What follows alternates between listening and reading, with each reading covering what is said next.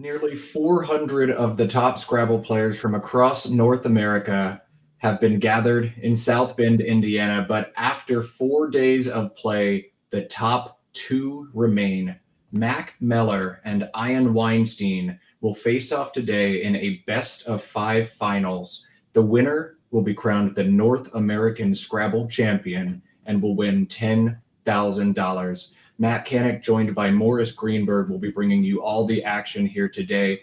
Boy, Morris, this is exciting, isn't it?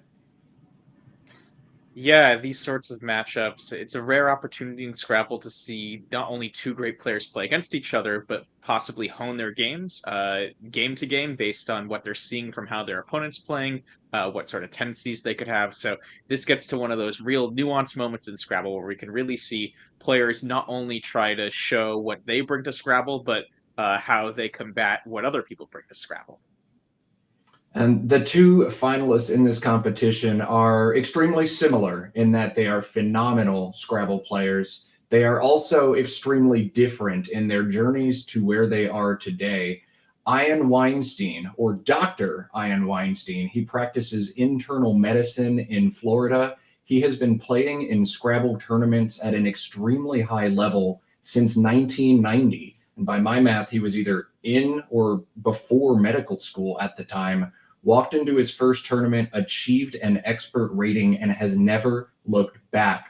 Dude is consistently rated over 2,000. This is his 18th North American Championship. He has finished in the top 10 6 times. He has finished second in this event before to the late David Gibson, looking to win his first championship today. And the journey Mac has had is one that is completely different. Ian has been playing in tournaments since 1990. Mac was born in 2000. Mac, I think, Morris, would it be fair to call Mac a kid prodigy? I would think so. I mean, he was probably the youngest player ever to reach 2000. I don't know historically if someone like Adam Logan did that faster, but one of the fastest rising players we've ever seen. And I remember that when I went to my first nationals in, I think, 2012, uh, Joel Sherman had some event with Stefan Fatsis interviewing him, and he said, we should make shirts now that say, I beat Mack Meller. And this was when he was just like in middle school. And Joel Sherman obviously has won multiple championships. Mac's rise to stardom in Scrabble nearly unprecedented. Morris dropping, immediate greats. Brian Capoletto, Adam Logan, perhaps the only others who got as good at Mac or as Mac at such a young age. Mac hit the rating of 2,000 at 13. He was an expert level player at 11, and he didn't even start playing Scrabble until age 9 when he made his aunt, quote unquote, rage quit in an online Scrabble game. That's kind of how he stumbled in. So he has just picked up the game and immediately got devastatingly good. It wouldn't surprise me if either one of these players wins this event. They both have such a lengthy track record of high level Scrabble, and one of them will win their first title today. It's super exciting to watch. With that, Morris, I think we can cut over to the board. I don't think we need to delay anymore. It is by my watch 10:15 a.m. and we are scheduled to start. So I think we're cutting over now. I think we're back up and running. Internet issues resolved. We are going to cut over to the board and get ready for the finals just as soon as the players are situated and ready to go. Thanks for bearing with us through the technical difficulties, everyone.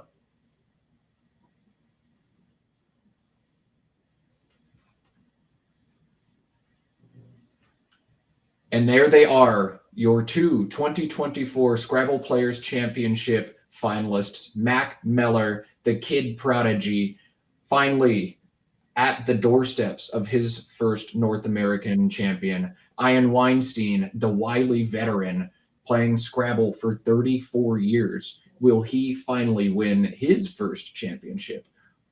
Big day. 5 games of Scrabble or less to decide the outcome here.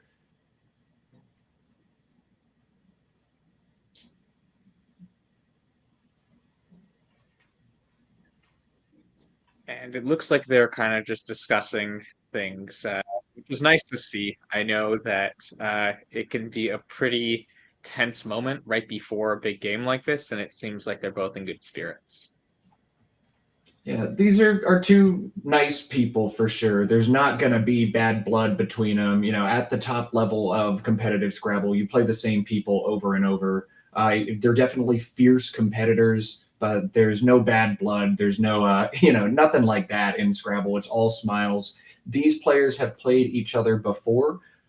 In this event, Ian has already defeated Mack in each of their two games. Ian 2-0 against Mack in this tournament already. Of course, it's a blank scoreboard in here, just a best of five. The past doesn't matter.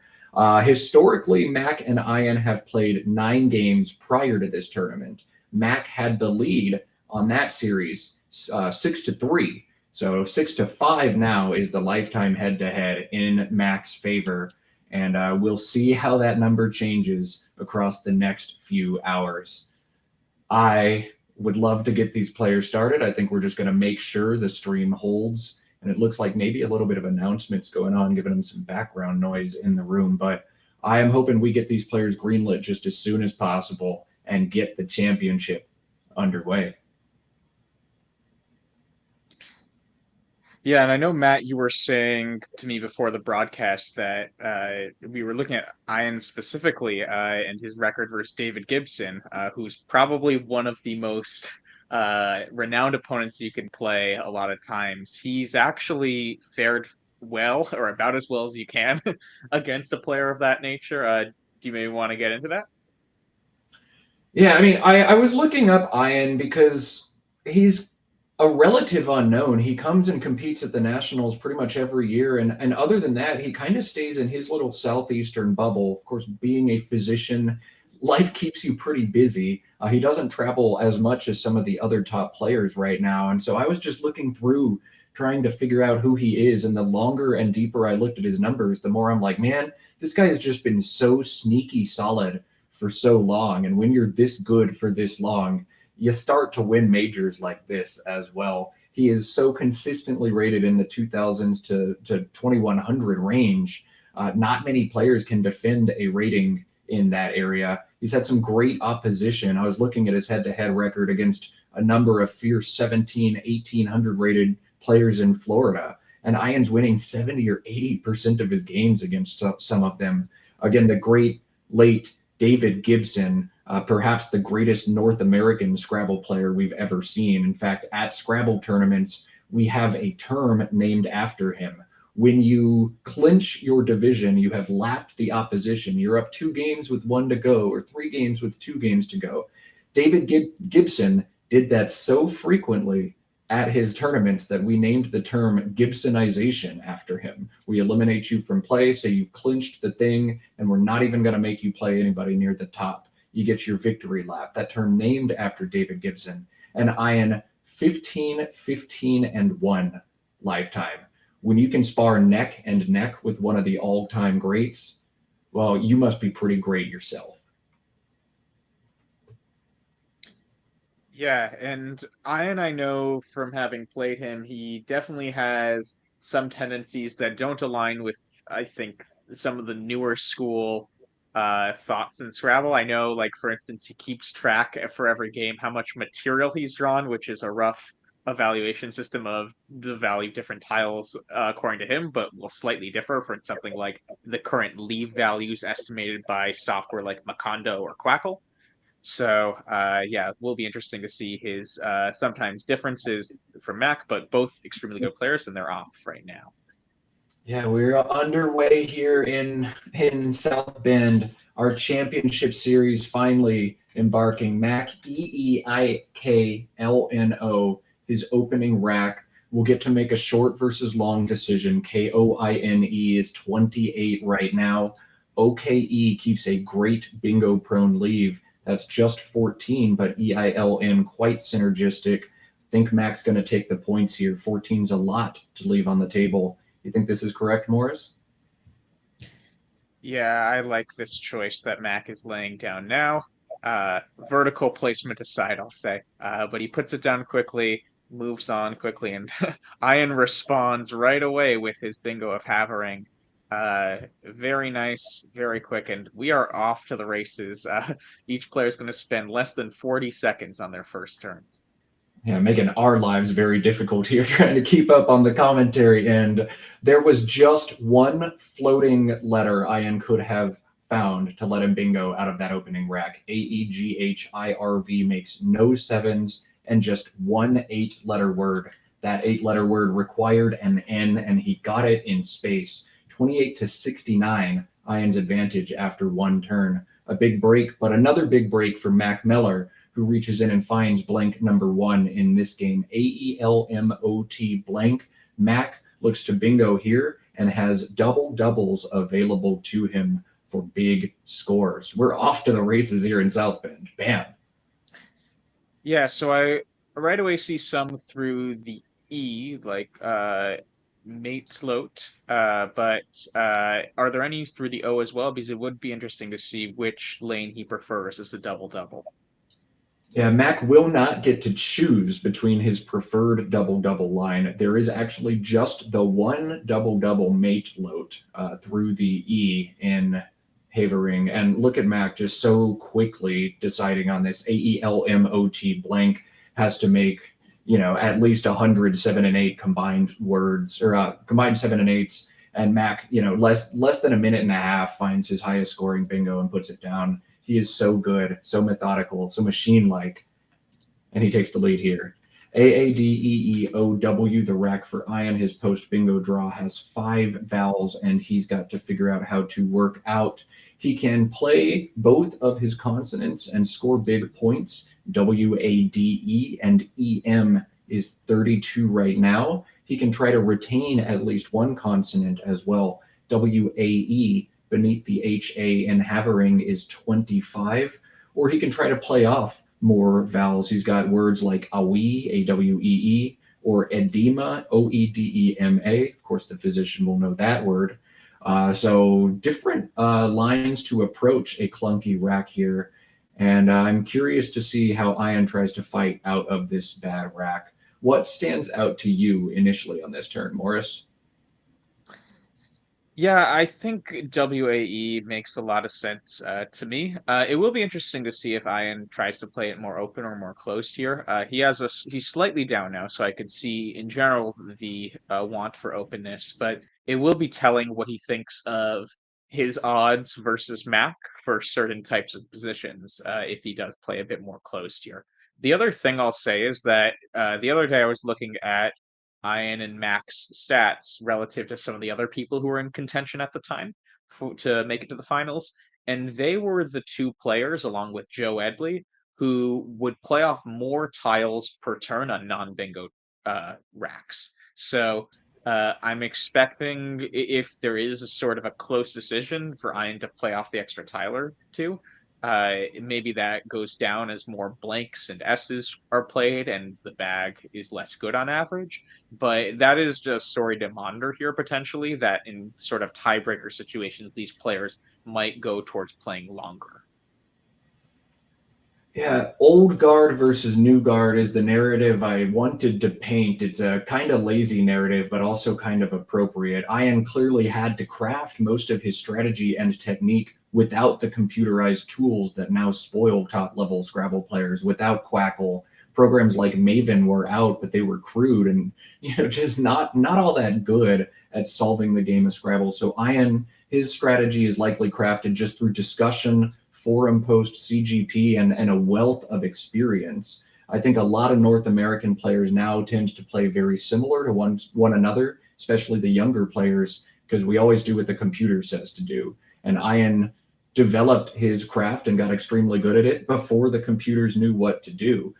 And in general, we saw in the past in Scrabble, people tended to play more tiles thinking getting the blank was good, and computers showed us more and more that we should be emphasizing the leaves we keep more and the letters we're playing now less. So in general, Scrabble has approached a more leave-based, smaller fishing type strategy, and older players traditionally play longer. We'll see if that comes out today.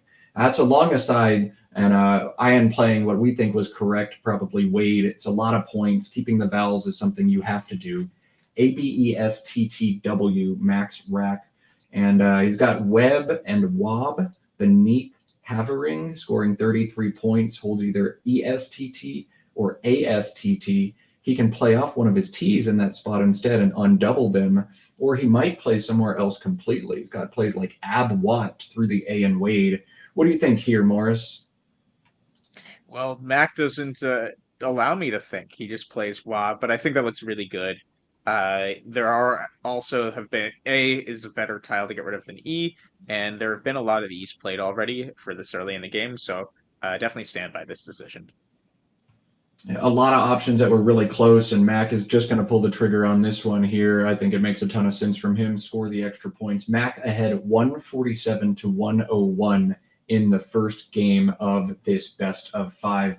Ian again in vowel trouble, 5 vowels once again on his rack, and we'll get to see Ian make the short versus long decision. Playing OE, just those 2 tiles, keeps a really synergistic leave. Playing AERO through the R in Havering is an intermediate option, but playing long from the W, just waiter, is the long play here. I think making my narrative painting come true as he opts for the long option here, and I like this as well. There's no reason to play short. Keep those vowels not on a board that's tight like this. What do you think, Morris? Thumbs up on this play? Yeah, I think this looks solid. It should just allow for the board to keep being open, which when you're down by a bit gives you some flexibility. OE, yeah, it's not as good as if you kept like TIRE or TARE, but you take the points when you can. Yeah, so that a turn that beautifully demonstrates the different styles and approaches one may or may not take in a game of Scrabble and the decisions that top players deliberate between. So really cool turn, and Ian opting for the long play there. Mac EFOSTTV on his rack has some big scoring plays on the top left portion of this board. TOFT, triple overlap, making TAOD and FEM is 30 points. You can cash in the S right now and wall this board off as well. Votes, backhooking mate loat is also an option here. And instead of Toft, he may just play OFT instead up top and keep a more stable leave. Morris, probably going to be one of those 3 options here. Which of those do you like the most? Yeah, Toft looks very solid to me. I think keeping the S here is fine. There are definitely you can write pluralize mate load, things like that. So there is still some value in keeping the S on this board, and there's also just a lot of ability for this board to expand in general. And yeah, it scores a fair amount of points. I think it just continues to build on your small lead right now, and I think is very appropriate for Mac style play. All 3 of these options feel really good to me, and they probably all feel pretty good to Mac, but pretty good is not good enough in Scrabble. You want to make the best play, not just a pretty good play, and it has been the best play that got these players here. 28 games of Scrabble have already been played by each of them, so fatigue, perhaps a factor here. We'll see if that comes up. Oft over Toft, the decision from Mac. He opts to keep that ESTV leave together, leaving 4 points off the table and playing shorter here. Yeah, that's interesting. The other thing is that there are a few letters that can front hook off, and so that could be a sneaky scoring spot in the future. Uh, so we'll see if that decision hurts him at all from if Ian gets a nice sneaky scoring play there. We will see. All right, Ian on his rack. He's down by 45 points. He holds CEELOUY, and he just saw Max spent a pretty long amount of time before playing the tiles OFT. So you can get some inferences after a decision like that. Matt can play the easy turns so fast. So when he thinks, you have to think about what he's thinking about. I love Scrabble. We'll see what Ian chooses to do here. EYER stacks to the right side of Fem down to the R in Havering. That's 26 points, holds CLOU. OY plays beneath WOB, making HAO and ABY for 27. YOU, just playing those three tiles off in different places on this board, keeps a really stable lead, but won't score as well. And if Ian opts to just take the long play again, he can eject a bunch of these tiles. COULEE plays through the O in coin. So another long versus short decision here for Ian. I don't know the right line of approach here, even with computerized tools in front of me. This is a toughie of a turn for him. Yeah, it looks like he's leaning towards Oi right now based on what he's had set up in his rack, assuming in the spot where Matt, excuse me, said beneath the HA and Havering. And he's now shifted to I. I'm not sure where that's going to go right away. But I That'd be think keeping the ire L to the here R. seems. Where do you say, Matt? Sorry. Ire to the R. Oh, gotcha. IR to the R. That makes sense.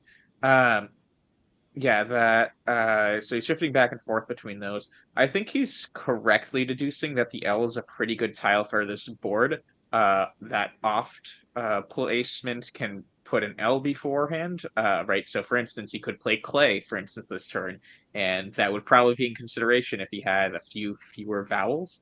And I think he's realizing that the L is a pretty flexible tile as a result for scoring on this board. You can make a lot of four tile plays with L and A as the middle two letters, and maybe even a five tile play. Something like bland on a future turn scores a lot. Big turn for Ian. And just none of these options feel great. He stares at OY and HAO and ABY, and you got to just shake your head and be like, is this it? This is all I got? I want to score more. I want to do something more productive, but this is a tight board, and Ian doesn't have a good combination of letters to play in many places. According to the engine I'm running, and engines are kind of flawed in situations like this in tight boards, but according to the engine, this is Ian's top option by about 2.5 points. And going to shake his head and then pull the trigger on it. It can't feel good to make this play, but sometimes Scrabble gives you uncomfortable positions and you just have to fight your way on through. Ian's done it correctly here, according to our tools. Yeah, and it is cool that he considered ire, but probably realized, if I had to guess, that given the bag, that from his perspective there are only four E's left at the time, it is probably not good to get rid of your two E's all at once. So if that was the case, where was his rationale for choosing Oi over ire, we see that Iron's in pretty pristine form and kind of making on the fly decisions, not based on kind of general heuristics, but based on the situation at hand for this game. And really good to see that one of these players is thinking that way. Not really good to see another U on Ian's draw after that play. He draws just 2 tiles and doubles up on the U anyway. He's going to have another mess to clean up next turn. EEISTVY is the rack here for Mack Meller. And on this tight board, he does have some bingo prone combinations. The EIST, with or without the V, looks pretty promising here. So he gets to decide now if he's looking to try to bingo or if he just wants to try to milk points out of this rack. I think he can do both very well. Ivy in the top left corner seems to be a great option here for Mac. EEST is not quite as good as EIST, but it's still very solid. This scores well. It doesn't give any new opportunities on this tight board for Ian. And if I'm Mac, I'm just looking to cash this S with mate loads and a big bingo next turn. The E's also help me bingo on the second row of this board beneath Waiter. This is a strong play for Mac, and he is going to capitalize. Maybe not with that draw. So, yeah, we spoke too soon. We put the commentator hex on, right? Put the commentator hex on. I'll be here all day trying not to hex either of these players. I wish the best of luck to both of them, but little commentator hex there. That one's on me, Mac. Sorry. And back over to Ian. He trails by 43, but with an unseen blank and several lines still open, he's not in panic mode yet. just needs to figure out how to unmuck another mucked up rack. Exchanging feels okay in this situation, but you would like to score a little bit. If you exchange, Max scores 25 or 30, now all of a sudden you're in I've got a bingo territory. So trying to score would be the MO here for Ian if he can. Once again, COULEE is available through the O in coin. 16 points again, this time holds NU. He's got the three-letter EQ, making RE above or below waiter at the top of this board for just 13. ENLU is a rather synergistic leaf, but not super fun. Just not a lot of good choices here for Ian. You think we're going to see an exchange, a board opening play, or just a play like Ounce or Cooley to try to turn over some tiles? What do you think, Morris? Yeah, I think outs or Cooley make the most sense here, and probably based on what we've been seeing from Ian, where the tiebreaker seems to be just play off more tiles, kind of move past this situation as quickly as possible. This one of those two plays seems most thematic with that sort of approach. Uh, it's going to be interesting though if he does play Cooley. Mac already has two E's. The E's are dwindling really quickly in this game. And so even though there's a blank out and no S's have been played, this could be sort of a more of a slog than you'd think, given that information of five of the six blanks and S's are still unseen, just because E's are so helpful for synergistic 7 and 8 letter words. This is a tough turn for Ian, man. He's shaking his head. I mean, he's shown us that he likes to play longer over shorter. This is another way to do that. The five tile play of Uncle over here does keep two vowels, but the pool skews consonant heavy. You don't like opening up an S hook here, but this is, according to computer analysis, once again Ian's top option by a little over a point on another very challenging turn. Ian getting dealt hard turn after hard turn and appearing to pound each one of these out correctly. Impressive stuff from him. Yeah, we'll see if he gets rewarded long term for that. I know it can be pretty tiring, and he does draw a bingo, right? Euripus is a word, and he has a spot to play it. So I think that will give him a sigh of relief finally after a bunch of slogs in a row. But yeah, it can be really exhausting to sort of slog through harder turns. I think that's an underrated portion of these 31 game tournaments is that some games that you have to really grind out. If you get the win in those situations, you just feel a weight lifted off your shoulders. If you don't, you feel like, what was I investing all of that mental energy for? Ian, yeah, two U's on the rack. As Morris mentioned, Euripus, a playable bingo. That plays at the top of this board, but also drawing an 8-letter bingo through the L in Uncle. Ian will bingo next turn out of a pretty nasty looking rack. This is going to be cool. It always feels excellent to bingo with two U's on your rack. Wow, big pull from Ian. Yucky rack, but I know he's got the tools to pull the trigger on these. Back to Mac, who faces a really fun turn on his end. Deegost. You see he's got aligned Stodge. He would pounce on what looks to be a setup play from Ian, take the S hook away, and turn over several of these intermediate tiles while scoring big. Stodge is 36 points.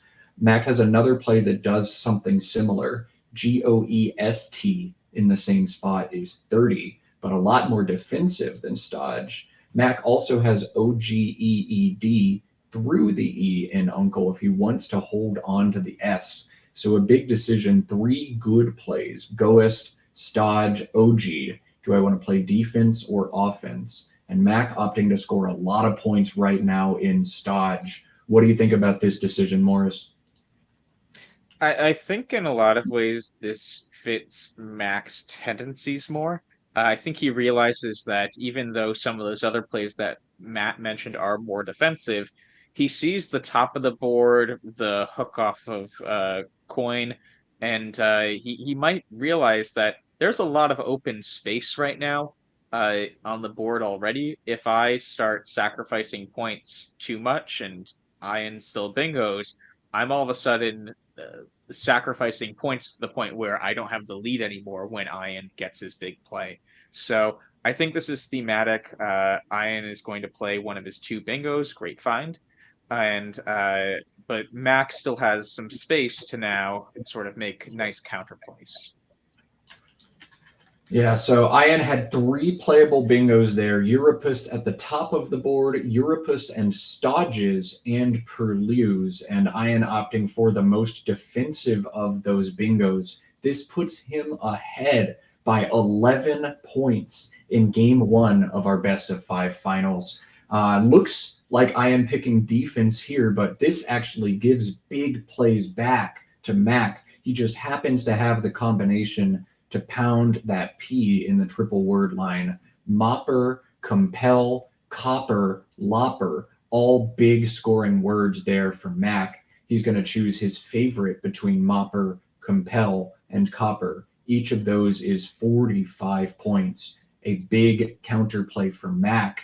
And we see on Ian's rack 6 clunky consonants and no blank on his post bingo draw. This game is wide open. Either one of these players could easily find a victory. Yeah, and so what's going to be interesting here for Mac is we're going to get insight into which of those 3 point tiles he deems most valuable for the board. I think in general, they're going to all be pretty close, but C might be the best tile on average over all games, just because it bingos so well. Although the M is a bit more flexible, so I forget which of those two is better. But all of them are relatively close to the point where, depending on the shape of the board and what hotspots are available and what the contents of a tile bag is in any individual game, any of those three tiles could be best. So I would be looking at things like, oh, well, I see HAOs on the board. Chow, right, is a word as well. Unfortunately, you can't really make a nice parallel play up there, given that C doesn't have any two-letter words. But those would be the kinds of things I'm looking for here to decide which of those 3 point letters is best to keep in this situation. And in this situation, the best tile, in my washed up neckbeard opinion, is the P. I just think the P is going to draw bingos at the bottom of this board. I can make PE often. The C is a great bingo tile, but it typically starts your word, and there's no spot to play a bingo that starts in a C unless I can backhook Stodges. If I draw a bingo starting in a P, it plays next turn. This is a good choice by Mac. From my washed up neckbeard opinion, from Morris's. David Eldar in chat, welcome. He likes this as well. The computer also agrees with Mac's decision here. And this is what top level Scrabble looks like. It's not just about finding the play that hits the triple word. It's about choosing between three excellent options and slightly optimizing, trying to milk one extra tile out of the tile bag with every decision I make. Mac's done a fantastic job of that. But Ian, with that, maybe was already going to play something like this, but now able to cash 55 points for FAUX. Ian hitting hard, Ian pulling ahead by 21, 300 to 279. Mac has missed the blank on his draw. Ian missing the blank on his draw. The blank still in the bag with several bingo lines open. This is still anyone's game. Every decision gets bigger and bigger for these players, and Mac with another big decision here. Turnover feels very important to both of these players right now. With that blank and the two S's in the bag, they're both going to be huge. Mac's got to make a decision about opening versus closing on this turn. This is another very difficult position for Mac. He's got 12 minutes to play the rest of this game. Morris, what are your initial thoughts on this move? I mean, oh, I was going to say the last move, it seemed so straightforward. When you were gifted a great place like that, you take all those points you can get. Uh, on this move, I mean, I'm starting to think, yeah, I think turnover is a very key theme for sort of the rest of this game, potentially. We also see at this point, if we look, there's been barely any letters played on the right side of the board, only 3 letters total. So I think Mac's gonna maybe try to think about how do I want this board to unfold? Just because it's unlikely that you're going to have that much more ability to use the left hand side of the board. And given that there's so much open space on the right hand side of the board, most of your plays will necessarily create just new lines for Iron. So there's definitely going to be a lot of thought as regards to how do I want this board to open up. Nearly every option for Mac ends up opening something somewhere, but this one does not. He has spotted what looks to be, I think, his best option, PIING, down to the G in Havering. That opens nothing back. The LOR leave is a bit unsavory, but looking at the unseen pool, there are no other L's, just one more O, two R's, but some stuff that will synergize pretty well. And I think the big thing is I don't want to open this board for Ian. I see a lot of goodies unseen. If he has them, I don't want to give him an opportunity. Computer analysis suggests that Mac can play ORPIN and OS for 19 points, holding IL. Orpin takes a back E, it takes a back S. That play jumps to the top of a sim, but I think this is a much wiser decision for Mac. Keep things closed and open up when or if you draw the goodies. Fantastic decision here. Going to give us a fantastic game. My score shows 300 to 300. I don't know why we see 300 to 299 on the screen. We'll do a little troubleshooting on that one. But an exciting game one. This is all we could have asked for as commentators, all you could have asked for as viewers, and I think all these players could have asked for. Neither one of these players wants a bunch of drubbings. They want to fight for this title. Huge turn impending for Ian on this turn. ABDGIOT. He now gets to decide how much he wants to play into the right side of this board and what he wants to expose. He also has to be looking at this unseen pool and pausing a bit. Two S's, a blank, a Z, some bingo prone vowels. Neither player feels good about their chances to win this game right now, probably. Both of these players view their odds probably as sub 50%, but that's the wonderful thing about Scrabble. Somebody's going to walk away with the W anyway. I have no idea what Ian is supposed to do here. He can play long, something like Pig Boat. He can stack alongside Pine with something like Bod. He can extend KI to Kit Bag. I don't know. I really don't know what he's supposed to do in this situation. Turning over tiles feels great, but we've shown Ian doesn't want to open this board with something like Pig Boat, and you don't want to put all those floaters in space. I don't know, Morris. Do you see an option that doesn't open this board or that seems to give Ian a big edge in this game? Well, so to your turnover point, Matt, I mean, and I really like Kitbag as an idea here, partially because the Q is unseen, and after Mac played the two eyes last turn, it seems imperative to keep an I or a U at this point for the Q, maybe even an A, given the Kitbag spot he's now creating. So it feels good to give him some flexibility for the Q, specifically if he draws it. And it looks like he's drawing some nice tiles, though, to go with this decision. But yeah, Kitbag, a beautiful find. Drawing an S there is huge, as Kitbags is a really nice plural hefty score a lot of the time. And he retains an I in order to have some Q flexibility, which could be a narrative we're going to see unfold here. I mean, not only the Q unseen, but Ian just picked up the J and the Z as well. Still hasn't been played. Ian's going to be hit with a feeling we've all been hit by. Oh man, I thought I did a good job keeping this board kind of tight. I put just a few tiles out in space and you immediately bingo. And you didn't have a bingo except for the tiles I gave you, Mac. No sevens on DEELNOR, but the A and G in space, each giving him bingos. He's got to figure out which to pull the trigger on here. Goldener, as he has set up, is 63, but sets hits an E one space to the right of the double letter triple word opportunity with an unseen J and unseen Z to Mac. A play like G's would score far more than his bingo. Oleander through the A is 61, a 2-point sacrifice, but significantly more defensive to the counter plays. Oleander, though, seeds counter bingos more often, I think. So a huge decision here for Mac. He has a lot to think about here. Morris, gut instinct, Oleander or Goldener, which do you prefer in this situation? I'm trying not to let Ian's actual rack influence me here because obviously, yeah, you'd say Oleander given what you're actually seeing unfold. I do think I would still go Oleander here just because with both the J and the Z out, and especially with Ian getting rid of all those hefty tiles, I feel like it's just a nice idea to not give huge J and Z plays right away back.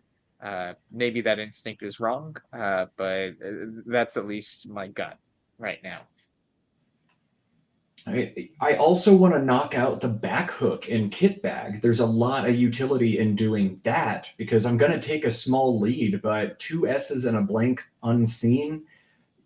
If I am sitting on an S bingo right now, my little small bingo is not going to hold pace with his bigger scoring bingo. A bingo making kit bags is going to score 80 or 85.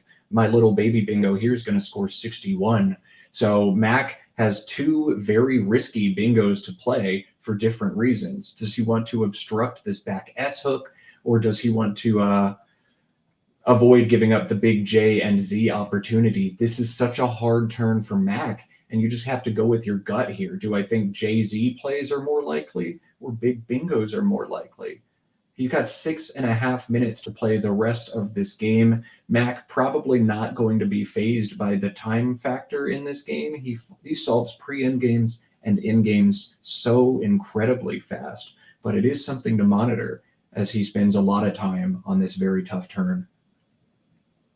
I think one more factor for the bingo thing even is that maybe the tile bag isn't good enough that there could be two bingos left, but given the stodge lane, I think this looks right to me as well because there's already a pretty easy bingo line for Ian to hit. So adding more to that likely won't give him much new ability to bingo. Whereas if you play Goldener, you're all of a sudden allowing a bunch of times Ian will now be able to make huge plays when he wasn't able to before. So I support this decision. I think given how the board was already shaped, you're just doubling down on the things that I would have lost to already. I'm gonna still lose to. Oh my goodness, Mac has left the blank in the bag and found a horrific combination of tiles. Now, we probably should have foreseen this, as Ian has nearly all of the remaining vowels in this game. Look at that unseen pool from Ian's perspective: three vowels, 10 consonants, a blank, a Q, a Z. This one's going to be bonkers. While Mac's play of Oleander does not give back the big JEED plays, it still gives back 56 to Ian. JOLES through the L in Oleander is 56. SOJA and kit bags is 41 for Ian here as well. There are six tiles in the bag, so I am probably looking to play about four tiles, both Joel's keeping things tight or Soja keeping things open look like fantastic options here for Ian, but he's got to figure out other options here. He's got a lot to think about. Does he maybe want to take away the triple word score at the top left of this board and take away the ability for Mac to drop the Q? Or is he fine seeding 33 points? This is a huge turn and an extremely complex one for Ian. So much he has to juggle here. Morris, just gut shot. Do you think Joel's is a reasonable plan of attack here? Score points and see if you win in the trenches, or do you think something else needs to be Ian's play? Yeah, I think this makes a lot of sense to go with Joel's. I mean, even though the blanks unseen to him, as we were talking about earlier, no E's are left from Ian's perspective to Mac. So there are some like bingos available in the pool, things like Runtish or Tarnish I see, and then with the blank, obviously that expands that ability, or even I guess Kintars. But I think the bag isn't as bingo friendly as you might expect with an Essendon blank unseen. And so I think holding on to the letters ADI, which would allow for Kati potentially, and also right QI is available in the top left, as Matt was saying. I think you just take a lead on the scoreboard, hope for the best here. You'll leave 2 in the bag also, so you'll likely get tempo advantage in an endgame. And this seems very solid to me. All right, will Ian draw the blank? 6 tiles in the bag. He's pulling 4 of them here. If he draws the blank, it's going to be hard for him to lose this game. But if he leaves it in the bag, again, there it is, right on the blank, a U, the Z, and the I. Ian's got to feel great about dodging the Q, about finding the blank, about finding the Z. Ian's chances of winning this game in his head just went from probably sub 30 to very high. And Mack now with 2 tiles in the bag has to figure out if he can ever win by ejecting the queue, if there's anything else. You've got to plunk it. You've got to just see what happens after this, right, Morris? Yeah, and even if so in the best case scenario, if he draws the blank there, I'm trying to see if he would have even had a bingo. But the other thing is that if the blank's in the bag, it could be a situation where you could at least force Ian to think, right? Given that there were 2 tiles unseen to Mac, it could still have allowed for tricky situations, especially because Mac takes a 13-point lead on the scoreboard here. I needs to find a correct endgame to win still. It looks like he has Adzuki set up, which I think should do the trick. But this, I like forcing Ian's hand a bit and making him think with some uncertainty, given that there's 1 tile in the bag still. Before Ian can make a big opening play like Adzuki, he needs to look at the unseen pool and see if this gives any bingos back to Mac. So he's got to take his time on this turn. You'd hate to be beaten by any out bingo, but AHNNRRST, unseen from Ian's POV, assuming he's tracked these tiles right, and there's no reason to assume he wouldn't if he's been playing as long as he has at this level. There aren't any 8s that Matt could possibly have with any letter out in space if he has any combination of those 8 tiles. So Ian's got to think all this through, but Ian wants to make sure he's got out in 2 sequences with pretty much anything he can draw to. Adzuki is not popping up as a win on the engine at first glance, but I don't really see how it doesn't win. Yeah, I mean, it depends, I guess, to some extent where he plays Adzuki, right? If he puts Adzuki in row 14, that would give a hefty counterplay like trash and Adzuki's. But I think that should still outrun, given that he'll go out before Matt. He has to figure out what he's going to draw, but keeping just an eye on your rack and pulling 1 tile, I think you're going out with anything you pull. The R's give me a little bit of pause. If I keep an eye and draw an R, what am I going to do with it? After Adzuki, I'll at least put a D and a K in space, but I don't see any other good places to go out with the 2 tile combination IR. So maybe Adzuki's not a path to victory every time here. Mac is going to have high scoring plays with almost any combination as long as ASH are all on his rack. Snath or Sharn or Shart, all valid words that Mac can threaten for a big score. So this is not totally over from Ian's POV. The engine's giving him several 100% wins here, but Adzuki not popping in as one, and I think it's because of the R draws that happen 2 and 8 times. So yeah, I guess I see ways for it. So if he plays Adzuki on row 14, making AE not sag, but right, he hits the double word score and not tripling the Z and tripling the D instead, that will still give back trash. But that will leave him with REI through the E and Oleander, I think. So that wouldn't score a lot as an outplay, but I think it would guarantee him an out, given that Adzuki he'd also create things like Rid or Urk. Would that guarantee a win for him, even with an R draw? If Ian plays Adzuki and AE, he's actually going to lose this game. Okay. I'm sorry, no, I put the wrong rack in for Mac. But he could lose the game. If Mac has HAST and Adzuki's, he would lose the game. In this situation, if he plays it at the bottom, he'll still win. The IT combination is going to give him just enough to go out with TIZ. Oh my goodness. But Adzuki down at the bottom making AE is not 100% to win this game. And Ian's going through in his head right now, figuring out if I play it here and I draw this, Mac has this, he's got this option, which gives him this many points. Ian's doing all of this in his head right now, 100%. Maybe Adzuki and AS wins this game.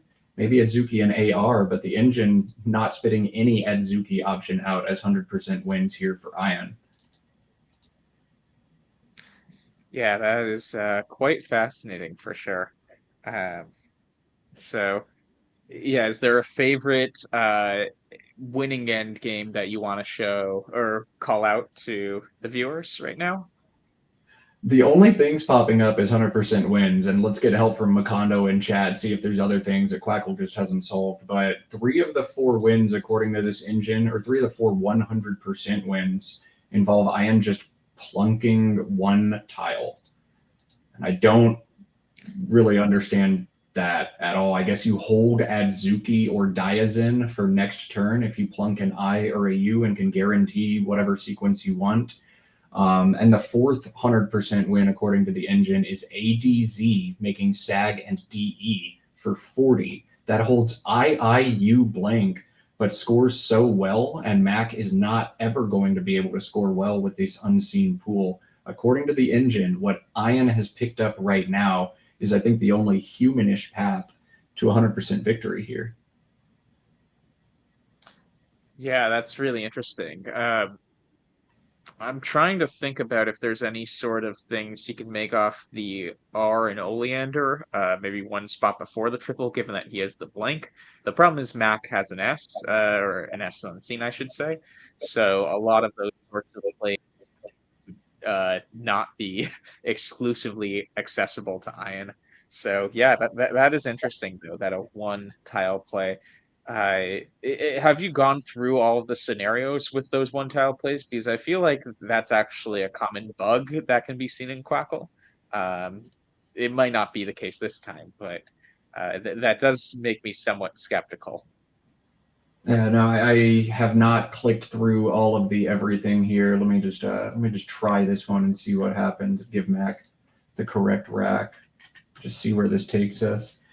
Yeah, it like US for 2 is one of the plays the engine wants Ian to make, and that O and Oleander has to be very scary from Ian's POV. Honan, Honan, Horas, Horas, play through it. All right, here we go. Add Zuki, the decision from Ian, not taking the highest scoring spot because he doesn't want to expose the triple at the bottom. Instead, playing it here, making AS.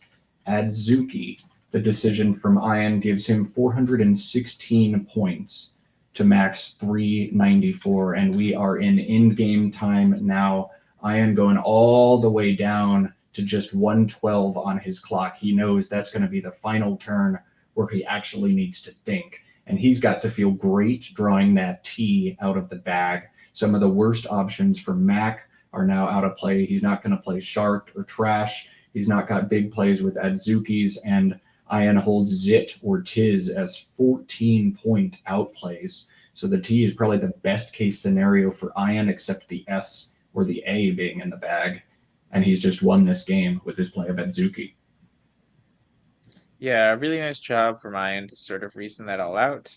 That will be an interesting position for, yeah, some of the advanced engines to analyze further. But good on Ian to sort of hone in on a play quickly, and then have conviction about, okay, this is the correct placement for that amongst those options.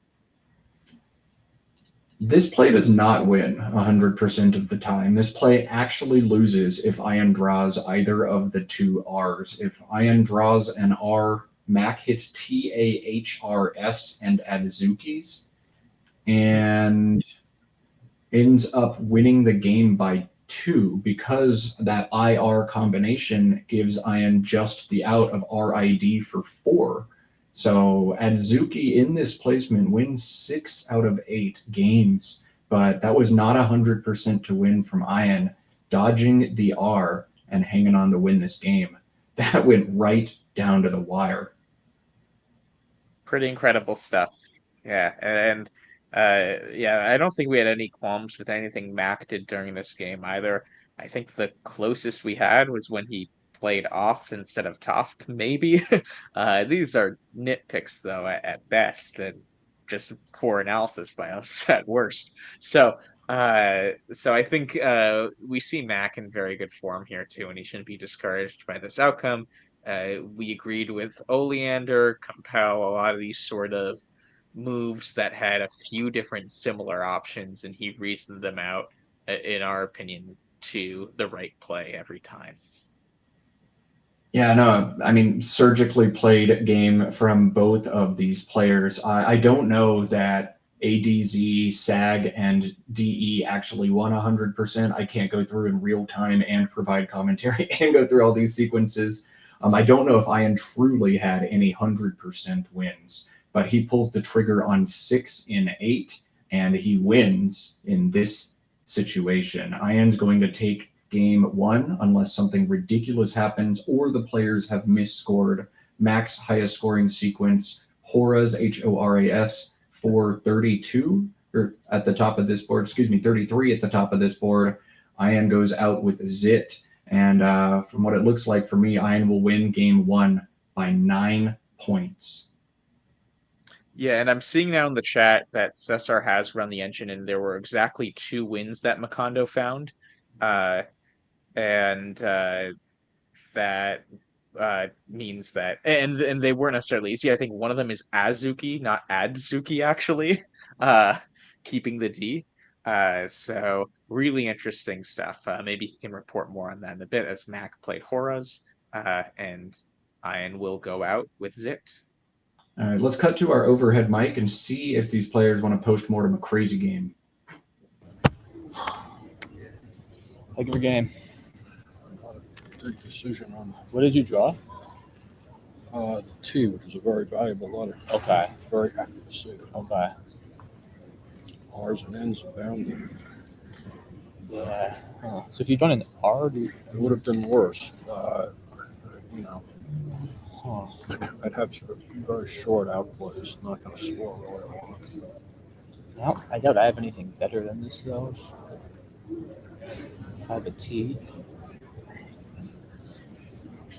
I only have one vowel. That's the I problem. couldn't put this here because of concern about Hashed and stuff. Right. Yeah.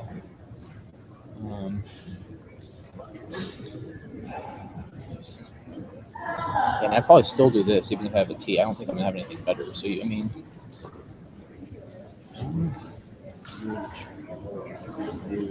cut short plays, nothing more.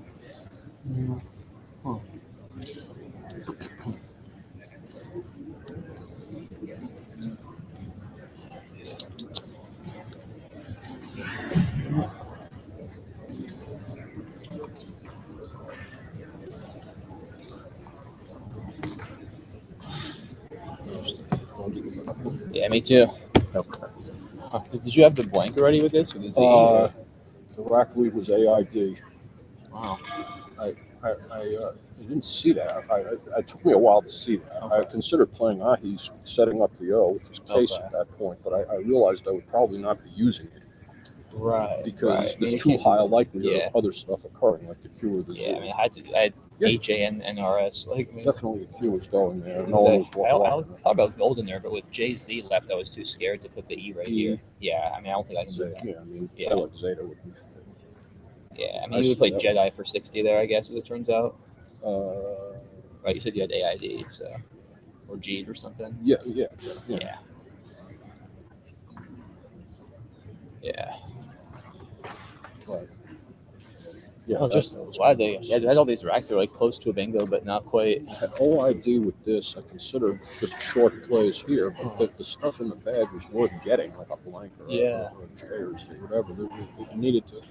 You can't play passively in that situation. No. Just try to You're not up enough to do that. I was concerned about your double. Right. I don't think I have anything. Yeah. I assume you had the S when you played this. I did not. Really? EU. Oh, it was goodness. a thought of a rack. I mean, Huh. you read displays on top, but I mean, Yeah. uh, Yeah, I saw that. I was extremely happy to draw it, but no, I Right. didn't have it. I got to do something. I mean, Yeah. I was going nowhere. Oh, maybe. I mean, I had an E with this. Like, it's just not that great a rack. I think there's still like a bunch of stuff to draw. I think it's probably right to just take the points. Just so I can get the. Yeah. Yeah, Cooley is good. I wasn't 100% sure that COULEE through this O is probably better. Keeping E in. Oh. I mean, just as a play, I'm sure that'll sim top. But Keeps you in, right? Yeah.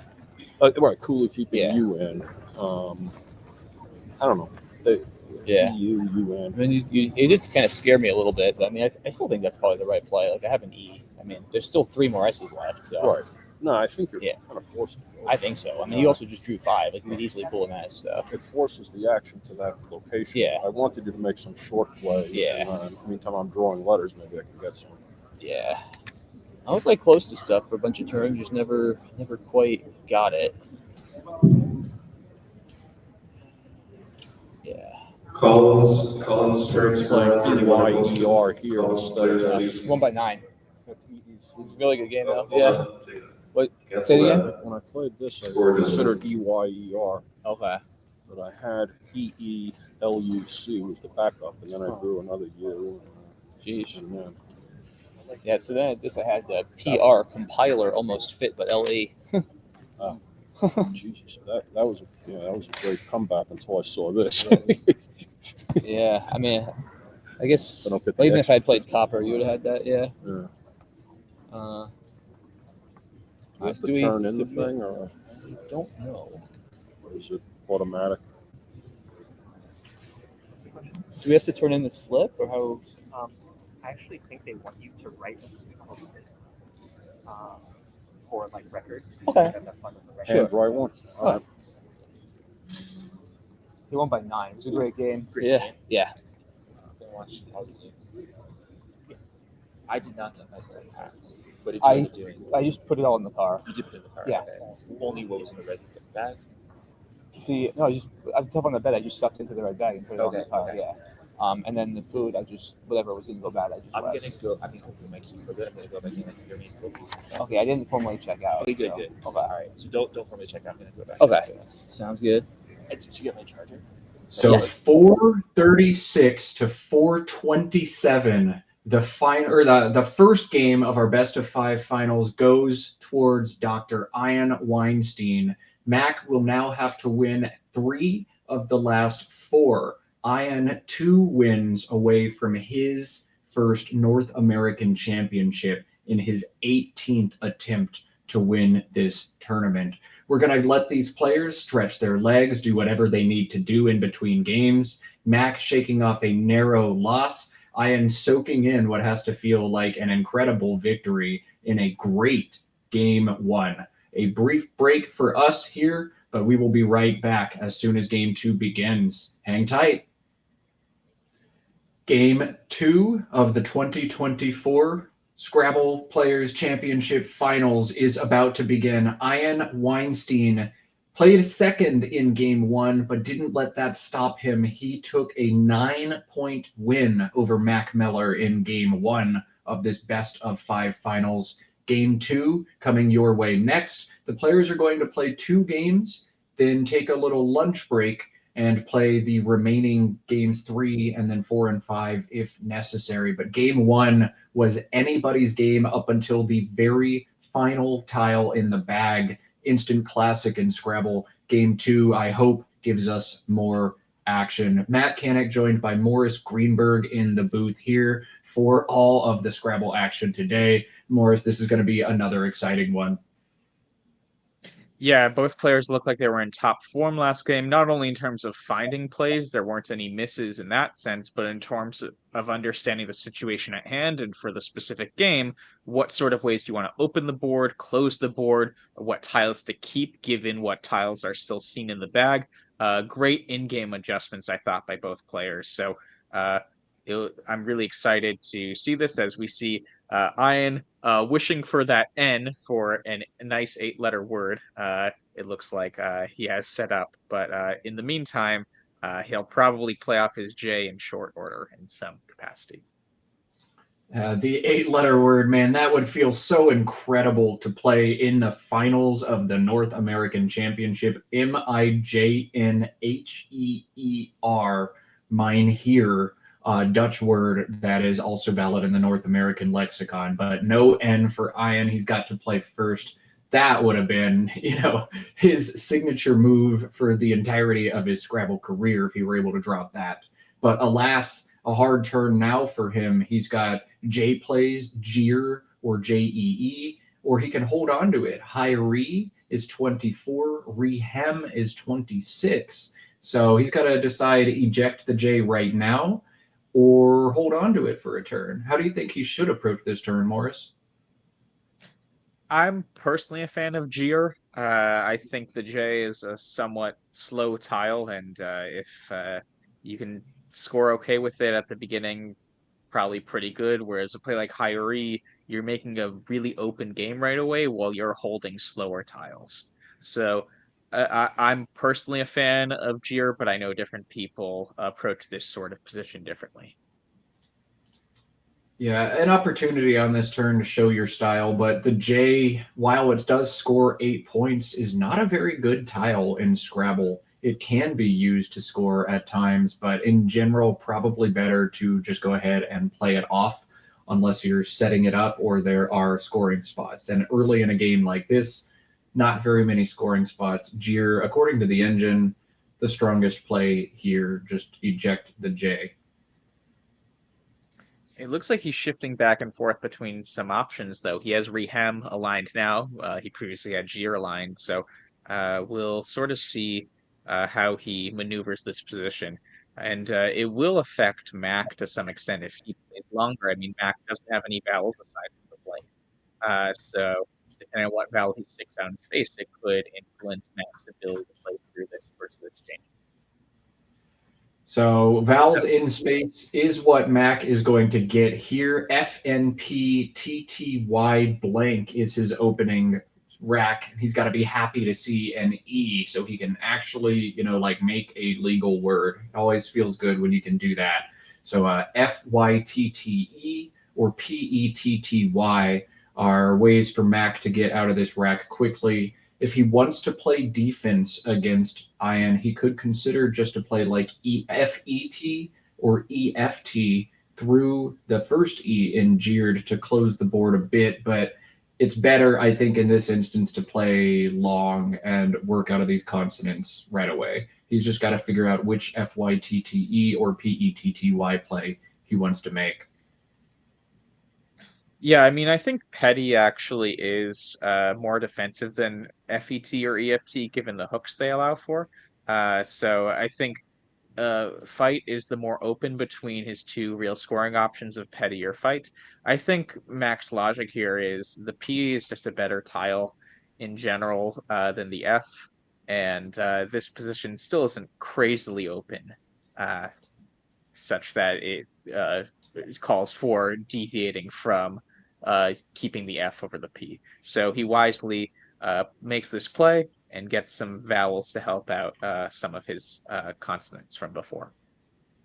Yeah, if you've ever seen me commentate a game, me personally, I hate the F tile. So if there's ever two options to get rid of it, I always thumbs up the one with the F. Obviously, Mac, brilliant at Scrabble. He's going to get that turn right. And it seems like he does. FYTTE seems like a cool option there. For Ian, ABHIILM gives him a number of different plays, but Hijab, HIJAB, looks to be his best one. Now, Ian has shown that he prefers to play defense over offense. He's made a few decisions leaning that way.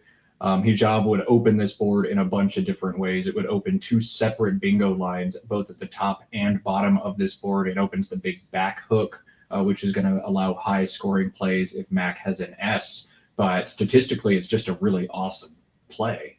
This is another good play. Baji. It's hijab, but it doesn't score as well. It's 6-point sacrifice. You think this is worth it? I would have played hijab. I realized that the lane that Matt was talking about, parallel to the H and the A, or the H and the I in hijab, would have allowed for some bingos. But to me, the 6 points here is more of a sacrifice than the amount of average points Mac will score uh, more by hijab. So, right, if Mac adds 2 or 3 points on average to his score after hijab versus Baji, then in net you're sacrificing 3 to 4 points. So I understand the theme of this, but I think I would have still done hijab.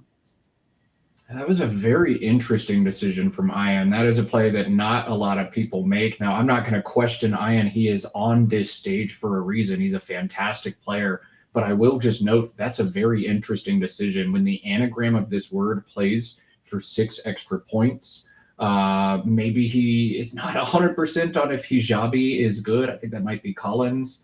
Or maybe he just really liked what this did to the board. He didn't like allowing Mac to stack on the top side of this play, but a very interesting decision for Ian there, playing the anagram of hijab for 6 fewer points, though it is going to yield, as Morris said, lower scoring bingos back. Mac has a good rack, CIINPR blank. He has 2 playable bingos. Both of them play here, and this is the better of the 2 options. Pricing or Porcini, Porcini, the 2 bingos. And of course, you pick pricing and put the G in the defensive spot here instead of putting an I in a triple line, right, Morris? Yeah, I agree with the placement. The I out in space could lead to a lot of high scoring plays with things like the Z still out in play. So definitely a fan of this choice by Mac over Porcini. So this might give some scoring opportunities to Ian, given that he has the Y. So before he was going to probably do something like family, so he might have some nice plays through the end now. But that's still a very it's not that bad a scenario for Mac. He takes a lead, and Ian at best could maybe tie-ish in this situation. Yeah, anytime you can go ahead in a game with the bingo, you got to feel good about doing it. So Mac now leads 89-47 over Ian. Ian, AIILMOY on his rack. GOYIM using the blank G is a way to address the triple line that's available. We know he does prefer a defensive game for what we've seen so far on stream. Foamily from the Foamily is 30 points. It does nothing about the triple word. Icily through the C and pricing is 28 points. Those are 3 good options out of what looks like a nasty rack at first. We may also see Gamily, Gamily, from the G instead. There's a lot of good plays here for Ian. And I think, given what we've seen, if I had to guess, Gamily is going to be his preferred option, given his tendency to play tiles and play long out of these awkward racks. Morris, do you like this idea, Gamily for Ian? I think it makes a lot of sense. Yeah, I somehow missed Foamily before when I said family. But yeah, I think Gamily. Oh, he's playing family, so he falls into a similar trap to me, missing Foamily altogether. This is interesting. I think, I mean, before pricing, yeah, something like Foamily or Family made all the sense in the world. It's interesting he's just letting that spot be to some extent. I think it could partially be because he's not in the driver's seat right now in terms of the scoreboard, right? He's down there. So maybe he wants to have both the bottom and the top right of the board pretty open for this theme. Obviously, if you do that, you prefer seeing Foamily, but I missed it too, for instance. Yeah, Foamily over family, clearly a better option for Ian. You don't want to keep IO.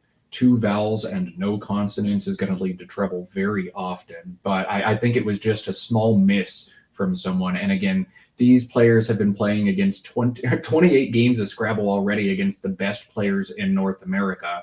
Brain drain, a partial factor there, but a small miss for Ian. Doesn't seem like the consequences are going to be huge as he does find consonants, but an awkward rack for him, the dreaded triple double. Mac Cash is QI. When you can play QI and you don't have a U or an AT combination, you usually just do. So Mack with a pretty easy play there. He puts it down pretty quickly. And back to INDDIOOTT. Got to break up the triple double somehow. We might see dot on top of family for 17. We might see toot underneath it. We might see plays down from the I like idiot. Plays through the I like oatid. Ian's got a number of different plays that do a number of different things. No good plays, no standout options. Another tricky turn for Ian, and we'll see how he plays out of this. Yeah, he has Utid set up right now, and I wonder if he thinks there's an extra column on the board so that he can make low and yo off of the L and Y and family, because that's the only spot I'm seeing for it. So maybe he just is sort of that's the word he wants to play, but realizes he can't really play it anywhere, or unless I'm missing something. Uh, but yeah, there feels like here a lot of middling sort of plays. By no means, even though Ian is down 38, should he feel like he needs to open crazily volatile lanes at this point. There's still a lot of game left, a blank unseen, all four S's unseen, fair amount of E's and A's, so there should be some synergy with vowels and consonants too. So yeah, this is definitely a more nuanced decision turn, and will be interesting to see how he decides to go about it. There are a lot of different places to play on this board, and Ian's not going to be able to get more than 20 points out of any option on this turn. When you have a lot of low scoring options like this, you really want to make sure you pick the best one. You want to open up the right parts of the board, close the right parts of the board. If you don't have a standout option, it's time for some construction. Shape the board the way you want to shape it. But I don't know how Ian wants to shape it. It is certainly not panic mode. It's a narrow deficit right now. There's a ton of Scrabble still to be played. There are many good tiles for me to draw, bad tiles for my opponent to draw. So it's not panic time. This is a cool option for Ian. He's set up the 6-tile play Ridotto, Ridotto. This is just 10. But it doesn't give back many huge plays next to the triple. It's not going to slot a vowel next to the double letter square. And Ian has shown, and Joe Edley showing us, that these older players like to play long out of these awkward racks. If I hold DIT and I draw another I and another T, I'm stuck with another terrible decision like this turn. So I just want to get all of this gone and see where the tile bag takes me. With 4 unseen S's, a bunch of E's to go get, a blank still hiding in there.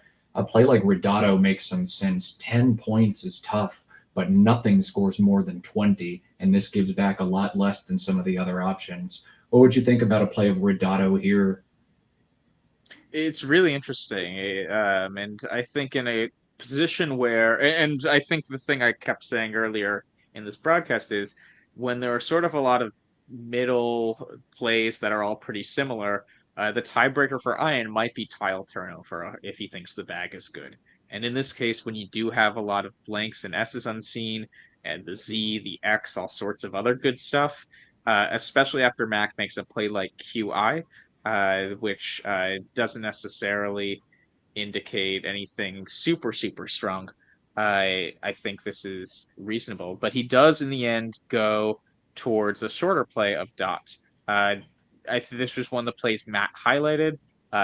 This does potentially give back some high-ish scoring plays parallel, right? The H can go in front of OM, and you can make an ODA kind of play, but that would just give back as counterplay even larger scoring spots on the triple. So very, very good play, and he's rewarded by picking up the X and might be able to play something like Tix and XI next turn.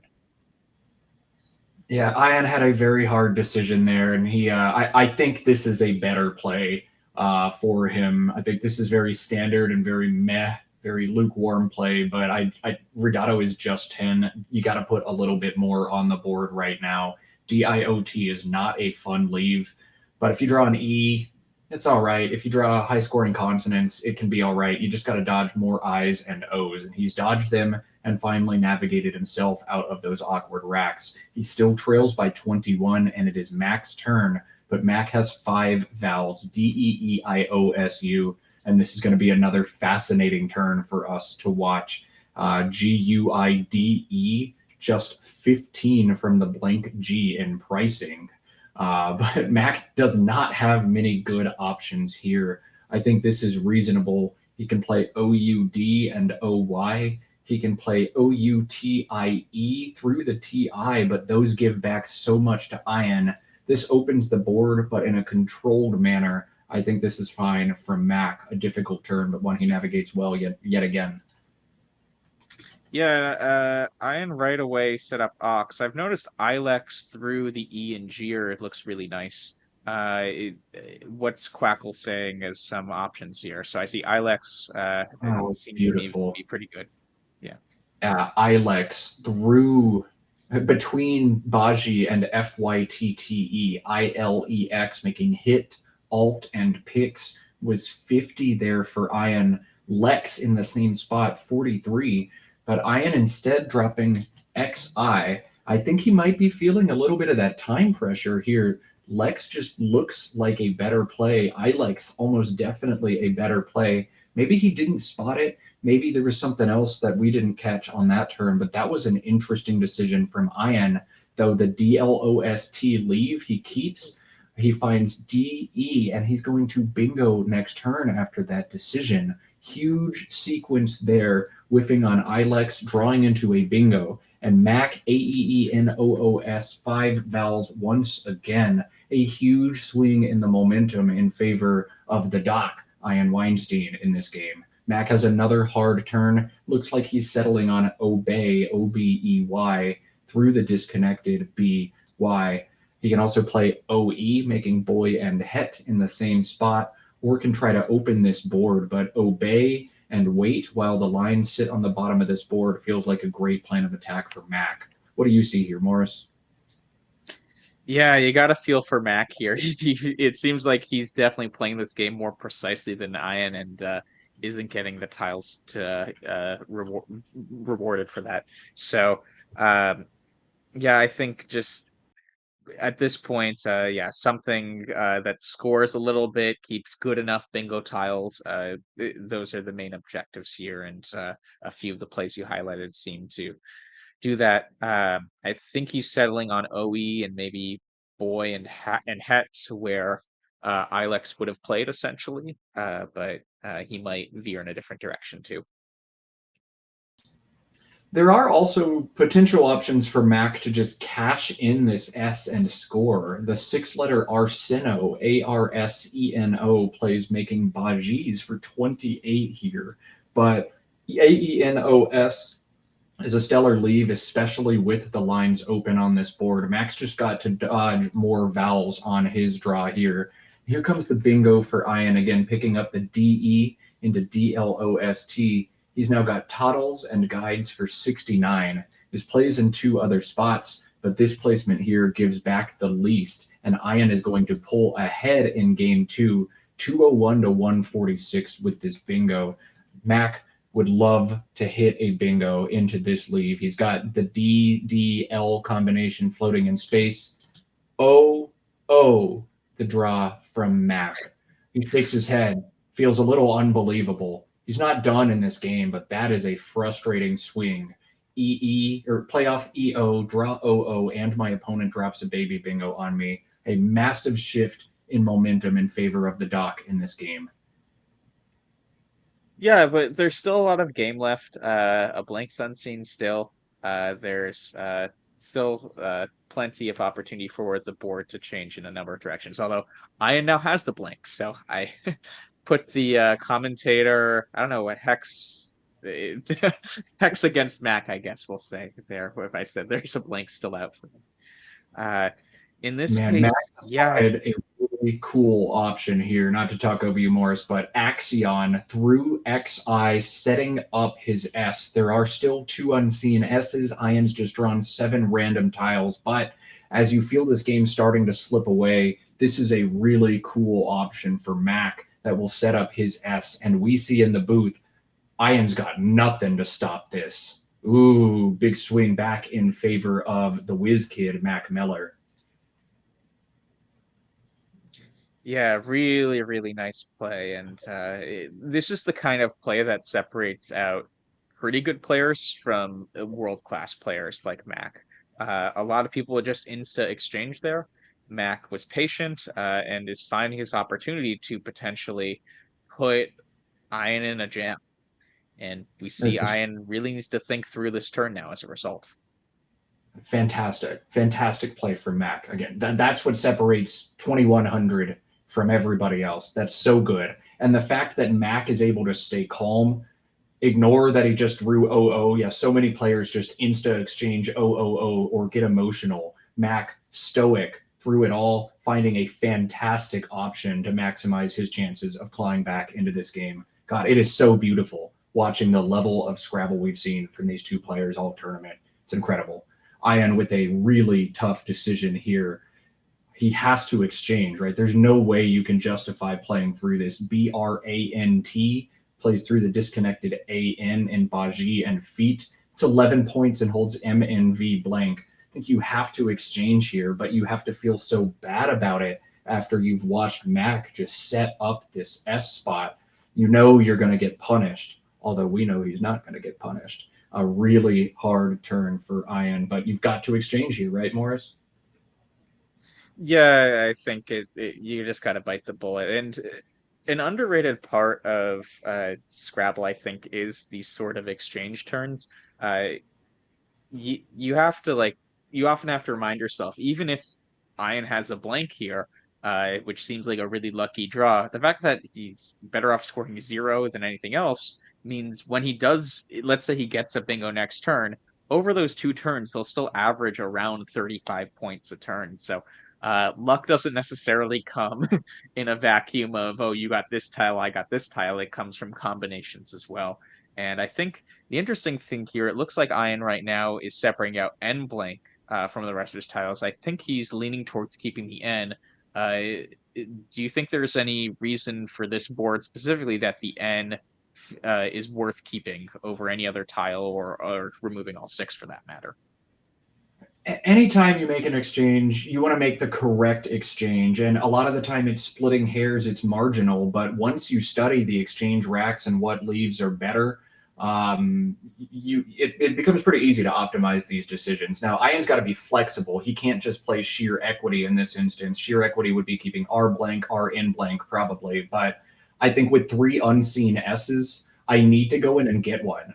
I need to go in and get one ASAP. Mac probably has at least one on his rack after that last play, but there's still 1 or 2 in the bag for me. I want to go get it, and I want to address this Axion spot next turn if for some crazy reason Mac doesn't play there. So I want to exchange 5 over 4. I don't think I want to exchange all 6 here. That's just a little bit too unstable. There are 22 vowels and 24 consonants. I want to dodge the vowel trouble. I really like this decision from Ian here, exchanging 5 on this turn. And Mac has not dodged the vowels again. EELOOSU, the rack for him. He does have plays to cash in on the hook he's set up, but Mac really expecting 40 or 50 in the instances when Ian is unable to block. Instead, he's got just 31 in Oleos, and it holds the sad EU leave, and it closes the board. This is a bad draw for Mac. He's got to be feeling a little bit deflated, and he'll feel a lot more deflated next turn as Ian's exchange goes fantastically. In the NS, he pulls AELOS. Ian will be bingoing next turn, and Mac will be in poor shape in game 2 after these next 2 moves. Wow. Yeah, the thing to remind yourself though is after Mac scores 31, it's a tie game again, basically. So even though Mac has had to slog through a lot of these turns, we saw some slightly imprecise play from Ian, right, playing family over family, playing XI right away instead of ILEX, and that opened a little crack for Mac to make it a tie game essentially. He'll be down again after the bingo, but not out. He'll still be a bingo down essentially, and after his next play within a bingo. So I wouldn't count Mac out here. Obviously, Ian's had the tile luck more this game, but with more sharp play from Mac, this is still a game. So Ian now up just 2, but has to feel all right. I had to leave the spot alone. My rack was so bad. And 31? That's all you got? All right, kid. We'll take that sequence. And now Ian with his chance to flex the disconnected 9-letter bingo. Colanders coming down. This is Ian's highest scoring bingo. He has a few options there, colanders and canoodles in the same spot. Ian, though, finding the 9-letter bingo almost immediately, saving the clock that he has milked earlier in this game. A big find for Ian, a 76-point lead for Ian now in this game. And Mack, with the OUW combination, has to mount some sort of comeback here as his deficit gets larger and larger. Yeah, it will be interesting to see what Mack tries to do here. Collander's really defensive play too, not only a flashy play, but doesn't give a ton of access to that bottom right part of the board, where as bingos through the D that were 8-letter words would have done a lot more, like ladrones or something of that nature. The nice thing for Mac here as consolation is that there is still a lot of open space on the board. You can assess that pretty easily by seeing where can I place 7 contiguous tiles, regardless of if it's connected to existing words on the board. And there's plenty of space on the left-hand side and the bottom right side for that. So depending on how he approaches these next few turns, he could have some bingo lanes open. This board definitely isn't exhausted by any means. It's not exhausted, but getting to the left and top sides of this board is going to take effort for Mac. He's got to try to work out into that direction. We know Ian's not going to do it for him, not with this lead.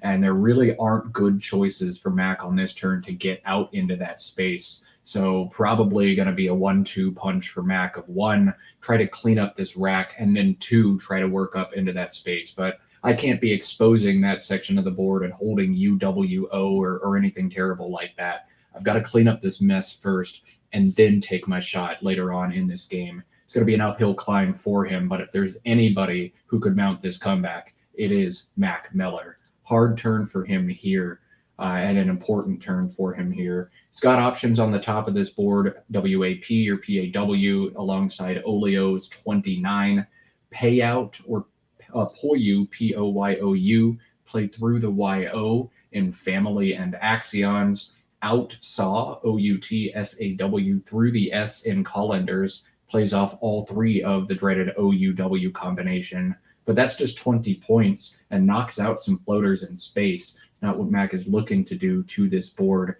A really tough decision for him here, and I hate every single play that I'm spotting on this turn. I don't like any of them. Mac needs to take some time here. Morris, do you have any idea how Mac should approach this one? I have a kind of crazy idea. What do you think of win and woe off the IN in QI? There's only 1 T left, which is the only front hook to win. It could create a pretty nice lane that, and if IN plays the triple there, you're creating another 8s lane. To me, that's a nice in-between move to not use a ton of tiles, which is key here. Sort of slightly improve your rack by shedding the W. It doesn't score as much, but it does leave a lot of potential on this board that wasn't having a lot of that before, and leaves the right side of the board completely intact, where the S and colanders could be good with actually the TEA-PU leave. Man, yeah, Mac has such a hard decision on his hands here, and I've generated a list of the top 9 or so options, and I'm running a simulation on them now. The top 9 plays are all within 2 or 2.5 points. The later on in a game you get, and the more lopsided the score gets one way or the other, the more comfortable you should be to deviating from the computer analytics and what it says is the correct play, quote unquote, in a vacuum, because the more lopsided the score is, the less in a vacuum you are, the more you need to try to control the randomness in Scrabble. This is a really hard turn for Mac. Yeah, so did you also include woe and win in that simulation or no? Not right now. It's just 11. It's getting absolutely walloped. I'm just putting it in. Like it's a humongous sacrifice, 12 or 15 points, but hey, you need to make sacrifices to open up the board. That's just 11 points, though. I think you need to keep yourself a little bit more in range. It feels a little too desperate at this juncture, but Mack will be better at navigating this ambiguity than any other player in this room. He'll figure this one out. We can all learn something from him here. Yeah, so and I think this will be an instructive turn regardless. I will say Mac is so good at so many portions of this game. I think though there are people like I'd put people like Josh Sokol slightly ahead of him in some of these sort of crazy opening positions. Mac is extremely good in sort of precise play positions and sort of more abstract, like how do I long term open all of this space on the board. I think he is very, very good, but not the like best player in the world category, just like top 20-ish in that category. So this is the sort of position that, on a relative basis, I think is a position that Mac has a bit tougher of a time with. We would all have an extremely tough time with this situation, though. This is such a tricky turn for him. Mac is a stellar player. He's at least a 9 out of 10 in every single category you could possibly think of to measure how good a Scrabble player is. But Morris, with the scouting report, they're saying maybe long-term board control is not his strongest strength, though I would by no means ever say Mack Meller is bad at any one facet of Scrabble. He is so good at everything. Yeah, so it looks like he has POW set up at this point. I'm not sure where he's. So he's gonna. Okay, I think he just thinks he needs to make a play on the right-hand side of the board. I mean, the nice thing here is a lot of plays. Like a lot of the time, Ian can't make a nice play that overlaps it. You need an O or a U above the P, and there are a lot of plays that don't do that. So. Ian quickly responds though with a nice idea of theirs, cashing in the S for a bunch. So maybe Baji worked out better than we were giving credit for at the beginning. But this continues to improve Ian's lead and mucks up a bit of the space that Mac is opening up there. What a swing, because Veirs was easily Ian's strongest play from sheer equity. The number of points I can get, that's 38, man. That's incredible. And the leave I keep, ARR, is not horrific.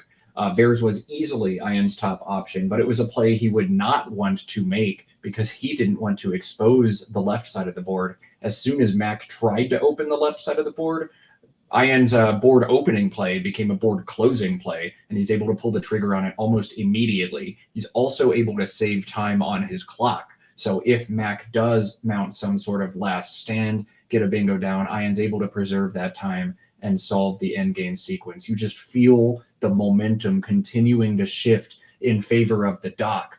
Dr. Ian Weinstein already leads 1-0. And Mack Meller's chance is quickly evaporating in this one. Another poor pull out of the tile bag for Mac as well into AETU, another E, another U, and another F. This is another 5-vowel rack for Mac. His odds are evaporating so fast in this one. FEU and UP feels very desperate, but desperation is warranted in this situation, right, Morris? Yeah, I was going to suggest the same play. It seems very natural, forks the board a bit. The lines it's creating need to be precisely hit, right? FEU, you need to have at least 2 overlaps if you're going to play horizontally. You need to play through an F if you're going to go vertically. But at least it creates some space, creates some chances for Mac, which is exactly what he needs here. And really hard for Ian to block without giving even worse stuff up, for that matter. So I think it's not the kind of play you love making, but it's a play. And the underrated part of it also is the S in Collanders is still untouched, and it's unlikely to be touched again if Ian feels the need to address this area of the board that Mac is opening up. When you make a play like FEU, your plan is never actually to triple through the F. Your plan is just to say, hey, opponent, you have to play over here no matter what, because you're not going to let this possibility stay open. And then I can do what I want in a different quadrant of the board. But you must address this. You can't plan to hit the F. It'd be an added treat. But this is, you just try to set up some extra space. Mack always probably gunning for the RS and Collenders. This is a big way for Ian to block that spot, though. Fauner for 39. Mack getting punished a little bit harder than he expected, and a nice board blocking play for Ian. It also breaks up the double R combination, holds the Z to help him score next turn. With that big play there, Ian goes up by 112, and this one now looks unwinnable for Mack, at least from my initial glance. Yeah, I'm in the same boat. I think there's not much you can do at this point. And aside from all those things that Matt described that make Fauner such a good play, it played off 5 tiles too. The bag is quickly dwindling, even though Mack is trying to play shorter and extend the game as much as possible so that he could try to milk any possible spot on the board he can for a bingo.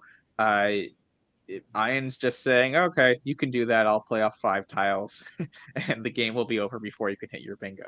So this game is quickly coming towards an end with Ian in such a commanding position.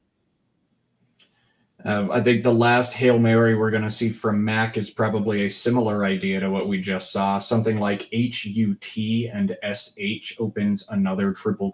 It's 22 points. Looking at the unseen pool, 6 vowels, 13 consonants. Ian just played 5 tiles. There's a decent chance, like a non-zero chance, that he has 7 consonants right now. So Hut, maybe. Or, is it just time for Mack to end this game?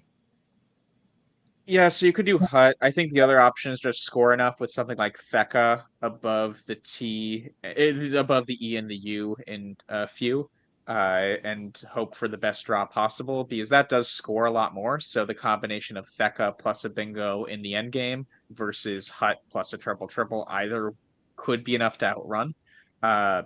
The issue potentially with Theka is Z plays, which Ian has.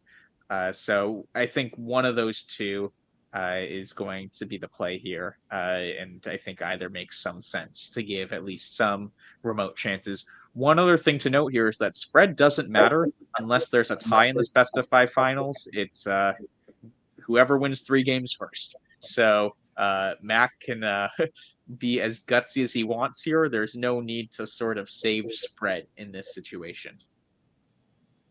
Theka is another reasonable option here. Just score a ton, and you worry about the Z play you give to Ian, and maybe in a regular tournament setting you don't make that play because you get hit by 50 or 60 point counters often. But hey, you play Theka and then draw something like Kunzite. Like if you're Mack, you're praying for a miracle in this instance. He's got to figure out how to get 1% win out of what looks to be a darn near 0% game. Theka scores very well. Maybe, again, if Ian has the 7 consonant rack, there's an outside chance. Now, we know Ian's got balanced stuff. He's got a blocking V. He's got the Z to score. He's got everything he needs. But Mack just has to assume Ian's got an abysmal rack and throw out some kind of Hail Mary late in this game. Yeah, it's interesting. I am trying to think, is there any really hefty bingo he could fish for off of the E and U and few? Right, he has the T and the H, which would go right above it. If I wonder if there's any sort of play where Hut is a nice distraction. Oh, well, I guess Hut would burn the H. So, yeah, I wonder, is there any other play aside from Hut he can make on the right-hand side? Like, even if he makes Ut and Us, it's so few points, but that is such a nice leave of cheat, and that pairs nicely with both the new lane Matt creates and the existing spot. That probably scores too few to be worthwhile, but something like that would also be in my mind at least to consider. And Hut's the play here. I think this makes a lot of sense. It gives him some outside chances of triples. Maybe he could still get a nice bingo overlapping the E and the U. So definitely reasonable. Max showing what makes a 2100 player a 2100 player. Even though this game feels dead and felt dead for a long time, he's continuing to give himself paths to victory. The play of Axion through the XI, setting up his S, he was unable to punish that one hard, but continuing to fight, open the triple on the left side, open the triple on the right side.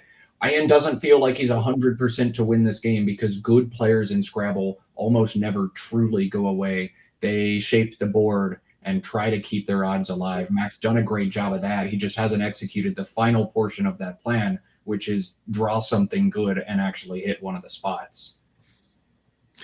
Yeah, so it's not going to work out here as Ian plays Varmint, and that insult to injury, like Mack is so close to things like caretaken through the A in Varus. Obviously, that's a 9. It just feels like, yeah, this was a game where Mack couldn't do much. He made the most of his opportunities, plays like Axion, really, really beautiful to keep him in the game. But sometimes you just don't draw the right tiles, and obviously, in the long term, that favors the better player. In a 5-game series, that there's less time to do that, and so Matt could feel a bit frustrated that he felt like he played it perfectly for the most part. But Mack's temperament isn't of that nature. He tends to just roll with it and move on to the next game, and knows his mission now is Operation 3. He needs to win 3 games in a row, and he definitely has capability to do so. It would surprise nobody if Mack overcomes an 0-2 deficit and wins the North American champion. But the Doc has been a very formidable opponent. Some tactical play, a disconnected 9-letter bingo, and some great defense in this one. Dr. Ian Weinstein of Florida pulling ahead 2-0 in our best of 5 finals as Mack taking his last swing for the fences, fishing one last time. I'm sure there's something he's, desperately trying to put together. There's an outside chance that he hits something to that O, but this is going to be Ian's game after Ian sneaks out a 9-point victory in round 1, beating Mack Meller by what looks to be over 100 in this one. Ian leads 2-0 here in South Bend, Indiana. Yeah, so he has another bingo of Gauzier that is homeless. So he's just going to try to play his best pre-end game here with 1 tile in the bag, and this game will be over in short order. We'll get overhead Mike after this game as well as Ian plays Zeta to empty the bag. Yeah, Mack with just 6 seconds. He's going to go over time here as well. If you're just now popping into a Scrabble stream for the first time, you've never seen it at the tournament level, you do not forfeit if you go over time in competitive Scrabble. You do forfeit if you go over by 10 minutes in a game, but every minute you go over is a 10-point penalty. So Mack will have 10 points reduced from his score at the end of this one. Effectively, he sits at just 270 right now. It doesn't happen often in Scrabble that players go over their time, but it does happen sometimes, especially in really tough games like this. Mack had so many difficult decisions to make in this game. He needed all of that clock. He needed 25 minutes and more, and even all that time, he's unable to solve just the abysmal tile draws he's had here in game 2. Yeah, Mack is also someone who preaches to save a lot of time for the pre-end game and end game. Right, he says to save like 6 minutes at least for those stages. So it really goes to show you how tough this game was for him that he went over on time because he's right. He sped up this end game, saving Egret, I'm guessing, as his outplay here off the E and Toddle's a really nice idea. But it really goes to show you how tough a game this was for him in terms of the decisions he had to make given the tiles he drew. Awkward tile draws for both of these players across each of the first 2 games, but the awkward tile draws in droves, the vowels in droves here for Mack in game 2 is what does him in. And man, we do have a lunch break after 2 rounds of play, so each of these players is going to have some time to go out, decompress. I don't think I'd be able to decompress in a best of 5 finals, but Ian's got to feel great heading out to lunch, up 2-0, just has to win 1 of the final 3 to win his first North American championship in 18 attempts at this tournament. But Mack could make Mack's last stand after the lunch break. going to confirm what time we're coming back from the break. I think it was going to be an hour break, so about an hour of delay. It might be an hour 15. As soon as we know that for sure, I'll communicate. Oh, I know that for sure. The players have been asked to return at 2 o'clock Eastern time, 1 o'clock Central time. So going to be a lengthy break for each of these players. About an hour and 45 minutes after this game, we'll be back with game 3. Somebody in chat, please update us on what's going on in CSW land. I think I saw that Josh Castellano is up 2-0 on on Pakistan's Wasim Khatri out there as well. But we'll get that confirmed in chat if we haven't yet. Urbia, the final play from Ian, and Mack, as Morris said, cashing in his setup outplay of Egret. The final in this one, 445 for Ian, 313 for Mack, and we'll cut to overhead Mike after game 2. Literally everything. I mean, Timing was good. yeah, I don't know. Maybe could have made a better effort at some point, but yeah, it was just. I mean, it's kept Exchange 4 into pounds. gold. I mean, Yeah, it was that one hurt for sure. It skipped OOES. Got to make something happen and drew LEU. Then I had UW after this, just trying to do something. I don't know. I mean, I think after this, like, I'm pretty dead. it was hard. The board was very difficult. This is definitely good, right? I was like almost. I had no question. Okay, I just held for a second just to make sure. I mean, I'm pretty sure it is. Yeah. Okay. It was more just a hold because, like, I know if it stays on, I'm dead. I just had to convince myself. I almost kept the B to take the hook. I wish you played hit jab. I would have had Cypher Nid. That would have been nice. Interesting. So that was I inadvertently blocked that by playing. Yeah. Wow. I mean, I'm still out of bingo. I almost held back the B to take the hook, but I think it was better to play. Yeah, I mean, there's not that much potential here. LIM was the back. Oh, so you kept LIM with that? Yeah. Okay. So I'd have a decent play. But I figured we were going to go here. Yeah. And the reason I played it is because Yeah. I figured that's the most active spot Yeah, on I the mean, board. yeah, I don't think that's quite It's not- exciting. I don't Not know if I'm gonna into stay. it. Yeah. Yeah, it makes sense. But you have the At the end. Yeah, I mean, I was just sort of grasping at straws at the end, but I mean, maybe blew a little spread, but it doesn't really matter. I missed the outplay. Yeah, I was just blocking Rubigo and trying to save Right. that. I saw that. Yeah. No, I just, turns 3 through 7 just killed me. Yeah, something I'll go Bay. I kept AEONS, drew OO. Then Probably shoot the worst this. Yeah. Ugh. Yeah. I mean, I feel okay with how I played that one. Just too many vowels, but it happens. I think I beat you 3 in a row now. Not making it easy for you, that's for sure. Nope. I mean, Maximal difficulty. it could happen, but we'll see. All right, I think we have a break now a little bit. I'm not sure. I would prefer to play, but Yeah, I kind of would too. whatever But they say. yeah. Do as we're told, right? Yeah.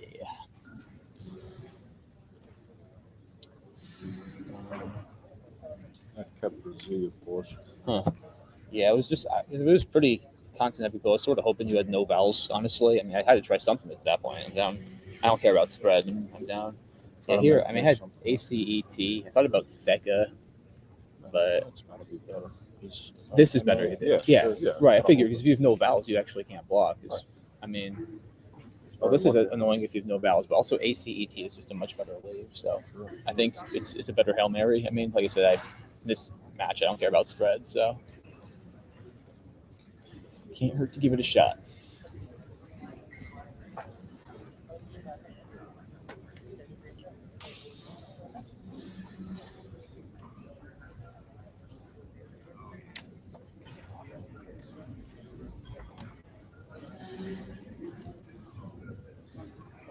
What did you have when you traded a bunch of consonants? Yes. Okay.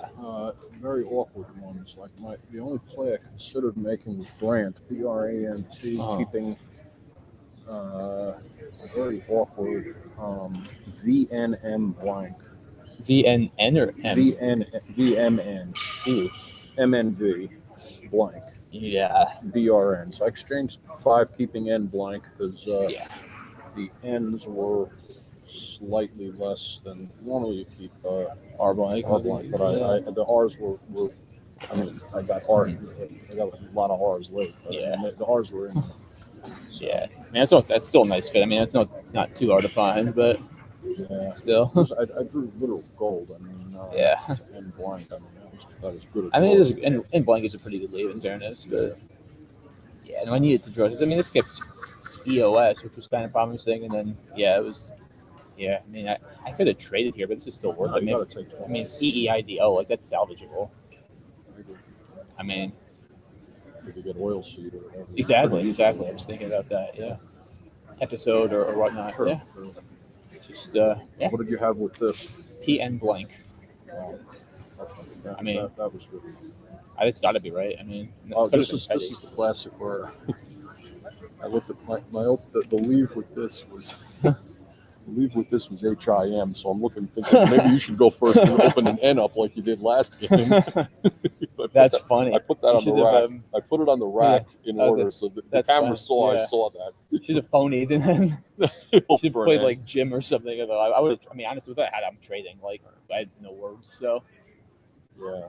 Hoping for the end, yeah. So I guess there's just nothing else with the J. Huh? It was well, you can keep the R, but I didn't see that as being better. Not with HM, no. Huh.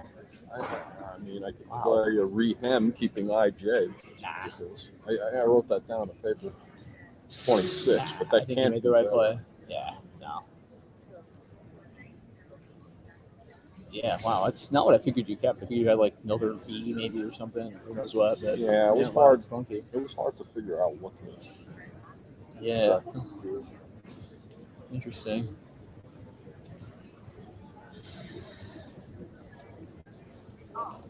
Something else with pricing. Yeah, just up pricing and Porcini, but pricing is definitely safer. Mm-hmm. Yeah, that's it. Okay.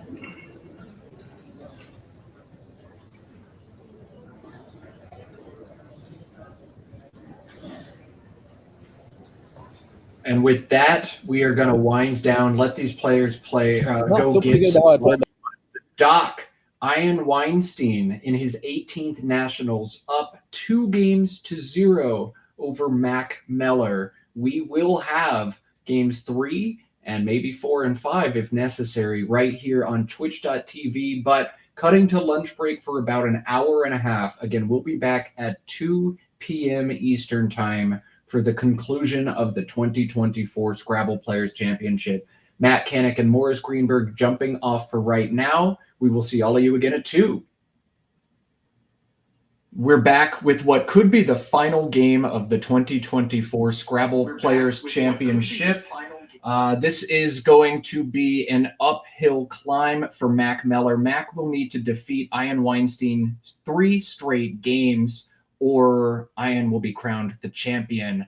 But with the possibility that this is the last game, I'd be remiss if we didn't send our thanks to all of the different people who put together a massive event like the SPC. Major round of applause to lead director Art Moore. It takes so much coordination, thought, effort, and planning. The process starts over 12 months in advance for a Scrabble tournament with nearly 400 players. Art's better half, Diane Moore, the assistant to the regional director. Just kidding, but only kind of. Alan Stern, our master of ceremonies. Division leaders Kieran O'Connor, Jeffrey Nelson, Lila Crotty, Chris Seaholm, and Jason Idalski. Our annotators on the ground, Sarah Rosenbaum, Heather Cribbs. Of course, NASPA president and webmaster John Chu. Annotators, John's better half, Kristen and Heidi Robertson. Bill Cole on data entry. Josh Greenway behind the scenes picking these matchups, wrangling players, and posting all over the social media. Steve Grob on photography. And of course, huge kudos to our stream team, Christian and Andrew, running this whole rig. NASPA's John Chu, Judy Cole, and Art Moore meet at least once a week all year to put together these events with their work on the championship committee. And all of the co-pilots I've had writing aside me all tournament have made my job so easy. Mike Frentz, Andy Hong, Jared Capel, Mina Lay, and of course, in the booth with me right now, Morris Greenberg. Thanks to every single one of those players and everybody else who contributed to putting this event together. We couldn't do it without you. Oh, yeah, Chris Canik. We'll add him in right now as he complains in the Twitch chat. Big thank you. Round of applause. Thanks to all of those people and every single one of you who has tuned in and watched our stream. We appreciate it. We wouldn't be streaming if we didn't get the numbers we were getting. So thanks for tuning in. Thanks for your interest in Scrabble. Thanks for your love and support for our two finalists as well. It is always a great time at any Scrabble tournament, but this, the SPC, the biggest tournament of the year in North America, is always the flagship of it all. You get all your friends, all the top competitors in one room. Great vibes across the weekend and one game to decide it all potentially right here. Let's cut over to the board. This morning, we saw the Doc grizzled veteran Ian Weinstein take a 2-0 lead in a best of 5 finals. Ian leads 2-0. Mack Meller, the kid prodigy, will have to win 3 straight games in this one. Now, winning 3 straight games has been done before on a stage this big. Morris, tell us just a little bit more about comebacks we've seen in Scrabble history. Yeah, so maybe the most known one is a few years ago, Joel Sherman had to win 3 consecutive games against Nigel on the last day of the North American Championships. The format at that point was similar to how players 3 through the rest of the division went this year. All of them just played 31 games. Joel was, I think, 2 or 3 games behind going into the last day. Won out all 3 against Nigel Richards. Nigel's obviously the best player in the game. If you could do it against Nigel, you could do it against anyone. There was also an instance of Dave Wiegand having to win 4 out of 5 of his last 5 games to win a Nationals. 4 of those games were against Nigel Richards, and he went 4-1. So these things can happen. There was a pandemic tournament we had where Austin Shin had to win 4 in a row. So these things can happen. Don't count out Mack yet. I'd give him roughly somewhere between a 15 and 20% chance to win 3 games in a row. Miracles happen in Scrabble. Miracles, what Mack Meller is looking to make happen here. He'll need 3 straight wins. The tools to do it in this first game, BCHNORW. Mack has lined up Brown. While this is not his highest scoring option, BROCH would score 6 more points than Brown. The CH leave on his rack, very synergistic. And so in this instance, I think Mack is correct to pass up on the 6 points. What say you, Morris? Yeah, Brown looks great here. CH is one of those 2-tile constant leaves that's really hefty, but has so much scoring potential in a synergistic way, as Matt was saying, that it's actually a pretty strong leave. CH, CK, RCH, some of these just naturally, as you play more Scrabble, you get more of a feel that these leaves are really good to have for point scoring later on. So, and meanwhile, Ian is stuck with a lot of consonants. So this could be a slow game to start. He could do something like Wolf or Flow. He could exchange potentially if he just wants to completely reset. What are you thinking, Matt, here? This is a rough opening draw for Ian. We saw Mack this morning dealing with racks full of vowels over and over, a rack full of consonants to start game 3 for Ian. Wolf and Flow makes some sense, but that Q is so clunky here. I think Ian is correct to exchange. He's going to drop 5 down to the powerful RS combination. So 26-0, the score after each players have a turn. Ian unable to score with a terrible draw. Back to Mack, CEEHLLV, his rack, and he gets to play again after the exchange. 28 points on this board for Mack, CHEVRE through the R in Brown. Now, the double L leave is not very tasty. So maybe we'll see Mack once again keep the CH together with the play like Bevel, BEVEL, or maybe we'll see him go in a different direction. Anything hopping out to you early in this turn, Morris? Yeah, Bevel was my initial instinct, but there's probably a bunch of similar-ish plays. It looks like he has the LEV separated from his other letters, which also makes some sense. The V isn't the greatest tile, but L and E are 2 tiles that go pretty well with it among those sorts of things. So if you are going to keep the V, that's on the better side of it. He has Clever set up now. I think, yeah, Bevel, Clever, they both are pretty good plays. Yeah, either is fine with me. And I guess Clever keeps things a bit tighter just because Bevel opens some space on the right side and you can hook an S on Bevel.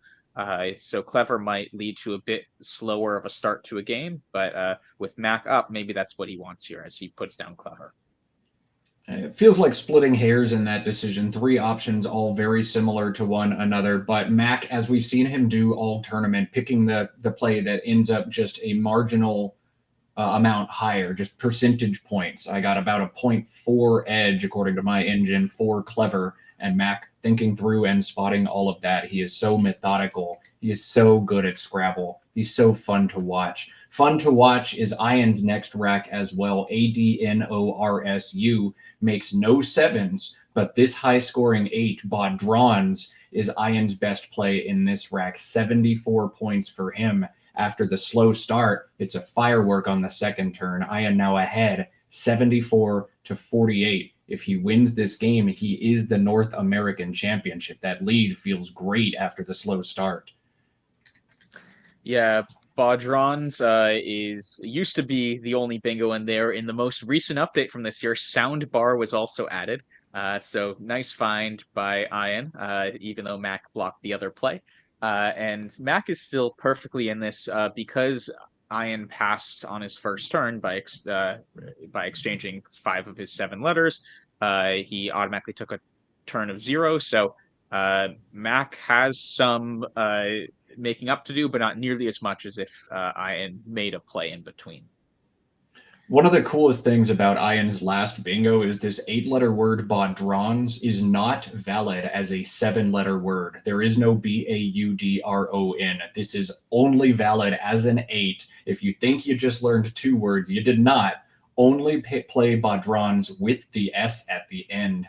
Those are fun words. You don't get to play them often. Cool stuff there from Ian.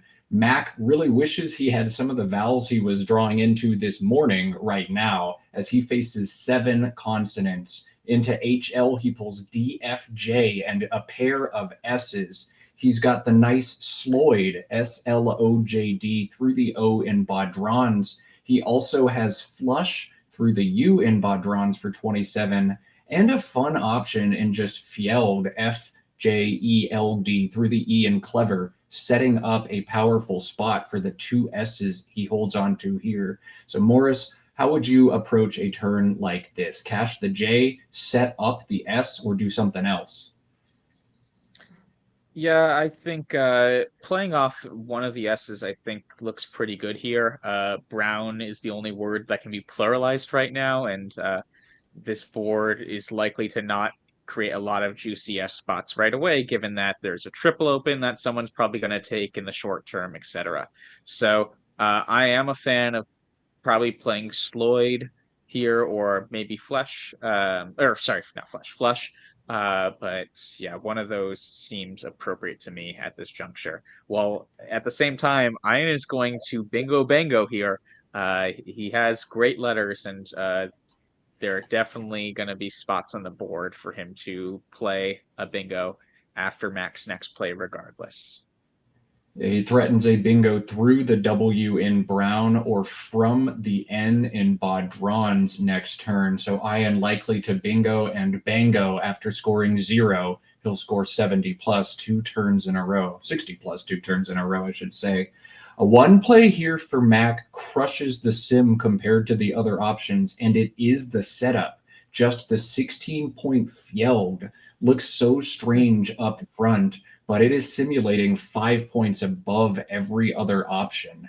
That is a weird play for sure, in a weird situation for Mac, but the computer doesn't lie, except when it does. Yeah, it is an interesting idea. And it would be cool if Mac plays it. I don't think that's his style, though, as much. I could be wrong. But he's gonna opt for Sloyd here, as which is also a very good play here. And floating the S out in space for him after Ian will hit Niobates will be actually a good thing.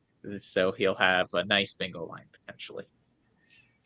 So Sloyd, the play from Mac, I do agree. This is kind of his bread and butter. Just find great high scoring options, good leaves, crush it like that, play consistently. But it does not address this huge play from Ian. Nio Bates on the triple word score, 83 points for Ian, who draws a perfect rack after his previous bingo of Baudrons.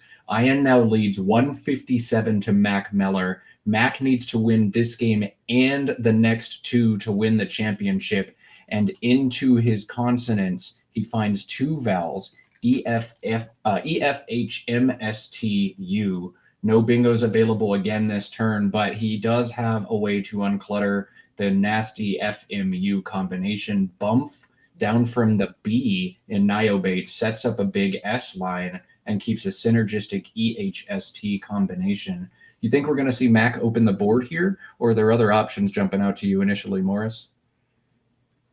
Bump looks very good. I was just curious where he has Mutt separated from the rest, or maybe Much, I guess, MUTCH might be what he's thinking about right now, which also seems in the range of what Mac might play, but I like Bump better. It starts to open the bottom of the board too, and it's less likely to have the S that you just opened up blocked. Additionally, the H is a pretty good tile with the T and S, so those are good things to have. So yeah, I prefer Bump over Much. Um, that's at least my instinct. Yeah, this is a tricky turn for Mac. You need to approach these situations not just trying to do the best equity, not just trying to find the play that balances score and leave. You also have to construct the board to your advantage here. And as you face a deficit, you need to make sure you don't get walled in. Now, this board doesn't seem like it's in danger of being closed off anytime soon, but we have seen Ian play great defense all tournament long, his signature calling card. Will he be able to shut this board down quickly? No, but is he going to look to do it in the long term? Absolutely. And Mac is playing up here in the top corner, MUTCH. This opens two separate quadrants, keeps lines available on the right side of the H, opens up some space at the top of this board. This play feels a little bit weird to me, though. What do you think Mac sees here to make a play like Much? So S can go in front of Much, so that might be his logic. He keeps an S with this play. Smutch is good. I need to look that one up to make sure. So that could be his logic here. Unlike the setup play last turn, he's making the setup play this turn. Both are on the triple though. The one thing to keep in mind though is S setups are most valuable when you can put it towards the end of a word. In third position, there are definitely a lot of words with an S there, but not as many as if it could be moved a few spots over. Wow, this is heads up stuff from Mac though. Mac holding the final S, 3 of the 4 S's in the bag already played. Mac keenly aware of that. His S is the last S. If he's going to take that smutch setup, it's all his. Ian can't play it unless he burns the final, or one of the two blanks rather, in this game. Ian drawing a bad rack. He's had 2 terrible racks and 2 incredible racks here. He finds the high scoring allowed. This is fantastic. Scrabble, 25 points out of a bad rack. His highest scoring play, his best play, and he's able to get it down quickly. Playing very methodical Scrabble is Ian. 98 to 182, the deficit for Mac now, 84 points behind, but he's found the ZS combination that can unlock a lot of points here. He'll figure out another tough rack, EEFIOSZ. And I think we're probably going to see Mac open the board again. The smutch hook is still in play. He doesn't have good options in that spot now. So if I'm Mac, I'm looking to hold on to the S and score there next turn and create a play in space somewhere else. The play of OOZE from the O in Niobate looks very promising, especially if I'm facing a deficit. What do you think, Morris? Are we going to see ooze, or is there something more here for Mac? So I'm wondering, so I guess there probably aren't enough R's and D's left to just keep C's as a leave to go for like Caesar or seized. But there is Yeah, that's I guess ooze, yeah, makes some sense here. I would be tempted to keep both the S and the Z here if I could even score like 20-ish with their 20 to 30 with the F, right? Foes on the triple with the S and Vadrans. Uh seems good here from my estimation at least. Just because the S spot for Smutch is really lucrative, but it becomes even more lucrative with a Z as well. So it would be interesting from a cost benefit analysis, right? Ooze versus foes. The one different, it's a difference of 12 points, but it's also a difference of keeping the F versus keeping the Z. So I would be curious which of those is better. It looks like he might be going towards fees now somewhere. So yeah, it looks like fees would play off the E and Niobates potentially, so that's another idea. But I do think there is an interesting aspect here where since I didn't realize when Mac played much that it was the last S he has, and given that, uh, it seems really interesting to me to not only save that spot, but save that spot with the best tile in the game potentially for scoring the Z. Yeah, that spot is fantastic for Mac, and it's recursive as well. Like this, if he misses a play in that spot because he has the final S, he just gets to keep trying, keep rolling the dice until he does draw a word that plays there, unless he has another option that really makes it worth playing off his S. So the much is going to keep Mac alive in this game. A fantastic play to keep your odds alive. And here's another great play from Mac. I do think FEEZE through the E and Niobates was a good option. I think this is a better option. Mac keeps the S in Niobates in play. Eights from that S very likely to come. There are more words that start with the letter S than any other letter in the English language. That line is huge for Mac. He keeps that open. He puts an E in a double double line. He keeps the S hook available for Smutch. This is a great play for Mac. He is not going to go down without a fight in this do or die game. Yeah, interestingly, I think that was maybe the first play I actually disagreed with Mac about. I would have kept the Z there, I think. It's a difference in style more than I would say a difference in like a mistake per se. But yeah, I do wonder just that recursive aspect. It seems so strong to just keep on right, build up that spot to maximize his potential. And in chat, actually, it looks like Cesar is running the Aerolith bot, and it actually preferred Fiat over Ooze. Anyways, Ian played Klutz, very good play, scored a lot, got rid of a lot of his clunky tiles, and it's back to Mac now. Yeah, great play last turn from Ian. One again he's made very quickly. Ian has played this entire game in under 4 minutes so far. He has 21:15 remaining on his 25-minute clock. He's got 210 points, and that's that defense we've come to expect from Ian. He can't obstruct the E very effectively, but at least take away the double-double immediately and unclutter a rack. Klutz, a very nice play from Ian last turn. And Mac, AEFINPS, we saw him set up IFSpan, which would give him lifespan if there were an open L. No L's available, no floaters available for any kind of bingo here for Mac. And again, he's got to decide, do I try to hit a big smutch play next turn, cash in the S? Do I play something like FA and EF alongside Ooze? Do I open up a different quadrant of the board, maybe play to the D in allowed and open up a triple word opportunity? Another massive turn here for Mac, and he's opting to open the board once again. FIND. This preserves the smutch hook on top. It keeps back hooks on Ooze. It opens F's and I's in space. Mac is keeping this board extremely dynamic, which is exactly what he needs to do. He's doing a beautiful job. But Ian, with a mammoth of a play on top, out of his rack with the Q and the X on it, Vex is 43 points, smashes Mac's setup closed. A huge play from Ian. Vex a little bit lucky, but also a great block.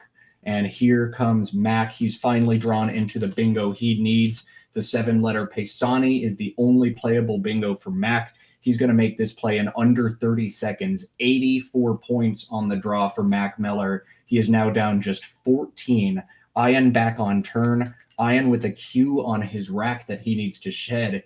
EEIILMQ. The Q plays in a number of spots with the two-letter QI. I know he's going to play that word. I don't know where he's going to play it. QI and PI beneath Paisani. Nice and defensive, but a big point sacrifice over other placements, such as QI and SI in the top right corner, setting up QI on a triple word, or QI and KI beneath Klutz. So another big decision here from Ian. We'll see if he opts for points now or defense in the future. What do you think he should do, Morris?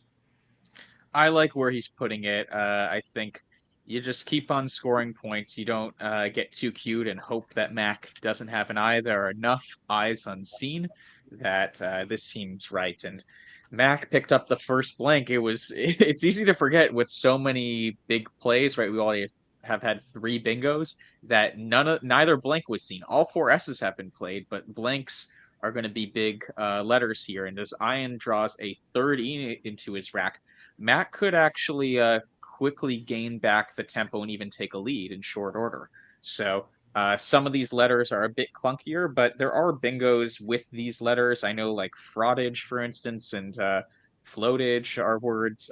So Mac will definitely, I guess, yeah, flotage, the 7 plays for sure. Are there more bingos than that? Yes, this is the Footage Scrabble and- controversy we needed right here, as Mac has drawn into a word that is acceptable, that appears offensive at its glance. I'm not even going to go into the discussion of Scrabble and slurs versus non-slurs, except to say that certain offensive words have been taken out of the lexicon. This word, not offensive, FAGOTED, has to do with a bundle of sticks. It is still acceptable after words were expurgated. It is the highest scoring bingo Mac has. It is 78 points. I love Scrabble. That's the play from Mac. A humongous post bingo draw into a blank, into another playable bingo in a game where Mac has trailed since turn 2. He is ahead 317 to 281 after a massive draw.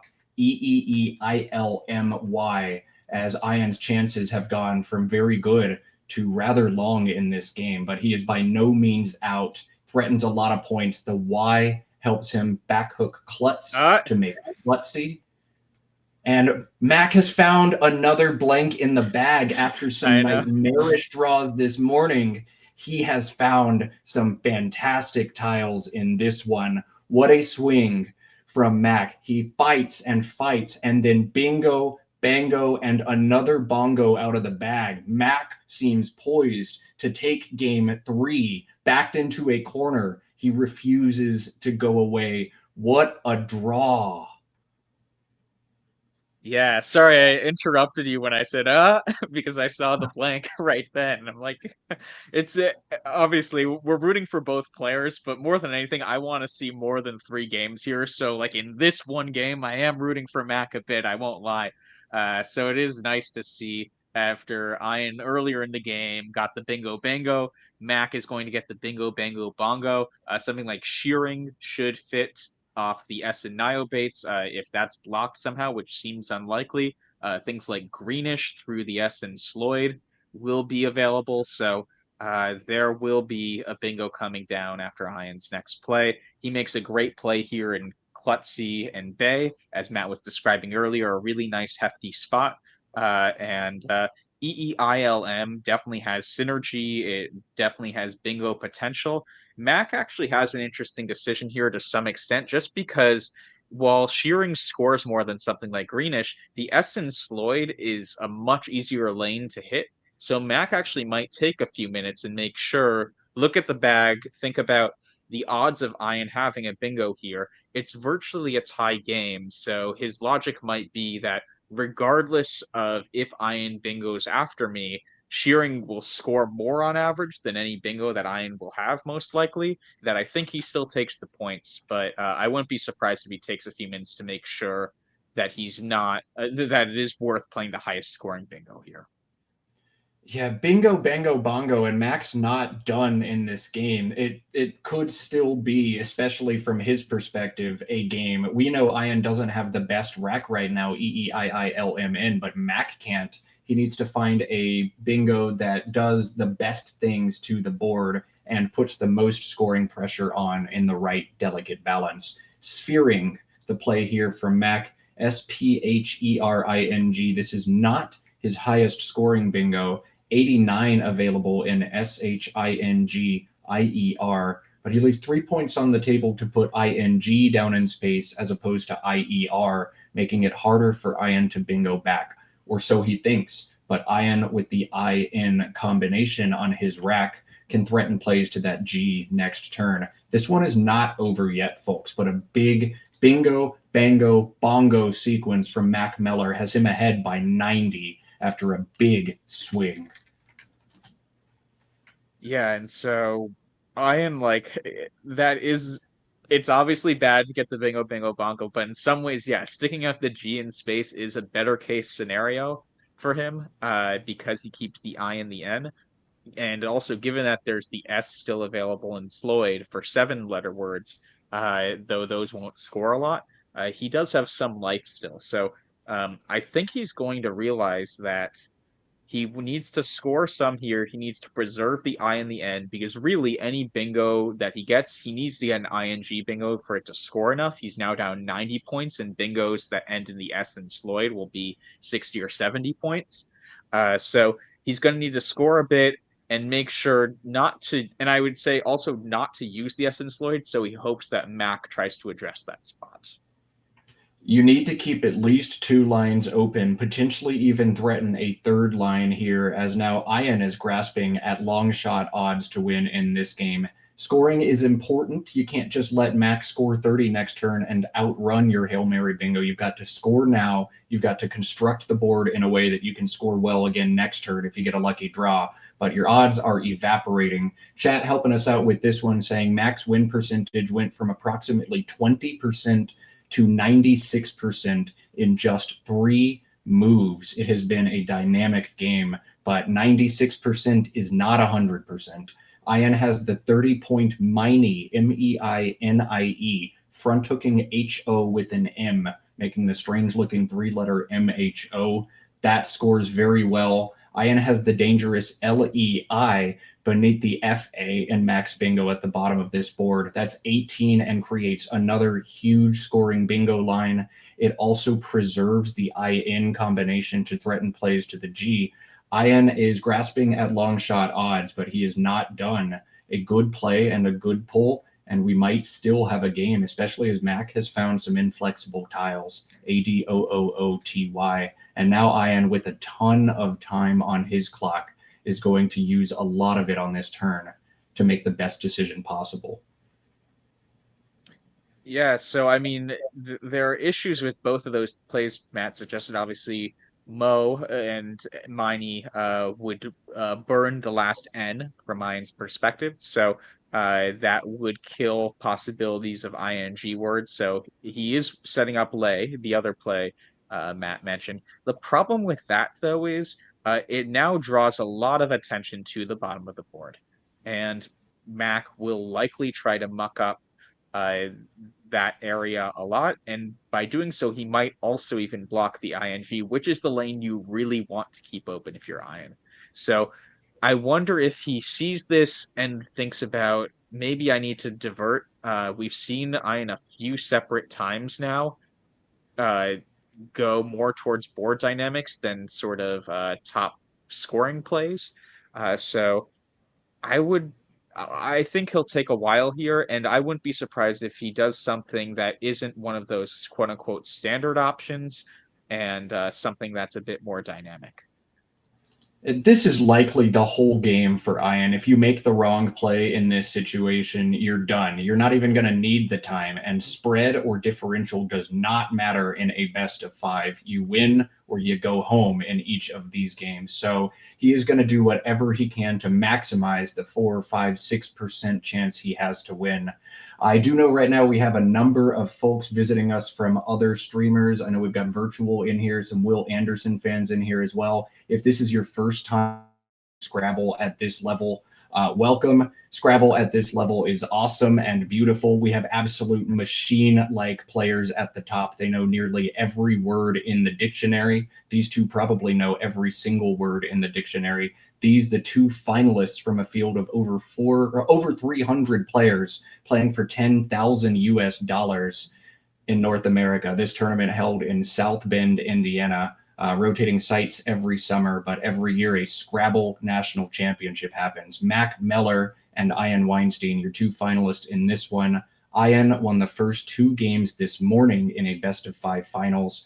Mack, the kid prodigy, has to win 3 games in a row. If you know nothing about either of these players, Ian has been playing Scrabble at the expert level since 1990. Mack Meller was born in 2000. Mack Meller was an expert level player at the age of just 10 and a master level player at the age of 13. He is the freakiest kid prodigy we've seen in this sport in at least 2 decades. Neither one of these players has ever won a nationals before. They have both finished second. So tons at stake, $10,000, bragging rights to two people who have been legends of the game for a while, but have never won the whole shebang. Tons of tension here in the Scrabble world. Welcome. Yeah, it's really great to see our streaming audience grow. We've had people from a number of other different games start playing in tournaments, even like from poker and chess recently. So if this really does intrigue you, this is the very, very top board, but there are people at all different levels playing throughout this tournament. We all start somewhere, and it takes 10, 15 years of slowly refining your gameplay, studying the racks, and doing everything else. Not everybody you will encounter on the competitive scene is as machine-like as these two, but these are the cream of the crop. Mack, the 1 seed in this tournament, currently ranked 2nd in North America. He's very often 1st in North America. Mack puts a ton of content up on YouTube. He makes a video nearly every day. So if you want to see what Scrabble looks like from the perspective of a kid prodigy, a literal genius, and one of the best players in the world, there's a wealth of information there on YouTube. You can check him out. Yeah. So shifting back to the game, definitely check out the YouTube channel after this event. But shifting back to the game, I'm wondering now if something like Life through the F might actually be a better path than Lay beneath it. Just even though it sacrifices some points, it does force Mac, I think, into a tougher decision. Right? Like he'll often try to make a play directly to the left of that, making a 2-letter play to the triple. So he'll likely sacrifice some points towards his best scoring move. But no, Ian is going to play Miney here. Yeah, I think this is not the best for win percentage if I had to guess. I think like keeping the I and the N is probably the theme here. But maybe Ian has come up with a different plan given the contents of the bag from his perspective. The longer I look at that turn, the more I think Ian actually did this one correct. He is still down by 60 despite scoring fantastically last turn, 30 points. At this point, you are grasping at such long odds. You must score a ton now and then just draw an absolute miracle out of the bag. I think the setup plays underneath are still just going to get outrun by Mac most of the time. And I think just playing tiles here and throwing out the Hail Mary about the best long shot Ian can have. Maybe I still draw something to the G. Maybe I underlap Mac's bingo somehow with a miracle 6 overlap fit. Maybe Mac can't do anything to block the board. I don't know, but it was a very hard situation, the longest of odds for Ian, and I think taking the points there is actually just fine from him. But he doesn't find what he needs in the bag. Another inflexible rack, AGIILPR, and after being 20% or less to win this game, Mac drawing Paisani and then a second and third bingo on consecutive turns with the blank increases his odds from 20 to darn near 100 in just a 4-turn span. Staves off elimination. He was right on the brink, but I think everybody wins as we really wanted a game 4. Nothing against Ian. We just want more awesome Scrabble to watch. Yeah, it sort of feels like when like a baseball team is up like 3-0, and then suddenly the bases are loaded and someone hits a grand slam and at 4 moves, you're like, wait, what? We were winning. What happened? Uh, that's maybe what Ian's feeling a bit this time. Uh, Meanwhile, Mack's turn. He has some slower tiles and combinations, but luckily these should score a fair amount, which is exactly what the doctor orders. When you're already up 60, it's nice to be able to maintain that with like a 80 or 90 point lead a turn later. So expect to play off some of the Y and the W most likely. He could score in the high 20s or low 30s.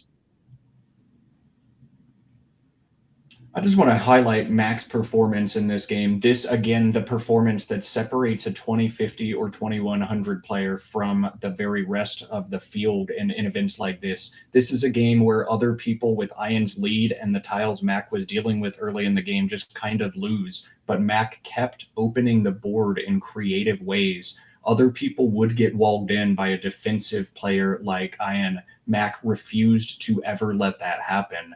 His unwillingness to go down swing or without swinging. He needed to get lucky to win this game, but he also needed to keep his odds alive long enough to get lucky. He did everything right this game. A hard-earned W for Mack here. Yeah, and I mean, I'm no body language expert. I know there's these body language experts now on YouTube. I thought like I saw after Niopate's like Matt like gave a little sigh. I'm like, okay, I have some work to do. And now like it must be such a relief to feel like you were down in the dumps, especially in like this game 3 where you're down 2-0, and then you kind of claw your way back to the point where not just you're like have a chance, but you have decisive chances to the point where you're the likely favorite.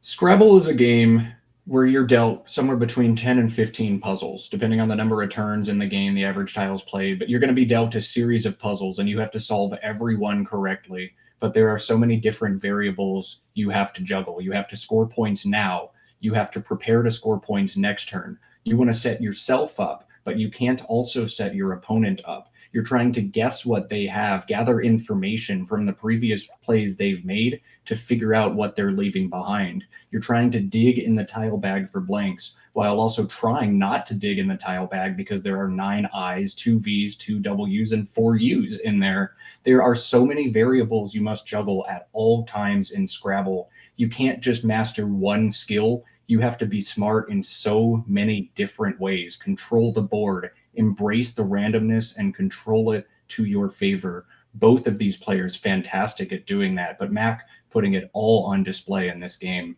This is a beauty.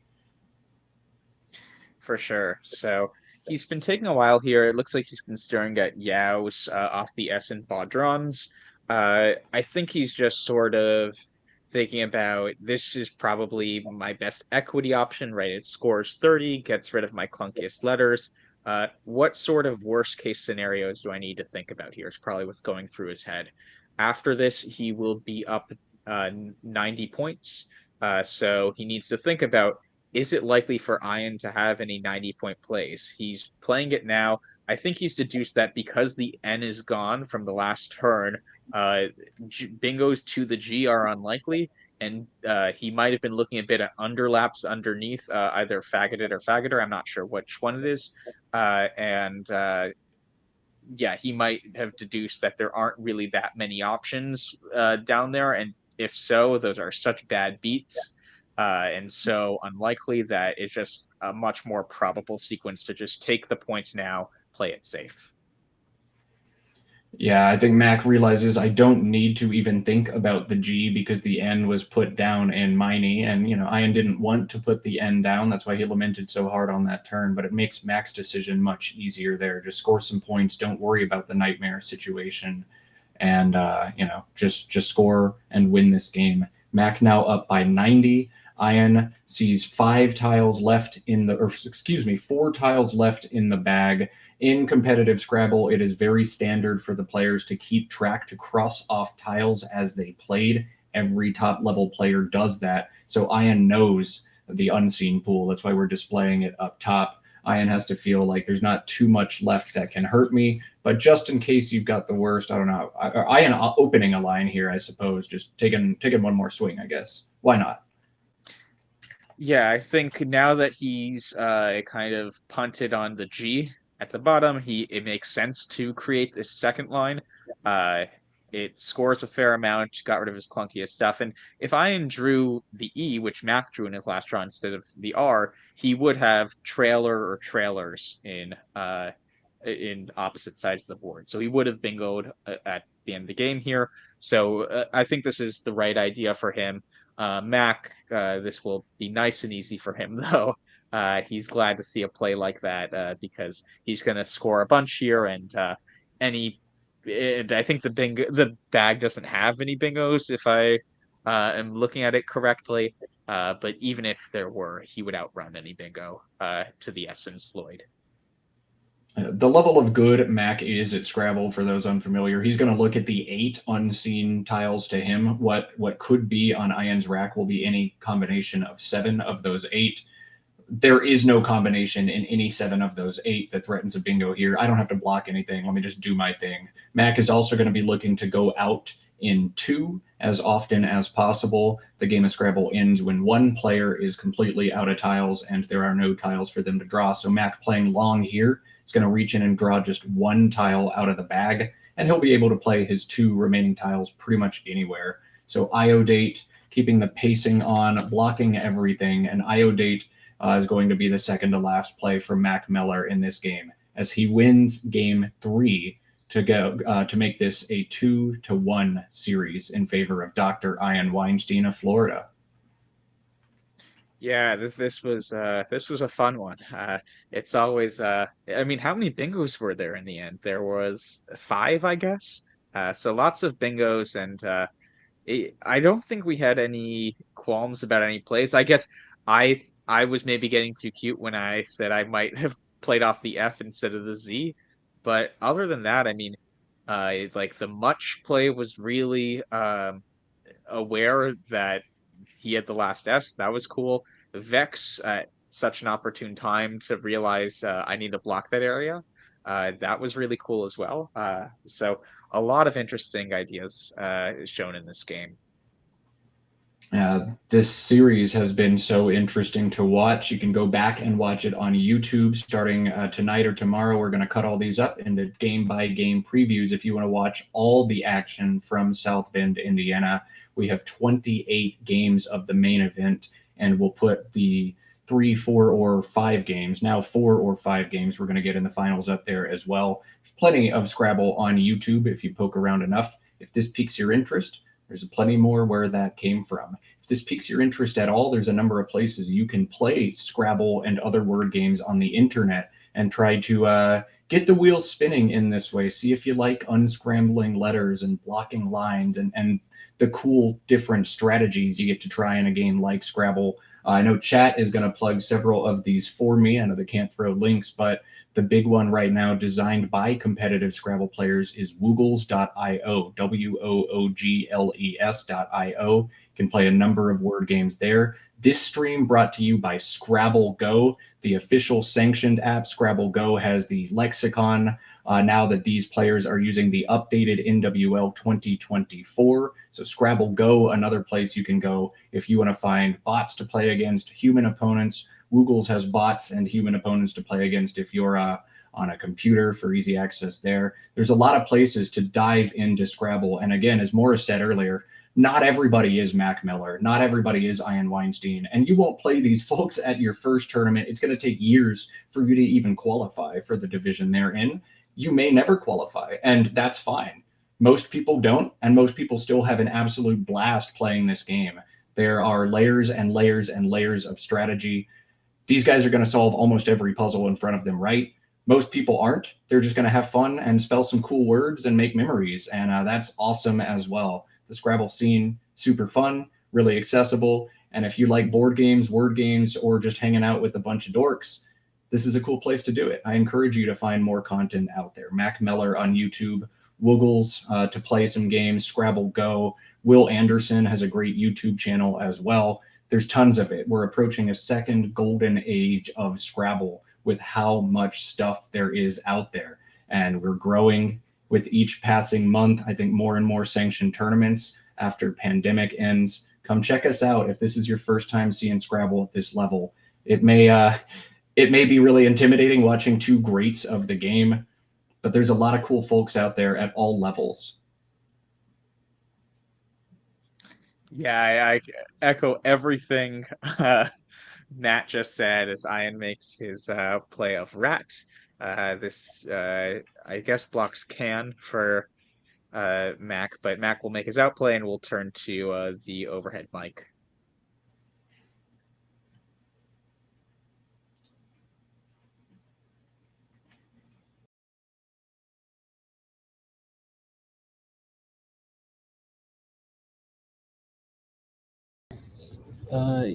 Yep. Good game. Thanks. Good action. 3 in a row. Oh, man, a little lucky, but I needed it. Shingle are good? I couldn't remember for sure. I think so, right? It just came up recently. It's a little safer anyway. I think so. You do think so? Yeah. I had IN, but I couldn't hit that. It is. Okay. Yeah, it's 3 more. I mean, there's only 1 end left, so this still felt a little safer. At the end and didn't want to depart it. My next best play was LEI, but I was worried about Oni for about $1 million. Yeah. I had MIN. AODT with that. I mean, I would have just dropped OW probably, or out. Just OWT. That would score. Yeah. Sizable. Yeah. Drew a lot of R's. Yeah. And I figure here, I mean, anything you hit here, I can just outrun. Right. The one thing I was worried about was caliber for like 100, but it was so unlikely. Oh, that's interesting. Yeah. Yeah, obviously had the S with this, but never really. Yeah, I was very happy to play Vex. I almost played it before. Well, I did play it before that. Yeah. I mean, I had the queue at the time, but Had no vowels with this, it's a FHS. great play. I mean, it was either that or flush saving the J, but I really wanted to get rid of the J. Try to Oh, get, okay. Get it. yeah.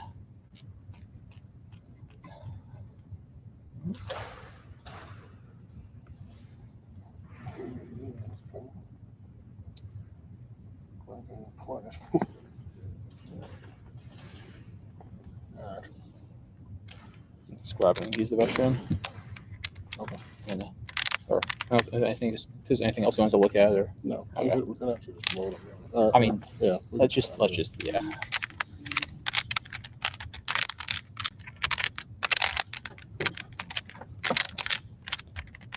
Submit it on the thing.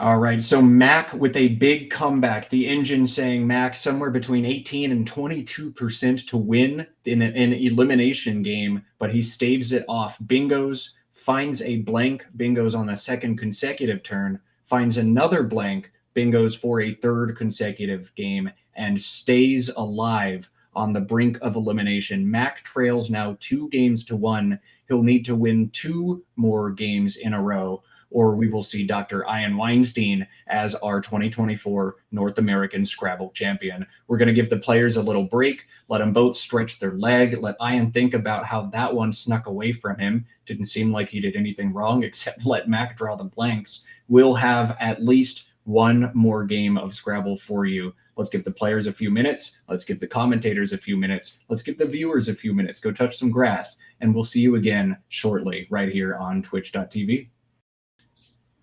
Well, game 4 of our NWL series about to begin, but if you were able to pick it up on that break, over in the CSW Lexicon division, we have just crowned a North American champion. Josh Castellano of Vienna, Virginia, a suburb of Washington, D.C., has swept Pakistan's top player, Wasim Khatri, 3-0.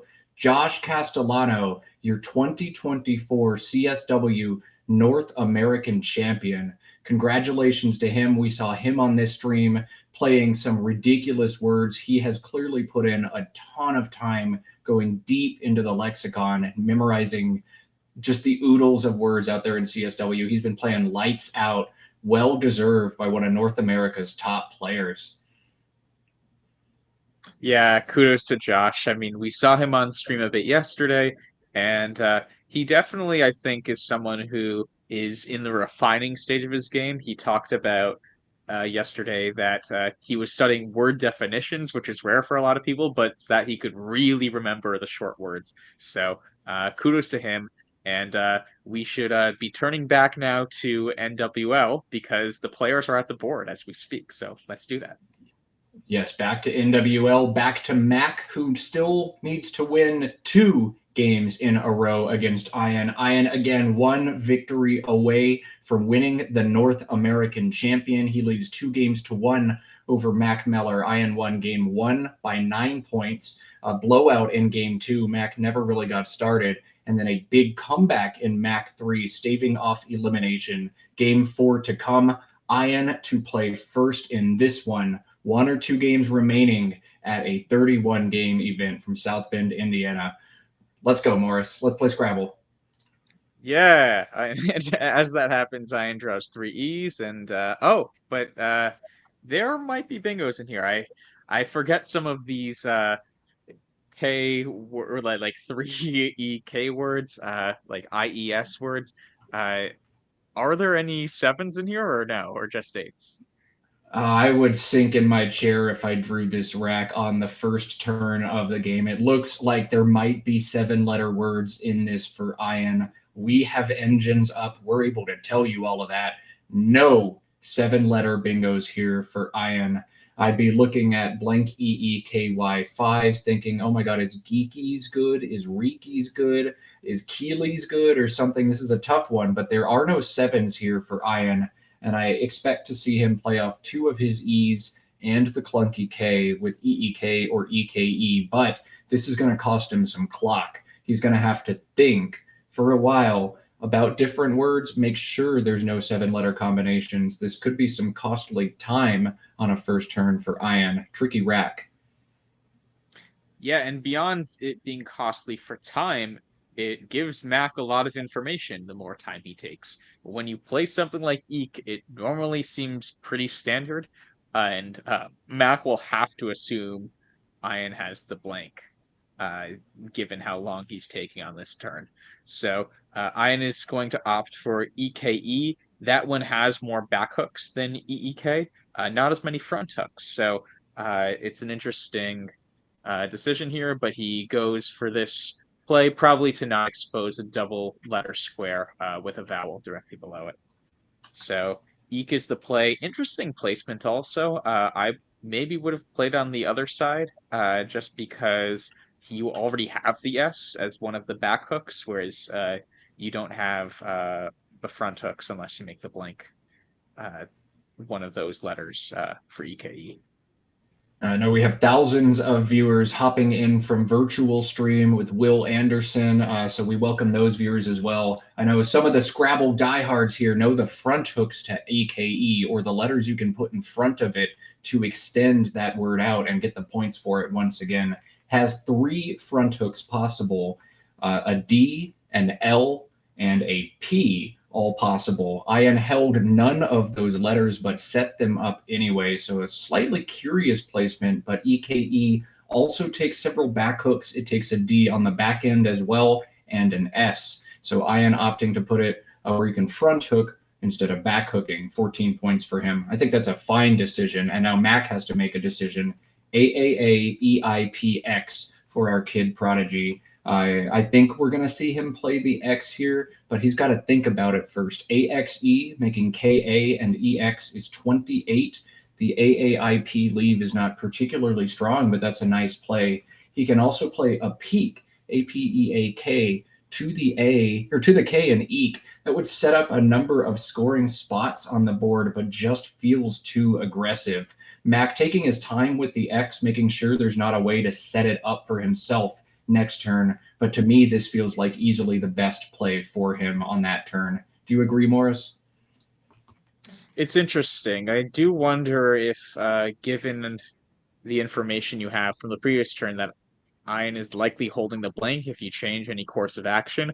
I don't really see how you play it tight there though, so Yeah, this seems fine. And Ian drew 3 vowels, including 2 U's, so he goes to the exchange. Last game when we saw him exchange a bunch of tiles, he drew a bingo of Baudrons right after. He's even likelier this time to draw a bingo with ES blank as a leave instead of RS as a blank. So as a not as a blank, as a leave. So Mac will quickly make the play of Powa and Peak. Very standard here with 3 A's. Always good to get rid of 2 of them and a U. And Ian will bingo back in short order. Yeah, in exchange from Ian, what he needed to do, the big P draw for Mac allows him to hit the front hook Ian set up on the first turn. 2 very standard moves, 2 very correct moves from these players. And now a bingo to come from the dock. He trails 14 to 50, but in this rack, several different appetizing options. The most points for Ian on this board makes the blank and E and stacks on top of the words on the board. The word Svelter, Svelter, plays with Ska and Vex for 83 points. It also plays backhooking AXE with either an S or an L, and other bingos such as Varlets do the same thing. But Svelter for 83, his highest scoring option. I think I like the 80-point Varlets making AXEL and wielding that defensive V, restricting access to the top part of this board. Ian likes to play defense. I think we're going to see him play Varlets after he identifies his highest scoring bingo on a turn with many available to him. Yeah, well, right now he has Vestral set up, which would give Mac floating as a bingo. I think no matter where he plays it, off of X to make Vex, or he could do Vestral and Axel, I guess. That wouldn't give it back. But if he does Vestral and Axes, or Powas and I guess Powas also this. Okay. Some of the time he will float an L out. Maybe he's thinking Vestral and Powas. That might be that seems the most offensive to me of those. But yeah, I'm not sure what he's going. Okay, now he says Varlet, so maybe he's sticking with that. Varlet sticking with the signature defensive style we've seen all tournament from the dock. And Varlet's 80 points is going to put him ahead by 94. He's got to be relieved to find a blank in this one after Mac used both of them to mount a big comeback in the last game. Ian now ahead 94 to 50, does not put the L anywhere that Mac can use it to play floating, but Mac does have a playable bingo on this turn. As you see set up on his rack, Anti-Fog fits on the left side of Powa, AANUTA.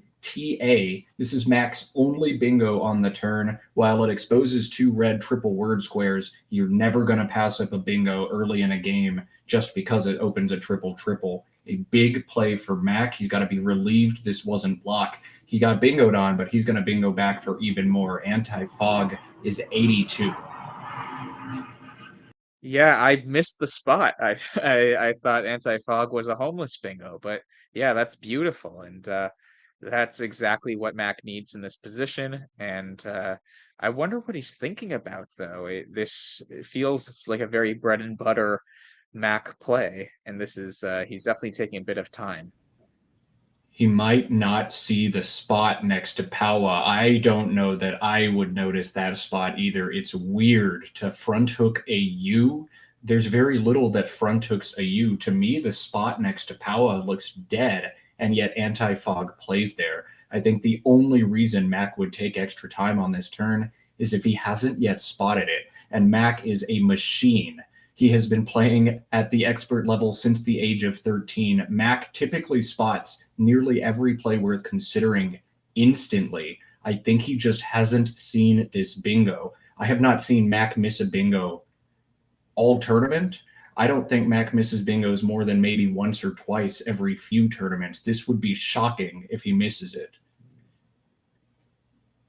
Yeah, and like based on his body language, I think he's okay. Phew, he's finding it. Here. Oh, geez, I'm just noticing it, I think is what that is. Like, oh my goodness, almost a big blunder from Mac there. But he does find the bingo. Again, consistent play from Mac. He so seldom makes mistakes at all that would have been huge. But he finds the bingo, 132 to 94, the edge to the kid from Lexington, Kentucky. Ian on turn, we see him set up sequoias on his rack, but of course you need the U to go with it. No U's on this board, and instead Ian's just got to play off the QI combination. QI or QIS both play next to anti-fog now. 43 for just QI, 4 extra points to tack the S on. Typically you wouldn't do that, but because Ian has 2 S's here, it might be appropriate. What do you think, Morris? Tack on the S or play without it? I would have not tacked on the S because then it gives you the opportunity to play through with QIS a turn later, it feels like. So, though I guess Matt could use the G on the triple. So I guess I understand the logic to some extent, but I think I prefer keeping the S. And the engine, just a quick look, disagrees with you. It does like putting the S. So there is some poker to be played as well, where like if Ian puts one S down, Mac is going to conclude he has another one on his rack nearly all of the time. So a little bit of information given away by Ian, but giving away that information to pick up some percentage points according to the computer. A sacrifice or a will and gamble. I would have put the S down, I think. But I have the answers in front of me too. Mac has 1 bingo on this turn. He set it up on his rack. Marveler, Marveler, plays through the V in varlets. Mac once again bingoing, drawing a blank, and bingoing again on the next turn. That's how he caught up last game, how he's catching up this game as well. This is the problem with Scrabble, though. Mac studies words in alphagram order. He's seen AEE, LMRRV, and if you see that combination of letters, you know that it's Marveler if your Scrabble brain works that way. But some of these verbs take ED, some take ED and ER. There's really doesn't seem to be much rhyme or reason to whether something like Marveler is good. And it's tough to pull the trigger on here, but Mac knows so many words. I think he's just making sure there's nothing better. Is pulling the trigger on Marveler. It is an acceptable word, and it is Mac's only bingo. Impressive stuff from the Whiz Kid. Nice draw, nice play. Mac is up by 55, and Ian has all 5 vowels. A-E-I-O-U. There's no farm that you get for drawing those in combination. They're just not fun to have in Scrabble, and Ian's got to navigate an awkward rack now here. He does have the S to backhook Marveler. So if he's 100% sure that this is good, Audios and Marvelers is 37 points. If there's any chance he thinks Mac tried to play a phony, it becomes a lot tougher to pull the trigger on Audio. Now we'll see Ian on test. Do I know Marveler? Do I know it 100%? Am I going to play Audios here? Anything else you're thinking of on this turn, Morris? No, I think Audios and Marvelers makes a lot of sense. Though I guess that would mean there's going to be only 1 S left in the game, and that would be a story to monitor with both blanks out. And if Ian does play Audios, which he has set up on his rack, the S can be used in a really powerful way for someone long term. So we could see someone draw it and hold on to it to cash it in at an opportune time. All right, Ian is pulling the trigger on Audios here. He has so few options, and this scores so well. There's really very little else to think about. Other words play in that spot, like adieus for the same score, but the E is the best vowel you could opt to hold here. Audio is the best play for Ian, and he's able to pick up some time that he lost on the first turn with a series of relatively easy decisions for him over these last few. Yeah, and luckily there was a brief clock stoppage. They were probably confirming scores, and they had some sort of scoring discrepancy. So now that the clock is back on to Mac, he has, for the first time in a bit, some clunkier things. But the J is a nice scoring tile that he'll still be able to keep pace and stay ahead. Yeah, but this is not a fun turn for Mac, not a fun situation for Mac. He is up by 18 points in this game right now, and he's on turn. You'd like to think you're over 50% to win games in those situations, but this is going to be a tough rack to fight through with 2 O's, 2 U's, a J, a Y, and an R. Soju, the Korean liquor, plays for 22 from the S in varlets. OUYR would be the leave. And while OU and Y are all bad together, holding them together, at least you can play YOU or YOUR. So that's not the worst for Mac here. JURY and Todge plays on this board for 32. But OUO, the leave that Mac would have to fight through after that play. It's hard to score 32 points here with the leave that bad. Soju for 22, Jury for 32, maybe exchange, or one other option I'll float out is usury through the S in varlets to play both U's at once and hold the JOO combination. What is Mac thinking about here, Morris? So he'll be relieved to notice that he has the final two U's in the game. So a play like Usury normally might be something you'd consider more, but I think here isn't as much of a consideration to make that sort of point sacrifice because you're guaranteed not to redraw a second U. I think a play like you'd prefer a play like Jury over that, given that information. I think otherwise he might also look in general towards what sort of letters are in the bag when you have this sort of ugly situation where you're not going to keep a great leave regardless. A tiebreaker might be if the bag is skewed towards sorted letters more than an average bag, that could dictate which bad combinations of letters are relatively better given the differences of this bag versus an average bag. A really important turn here for Mac. All of his options make him sad. That's how Scrabble is sometimes. Sometimes you have very difficult decisions and every option seems to be a poor one. But every turn you have to choose something. And there's nothing good for Mac to choose. He's just going to have to find the least bad and hope for a good draw next turn to work out of a rack that is really tough to look at for Mac. Yeah, and so I think he is leaning towards Jury, given that he's had it set up this entire time. I think he even had Soju set up very briefly and then switched to Jury. And I think the logic here is that there are still a lot of consonants left in the game. There are no more U's, so you can't double up on that. And it blocks the G, which even though starting words with G, oh, he switches to Soju. So I guess we need to look at the logic of this one instead. But this is a stronger leave as Matt was saying. So it definitely makes sense as well. And he does retain an O to underlap Soju with JO as a word. When you've got bingo lines open on a board, like on this board here, you want to try to get out of the bad racks quicker. You want to try to get back into bingo range as soon as possible because each turn that you leave an abysmal leave is another turn that your opponent may draw a bingo and you don't. So Mac trying to get out of some of the ugliest tiles there, leaving some points on the board to try to keep a more flexible leave. Soju, his decision is backed up by the computers, but computers struggle on boards like this in situations like this at times.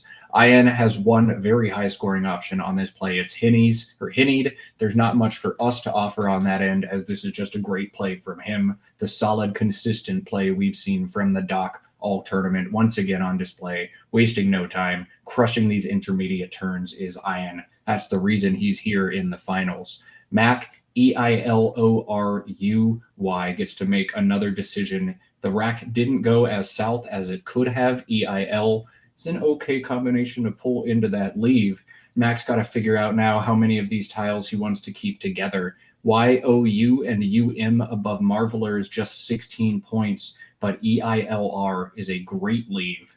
Yoni through the N and Hinnied, YONI, is 27. ELRU as a leave is still pretty nice, but big points at the bottom of the board. Gluey, GLUEY, is 27.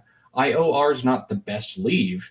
In fact, below average probably, but that's a lot of points to leave on the table, and leaving the G unobstructed doesn't feel super great. Morris, what should Mac do here? Gorily is also a word, right? GORILY. Yeah. Yes. Yeah, so I might even do that over Gluey. Both seem reasonable. If you look at the bag right now from Mac's perspective, there are 28 consonants to 16 vowels, so keeping UE as a leave seems fine given the consonant imbalance of the bag. So that might be something I consider. Um, I would lean towards scoring points here. You're up 10 only. You want to kind of keep maintaining a lead here, I think. This is a very hard turn for Mack. He's doing the right thing and slowing down. When you have comparable options like this, you want to do your best. You want to do your diligence and see if there's any reason you can find to pick one over another. I do really like the play of Gorley that Morris suggested. The U is not a tile you're looking to leave on your rack very often. It's one of the worst letters in the game of Scrabble, but there are no more U's to be drawn in this game, so it's not as bad. One U is okay.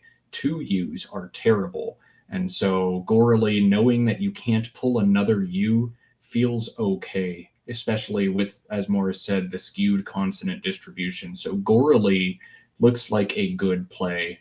Gluier, another option, Gluey. Mack has a lot of good plays here, but no great plays here.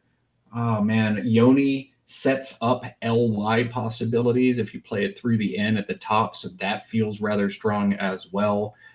With bingo lines open, playing YOU feels really appropriate here, but I think what Mack is doing is right. I think taking points, and I think, Morris, you're of the same mind here. We like this play of Gorley.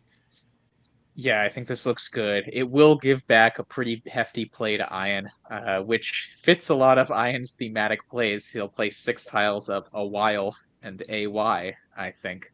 But that doesn't make this wrong by any means. It gives Mac a 40-point lead in the short term, and given the bag, I think the leave of UE is actually pretty good on average. Now, Morris, you have whiffed on Ian's highest scoring plays. Oh, well, actually, a while is 45. That's a high scoring play. But the play of Hinnied up top takes a front W for winning. Nice. Ian's brought into it. Just HAW on the triple word, front hooking Hinnied, is 42 and holds DEIL together in a powerful synergistic combination. That's a great play for Ian. But Ha takes the S behind it.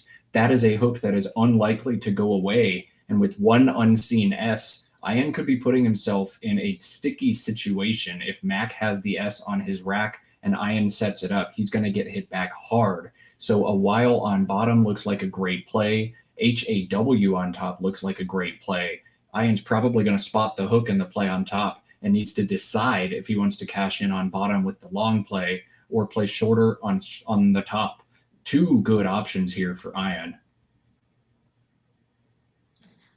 Yeah.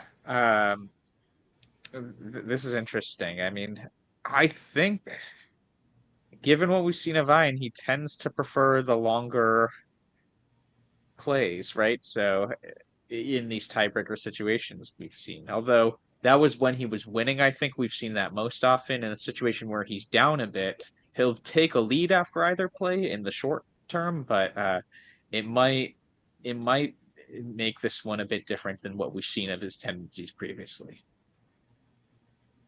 Ian, we've shown he's not super willing to open a board up, and HAW would open this board up, or at least keep a line open and guarantee that, fishing for bingos means eventually whoever draws one is going to hit. It seems uncharacteristic with the way we've seen him play, but it is such a strong play for him, just from a static equity perspective. Here's another great option for Ian. In the same spot as HAW, he can instead play LEWD. That doesn't expose him to as much trouble with the back hook of the S like HAW does. It's going to put an L and an E in space, allow a D to be bingoed too. But I think a slightly more conservative option in line with the way we've seen Ian play all tournament. This is also a great play for him. Yeah, no complaints here. And this game, I think, is the one that I feel like is the closest of the ones. No, actually, game 1 was also super close. I should take that back. So, but yeah, I have no idea who's going to win this game after Ian plays one of these plays, likely on the triple. Suspense is, I think, what all of us want. Nobody wants one of those dumb Scrabble games where somebody bingos on the first and second turn and it's never close. We want good, tight action between these two players so we can see what they can do. It's been so good all tournament. It's been so good all set.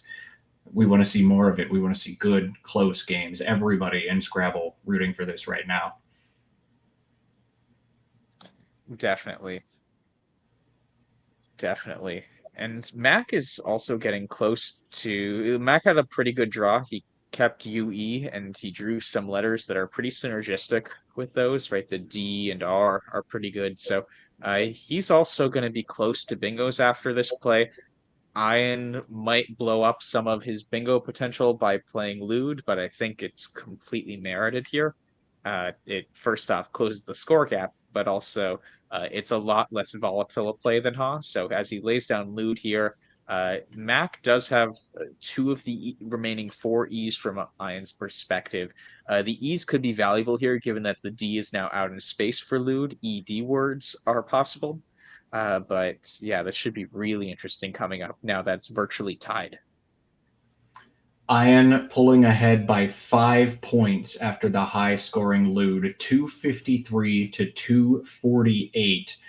Mac had a great play blocked by that as well. A big swing in this game. The plays on bottom would allow Mac to play VENUE with 4 underlaps between Hinnied for a score in the mid-30s. That option now off the table, obstructed by Ian, and this turn is complicated immensely for him now. The VU combination, notoriously bad in Scrabble and present on Mac's rack. He would love to get rid of both of these, but there just aren't good ways to score and do that. Uneven through the disconnected NE in Winnied, and Marvelers allows Mac one way to do that. Vendue, VENDUE, another way for him to score some points and break up that combination. But otherwise, I think Mac is going to be forced to hold on to one or two of these tiles, at least one of the U or the V. Maybe he's got Vendue as a 6, VENDUE and EM, but that play feels kind of strange. A very tight game like this. What do you think Mac is thinking about right now, Morris? So I'm wondering, I think it's more paramount to get rid of the U than the V here, given that O is the most common tile still in the bag, I guess tied with T and A. But those, like having VER, any of those three letters goes really nicely with an A, with an O, or with a T. The U is more clunky in some of those combinations. So I do wonder, like, I think it is better to play, I think Uneven or Vendu, that with that disconnected way, both make a lot of sense. But if there is some play that scores with the U, it wouldn't shock me if Mac considers that too.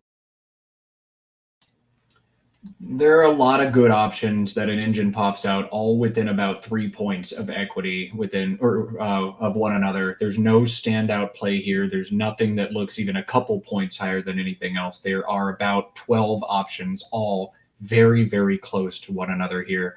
These are the positions that make Scrabble so complex and intricate. You can only pick one of the play, and every turn in Scrabble at the 2000, 2100 level, you need to optimize every single decision you make. You're trying to grab the little percentage points, the half points of equity. You never know which point is going to be the difference. Mac lost game one by just 9 points. He was 2-8 to win the game late in the game. It came down to a statistical draw. You never know where the game's going to take you. You need to optimize every decision, and this is an extremely challenging one for Mac. Yeah. So it looks like he has uneven set up now in his rack. And I think this makes a lot of sense. Like the letters you're keeping, RED, go really well with the bag for the most part. I might prefer Vendu slightly, given that you're likely his bingo line is to the D and lewd, but they're going to be pretty darn close. Look at this. Yeah, he's found it. He's not going to let disconnected letters or an ugly rack distract him. He's going to keep a wonderful DER combination. He's going to play off the U and the V. 19 points for Mac. He's up by 14 in this one. Still anybody's game. Oh my goodness. Ian picking up an satisfactory combination of letters, but he's not going to be upset by this because while these letters don't look great, they play great on this board. The OH combination plays beneath Soju, making JO and OH big scores available to Ian there. He's got to figure out which big score to take, though. 3 plays in that spot all look great for him. The most standard of those is OHIA, keeps the best leave, gets rid of the most vowels, but also opens a mammoth triple word score. OHO, a similar option, a worse leave with double I's and an A, but far more defensive. OHO has no back hooks, does not expose that triple word at all. And a third option, IOTA, making OI, JO, and UT. It feels a little counterintuitive to not crush the H in that spot, but that's a good defensive play, though it exposes a big back hook. It's the way to play out of the most of these vowels. I am looking at Iota now. He's got a big decision to make between Ohia, Oho, and Iota. 3 reasonable plays. Morris, one of these feel better to you than the others? And if so, which one and why? My instinct is Oho. Iota does take an S, I believe, and there's still that S unseen, so that becomes a really volatile spot on the board. So that seems risky. Ohio also definitely risky to float that A out in space. Oho is really cool because it doesn't take a back S, but if you front hook Oho with something like Boho, Coho, or Moho, those all do take S's, I'm pretty sure. So it's temporarily defensive. If you draw the S, you could make it offensive if you hook that. So it seems like a really cool play that doesn't hurt you right now and leaves you the flexibility to open later. What a massive position, as if Ian plays Ohia here and exposes the triple word, Mack would come back with the triple pre-draft for 160 points. So I don't think we're going to see Ian play offense. There are a number of Scrabble players who throw caution to the wind and just play aggressive offense. Ohia is a play a lot of players would make in this situation, but that is not the style we've seen from the Doc All tournament. Oho is what I think we're going to get from him here, but a big decision. If he picks Ohia, he loses this game 100%. He will be punished extremely hard. Oho or Iota with Max Rack, definitely the plays for Ian. But of course, Scrabble, there's so much fog of war, you never know what your opponent has. What a sequence that would be, though. What a big moment in this game. Yeah, well, it looks like he's picking up Oho now. So I really like this idea. It's very tight right now, but it can allow for a lot of possibilities in the future, which is really cool. Because even though Ian takes a nice lead here for the first time in a bit, this game is by no means over, and Ian might need to create big chances in the future. So this kind of gives access to the bottom of the board long term in a way that we might not notice right now. Into Ian's IIAT leave, he would find some trouble if he got more vowels, but he has been relieved of a bad situation. He finds some consonants, they're not great ones, but with only one I unseen from Ian's perspective, wasn't much he needed to dodge. He has successfully done that, though. I still have no idea who's going to win this game. This is another situation where both players probably feel like they're less than 50% to win this game. That S unseen feels very important right now. Both players with rather inflexible racks and some goodies still in the tile bag. But again, somebody has to win this game, and it's probably going to be the player who makes the better decision over the next few turns here. Mack has a tough decision to make on this turn. He has a lot of points that he can cash right now. In a tight game, scoring is always important. FEED plays through the E in uneven for 28. The issue with that play is it holds a terrible lead for next turn. PRRT, 4 consonants, no vowels, the duplicated R's. So Mack wants to try to find something else. A really nice play for him is tough to spot, but through the JO in the bottom right side of this board, the word fjord is 18 points. EPRT, significantly more flexible than PRRT. What do you think between those, Morris? Are points essential now for Mack? Is feed worth pulling the trigger on, or is Fjord and keeping better appropriate here? I prefer feed here. 28. Oh, well, I guess I didn't count out Fjord. I should always do that. That's actually a really good lesson in Scrabble. Count out how many points a different plays score. But that would be a 12-point sacrifice, right? Or did I miscount that? Or no, 10-point sacrifice, excuse me. 18 and So 28. yeah, so 10-point sacrifice. So that yeah, 10 extra points I think is merited here. I know you're keeping all consonants, and the bag is a bit consonant heavy, although not as much as previously. Um, but you have to keep it competitive on the scoreboard. If you start sacrificing a lot of points, 10 points a turn, you're quickly going to rely entirely on bingos to manage. So he does have all confidence here, so he might be having some regrets, but I think this was the right decision. Yeah, feed goes south when you find three consonants. This was a nightmare situation for Mack, and it is unfolded in front of him. Can't be feeling good about his chances. He is up by 11 right now, but Ian on turn. Mack holding a bad set of tiles, looks to be near the brink of elimination once again. But in round 3, facing an 0-2 deficit, Mack overcame long odds and won a game. Computers had him about 20% to win in that one. His odds don't quite feel that long yet, but he's going to need a great sequence of events here. Ian with a very important turn here on ACIINTW. He has plays at the bottom of this board to score some points. WIT and Jot is what he's looking at right now. Jot takes 2 back hooks, an S and an A. Jota, the Spanish dance, would be set up. Ian is strengthening his own A by making this play, but there are 3 A's unseen to him as well, so it has to feel unsavory. But Wit is a nice play. 24 points out of a really tough rack like this feels great. CAW in the same spot is a more defensive version of this play. It scores 27, doesn't set up the Jota spot that Matt could hit, but IINT is the leave there. Double I's is really bad in the game of Scrabble. So a big decision. I think Ian's going to play on the bottom of this board. I just don't know what he's going to play. Wit is hard to pull the trigger on. Caw is hard to pull the trigger on. WAT, I don't know. Do you think this is going to be Wit, or do you think the Jota hook is going to scare him off, Morris?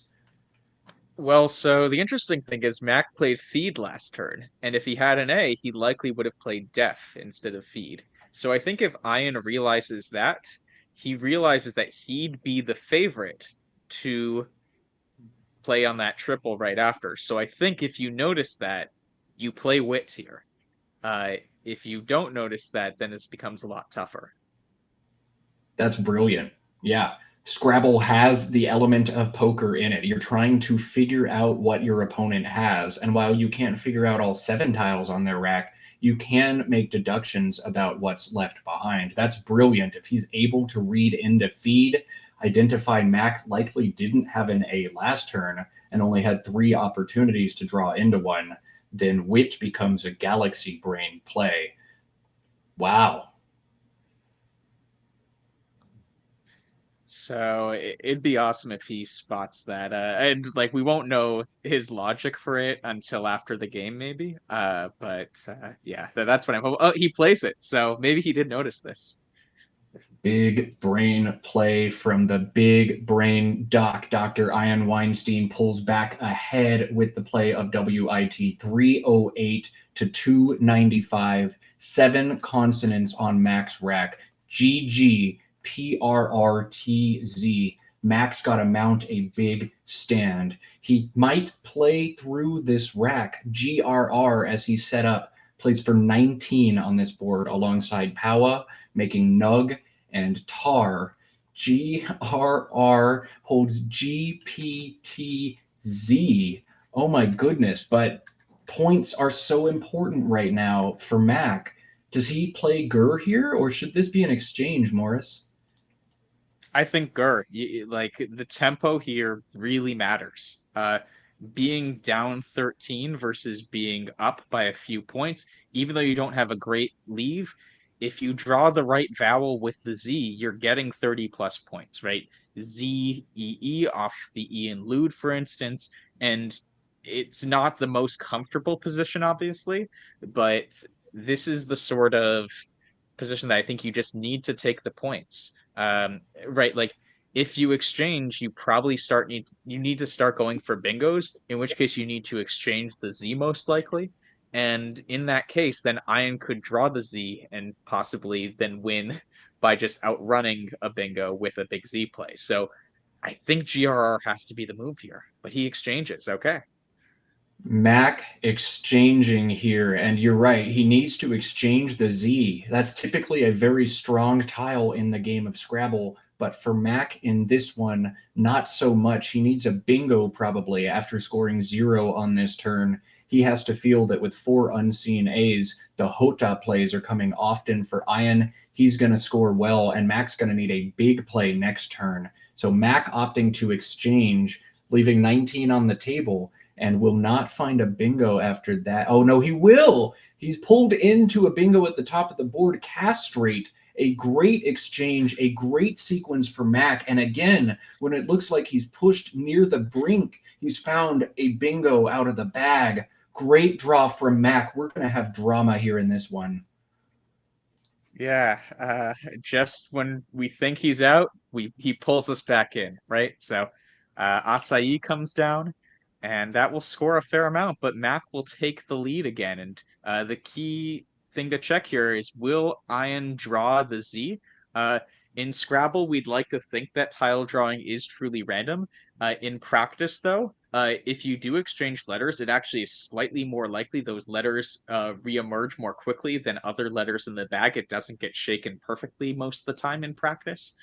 So it's probably slightly likelier than average that Ian will draw the Z here. So that is a big question. Mac takes a slight lead, but with a big Z play, Ian will be right back in it. And look at the clocks for both players in this game. Wow, it is a spicy game, and it is one where both players are now down 5 minutes or less.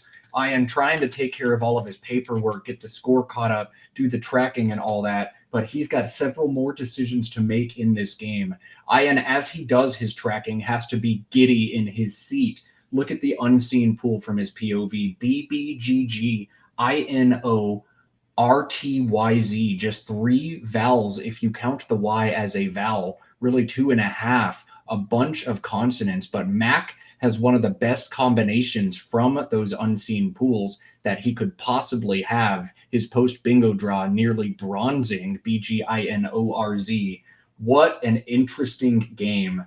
Right now, Ian threatens 51 points, but he's not able to just pull the trigger on this. The word is compend, COMPEND, but with 4 tiles unseen and an unwieldy tile bag, Ian's got to be careful before he pulls the trigger on this. If he plays this and draws a lot of consonants, he will lose the game. So maybe he wants to think about slowing down, leaving 2 tiles in the bag and playing just 2 tiles right now. You can't just pull the trigger on compend, but Ian is running out of time in a really complicated game that looks like it will go down to an endgame situation. This is spicy. Ian pulling the trigger on compend, in part time induced. This may be correct, this may not. I can't figure it out in this amount of time. Chat might go be smart, but a really intense situation here. And Mac back on turn, BGINORZ, is going to do his tracking and figure out what Ian's pulled out of the bag.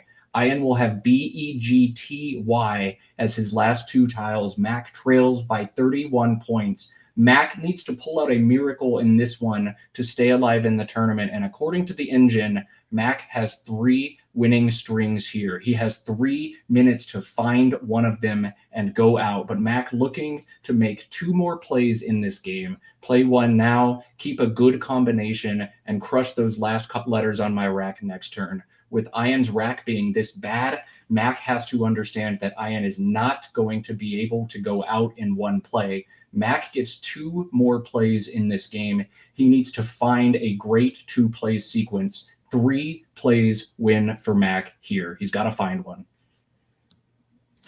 Wow, I am on the edge of my seat right now. This is incredible.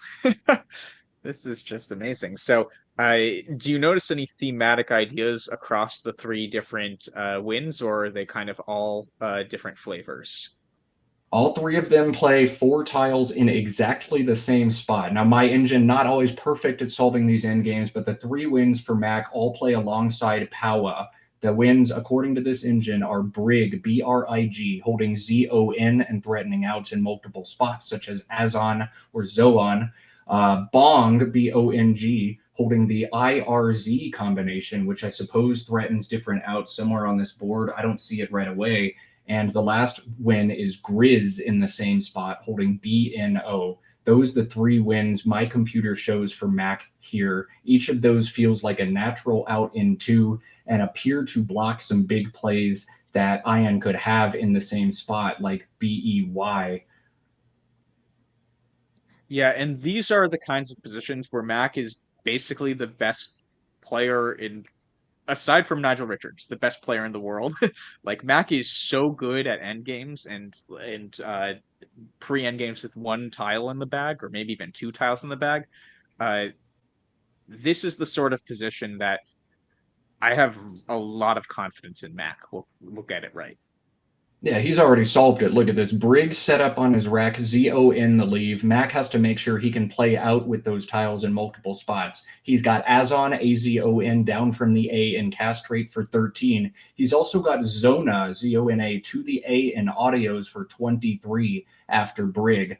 Ian's best play is GYBE and EM. So Mac plays Brig here. Ian has to take a huge point sacrifice to knock out Zona for Mac, or Ian has to take the points and allow the high scoring out. Mac has found his best endgame sequence here. Mac has found a win. Mac able to hold on and fight back from the brink of elimination for the second time, and with 44 seconds left on his clock, has found a win and defeated Dr. Ian Weinstein to make this a 2-2 finals. Are you not entertained?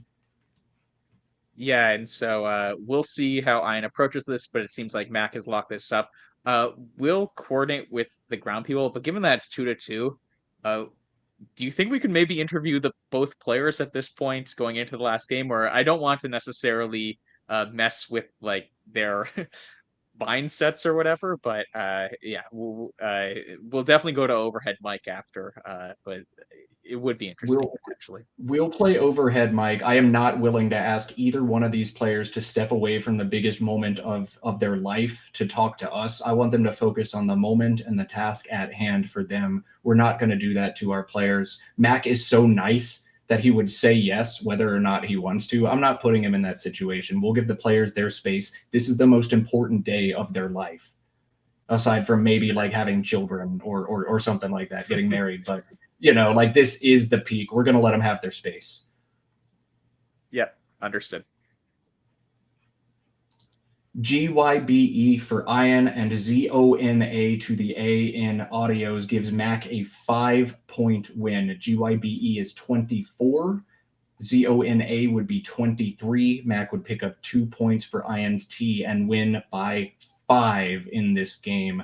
Mac spotting his best in-game sequence so quickly in a time crunch. And Ian's going to try to figure out if there's anything else he can do, but he is sunk. This game for Ian came down to the play of Compend. I don't know if it was right because of exactly this, but this was also the nightmare for Ian. He pulls bad tiles. Mac has a really high scoring out in 2 sequence, just all the stars aligned in Mac's favor. That Compend play is one that if Ian had 10 minutes, he certainly could have optimized, but he needed to make it quickly. Was it right? Maybe. Probably even. Was it right for sure? I don't know, and Ian could not have figured it out in this amount of time. He won't know after this game. He's just got to shake it off and try to take game 5. Yeah, I think Compend looks pretty good there. I mean, it just scores so much more than anything else, and Ian was down by 28 before that play. The only reason why it doesn't right why it didn't work out is Mac had all the right stuff in the end. So I think it's not a comfortable play, but my guess is I guess I didn't see alternatives. There might have been an alternative, but this made a lot of sense to me. Yeah, running it through the engine, Compend jumps way out ahead. That's a situation where Ian had to play his gut. But yeah, I think you're right. Mac just had an incredible combination of letters in what was a very ugly pool.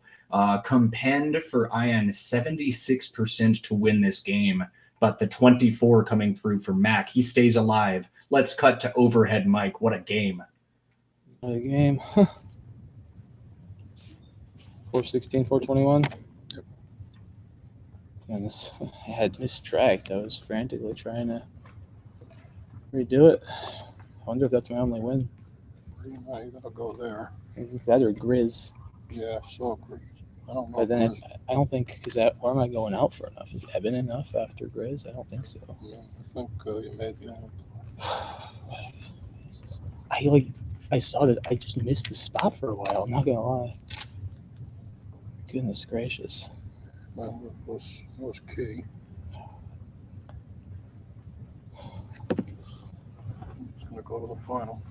Yeah. Whatever happens, it's been a hell of a match. Man. Definitely gonna need a little air after that one. With that. You had? Yeah. Do the W immediately. Yeah. Tell him, whatever happens, it's been a hell of a match. Do the W immediately. And Yeah, I figured. had to consider between HAW keeping Delhi versus that keeping AHI. I like the H for scoring. Yeah, it was constant heavy too. And I traded ZGGPR keeping RT. If you didn't go here, I was going to play Gerd trying to go for Zig. Okay. But at that point, there was just nothing to go for. The only question, I could have played Claw keeping IINT. So instead I kept So you kept ACIN? yes. Yeah, I felt that was worth the point sack. Yeah. Keeping the A for the hook and with this action open up here, I thought I could have a decent shot against. Were there any L's left after she played Call? I guess not. There's still the S. Yeah, only the S. Yeah. I figured I'd give myself a shot with the I kept keeping two eyes on the rack. It's not. You can get a third one. Yeah, it doesn't seem good. Thought after this I had a chance, but Yeah, I mean, I think you have to do that, right? What else did you have? E. I mean, yeah, what else are you gonna do, right? I mean, it's too many points. You can't play two there. Play. Play it. I can do something. How close were you to giving up on the anti-fog racket? Closer than you want to know. I saw it immediately. I just didn't see the spot. I'm not Yeah, gonna lie. that's what they were saying on the stream. You could see I was flustered. I wasn't like trolling. I just didn't see the spot. I don't know. I guess I had a little fog. How the hell did I pull that off? I had like 1 minute by the time I finished track of it. I was just like, 'cause I had him off by 2 tiles. I had to like do a whole new sheet and go through the whole game. I just literally tracked every row on this sheet to figure out what he had in like 30 seconds.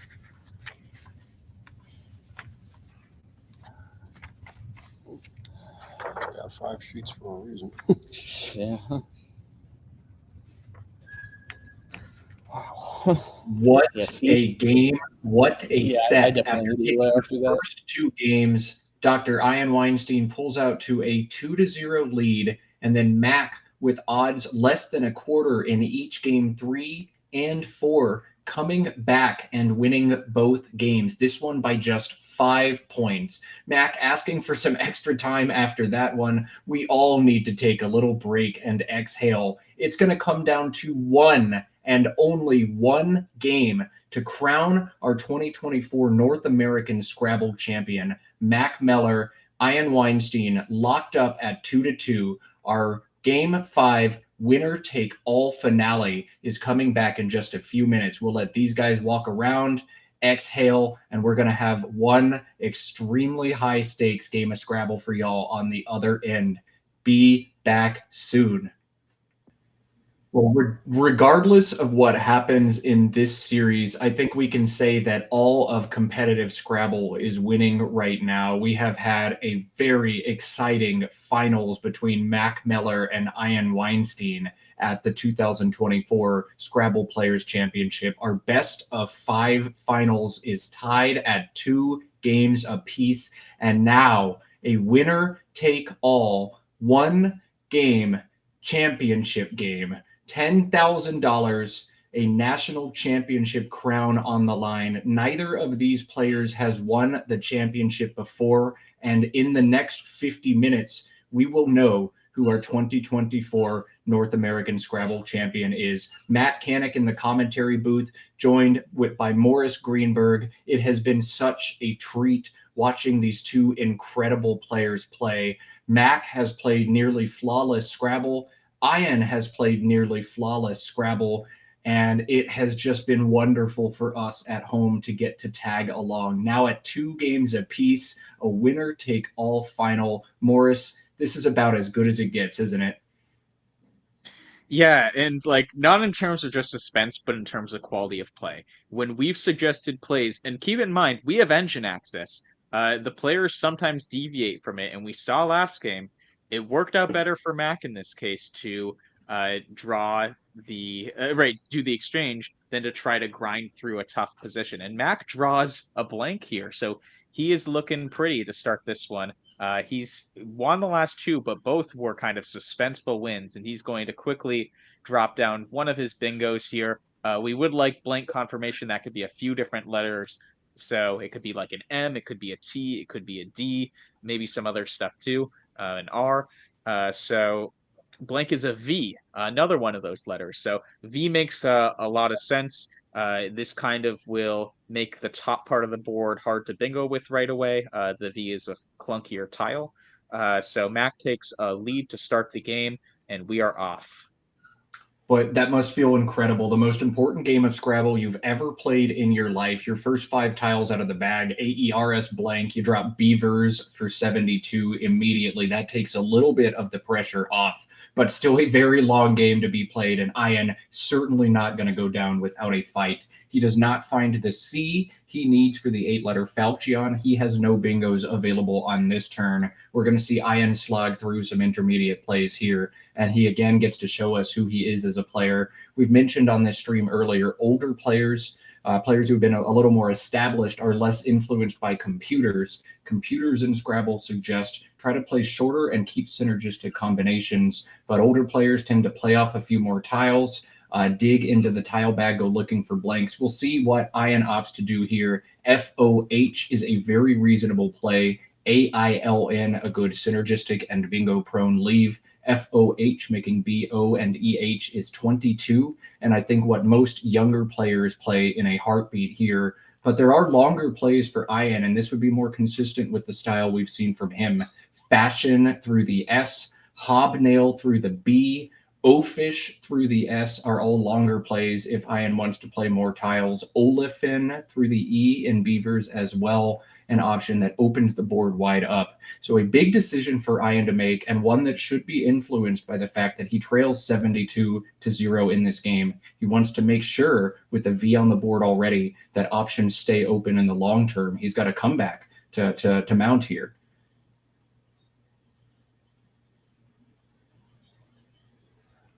See, we've lost co-commentator Morris for a second, so I was expecting him to pick up for me, and saw that he is not here at all. So it's just me, Matt Canik, for a minute while we get Morris back.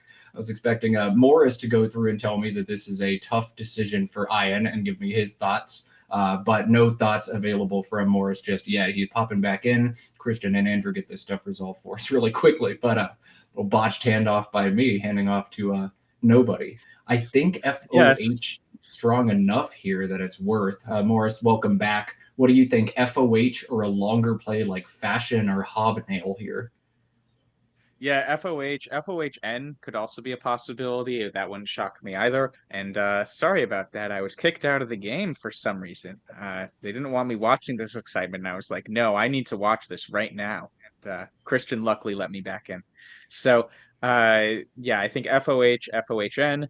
Hobnail, I think, of the long plays seems most reasonable. I don't love opening the bottom of the board like that with so much stuff in space. So one of those seems reasonable, but Ian is going for probably the most standard uh, option here, FOH, and he does keep the N to put below it. FOHN is a word, and Matt insta plays diapason. Nice. Yeah, wow. A great start to this game. He could not have scripted it any better. He has had 4 games where he was trailing late. He hasn't had an early lead yet in this best of 5, or an early big lead at least, but a bingo and then a bango out of the bag for Mac. This can't feel good for Ian. This must feel awesome for Mac. Diapason for 69, his highest scoring bingo. Paranoid also available through the R, but of course Mac's going to find his best bingo, not just a bingo. And now it's a matter of finding the best bingo on Ian's rack, as AILN leads to a bingo with the ERS draw. This is what we call in Scrabble a baby bingo rack, one of the first racks that any player who studies bingo systematically learns. This is the equivalent of a layup, even in Division 2 or 3 of a Scrabble tournament. This rack makes aligners, nailers, and re-nails. He's going to play one of those 7-letter words, back hooking diapason for 76 points here. Yeah, and it will be interesting because this is the first time. Have we seen Ian with this much of a deficit in any of the games so far, especially early on? No, I mean, maybe early on in the tournament, but I think Ian's been undefeated in games we've shown him on stream, and I don't remember any of those being big comebacks. I do think one of the strengths of Ian's game is something that unfortunately none of us get to see. Ian plays a lot of fields with 1700 rated players, and he cleans up against them. 2000 rated players should have the advantage against lower rated players, but Ian wallops them, winning way more often than you would expect even a player of his rating to play. So I was hoping we get to learn from Ian how to adjust your strategy when you're the overdog from turn 1. Now we're going to have to watch Ian adjust his strategy as an underdog. Even this bingo still makes it an uphill climb, as Mac has had such a good start to this game. But Ian still has tons of time to catch up in this one. AEE NTVY, the rack for Mac. The play of Event from the Ian Nailers is 36, a nice option there. But the play of Veiny, VEINY, through the I in diapason is a devastating board closing play that restricts access to the left and top side of the board. I wonder if with the lead, a play like Veiny trying to control the board is worth the point sacrifice over something like Event, which opens the board up. Morris, do you think it's defense time for Mac here? Well, I'm trying not to influence polarize as an option influencing me right now, because then, yeah, Veiny looks amazing compared to Event, given that that's in the cards for Ian right now. So I I'm not sure which is better. I think Veiny would be my instinct, but I'm not sure what the engine would actually prefer between the two. Morris and I were talking in the break between round 4 and 5 that Mac has been faced with a series of decisions like this across the tournament. 2 plays that are similar but different, similar in equity but different in what they do to the board, what they block, what they give back and take away. And while Mac has made plays a little bit inconsistent with what we thought he might do, Mac has almost always made the play that ends up taking away the great option for his opponent. He's had some good luck, some good timing, some strokes of maybe genius, or maybe just happening to anticipate the worst combination. But it'd be the story of Mac's tournament if he opts to play Veiny, sacrifices some equity, and takes away Polarize from Ian. He's made a series of decisions that have worked out for him in situations like this. We'll see if lightning strikes once again for Mac, and he takes away Ian's play. Event is a play that feels great here, but Veiny would be a big decision for Mac and would take away a mammoth score from Ian. Yeah, oh, he's playing it. Let's go. Ian has to feel like this is the moment where he lost the Nationals, right here when he drew into Polarize and Mack blocked it. The game is certainly not over. Ian has great plays, but dropping Polarize, your own bingo bango to counter Max would have felt great. Ian can still score 50 plus points on this turn. Zoeal, Zoeal, plays alongside Nailers, making NA and AL for 54. It does string a Z in dangerous territory, but that score is so much for Ian. I doubt we'll see him pass up. He may play 0 or just Zoea in the same spot, but to me, Zoeal is the play he needs to make here. Anything else you see in this situation to cause him to look elsewhere, Morris? I mean, he's considering Zoale. Is there any merit for just playing Zoa? It's much fewer points off the A in Beavers, but Paler is a pretty great leave. I guess the board isn't that great for bingoing at this point, is the issue with that. So, yeah, I understand Zoale as well, but I would at least consider Zoa here. So the AEPL leave, or AEPLR leave rather, is so exciting and enticing, but it is a trap on this board. There would be almost no opportunity to get a bingo down on the board. You can't keep bingo prone stuff like that and make a sacrifice. Zoeal, the engine's preferred play, Matt's preferred play, and Ian's preferred play here. Zoeal makes it a 19-point game. Mac 171, Ian 152. We're not going to get the blowout this game looked like. Ian is not going to go down without a fight in a tournament that he has put it all together. The Z gives Mac big plays atop this board. AEENTUY. Zany right now, as Mac has set up, is 48 points. Zeta is 39 from the Z. Those are the only two plays he has with the Z. Zany for 48 holds EETU over Zeta's ENUY. Morris, you take the points here, right? Absolutely, yeah. EETU isn't the greatest leave, but things like the Q are still out, which pairs really great with that. And sticking the Y out in space there, right? You have to start bingos with one of those letters. The Y and the N are about the best two tiles you could probably do that for. N is deceivingly one of the shortest, parts of the dictionary. If you look at words that start with N, among like the low point tiles, so it also has a lot of defensive merits long term, whereas sticking out the T and the A could actually lead to a lot of bingos at inopportune times. So Zany great for scoring points and for defense as well, I think here. Zany, yeah, Mac's top option, we think, on that move. He plays it. A Q draw would be an absolute killer for Mac here, as the Q draw gives him quote through the O in Zoeal, tripling up the Q. Will he find it? Unlikely. No, he'll find another U instead. Not what Mac was looking for. You expect that leave's not going to go well often, but Mac with a difficult decision next turn with 2 U's. Ian with a difficult decision on this turn. 3 I's, DIIIPRS. He'll look to shed some of them.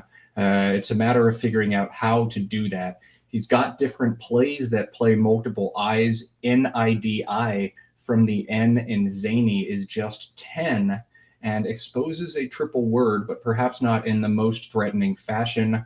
Irid plays through the R in Nailers. That's going to help him work through this rack as well and set up his S a little bit. But he's also got points on the board right now. Reed dips through the R or through the E in Nailers, hits a triple word, scores 33, cashes in his S and holds 2I. Spiv to the V in Vaney scores 27, but puts an S out in space and still holds 2 I's together. Morris, should Ian be scoring points here, or should Ian get rid of at least 2 I's on this turn? I lean towards getting rid of 2 I's and also opening some more space on the board.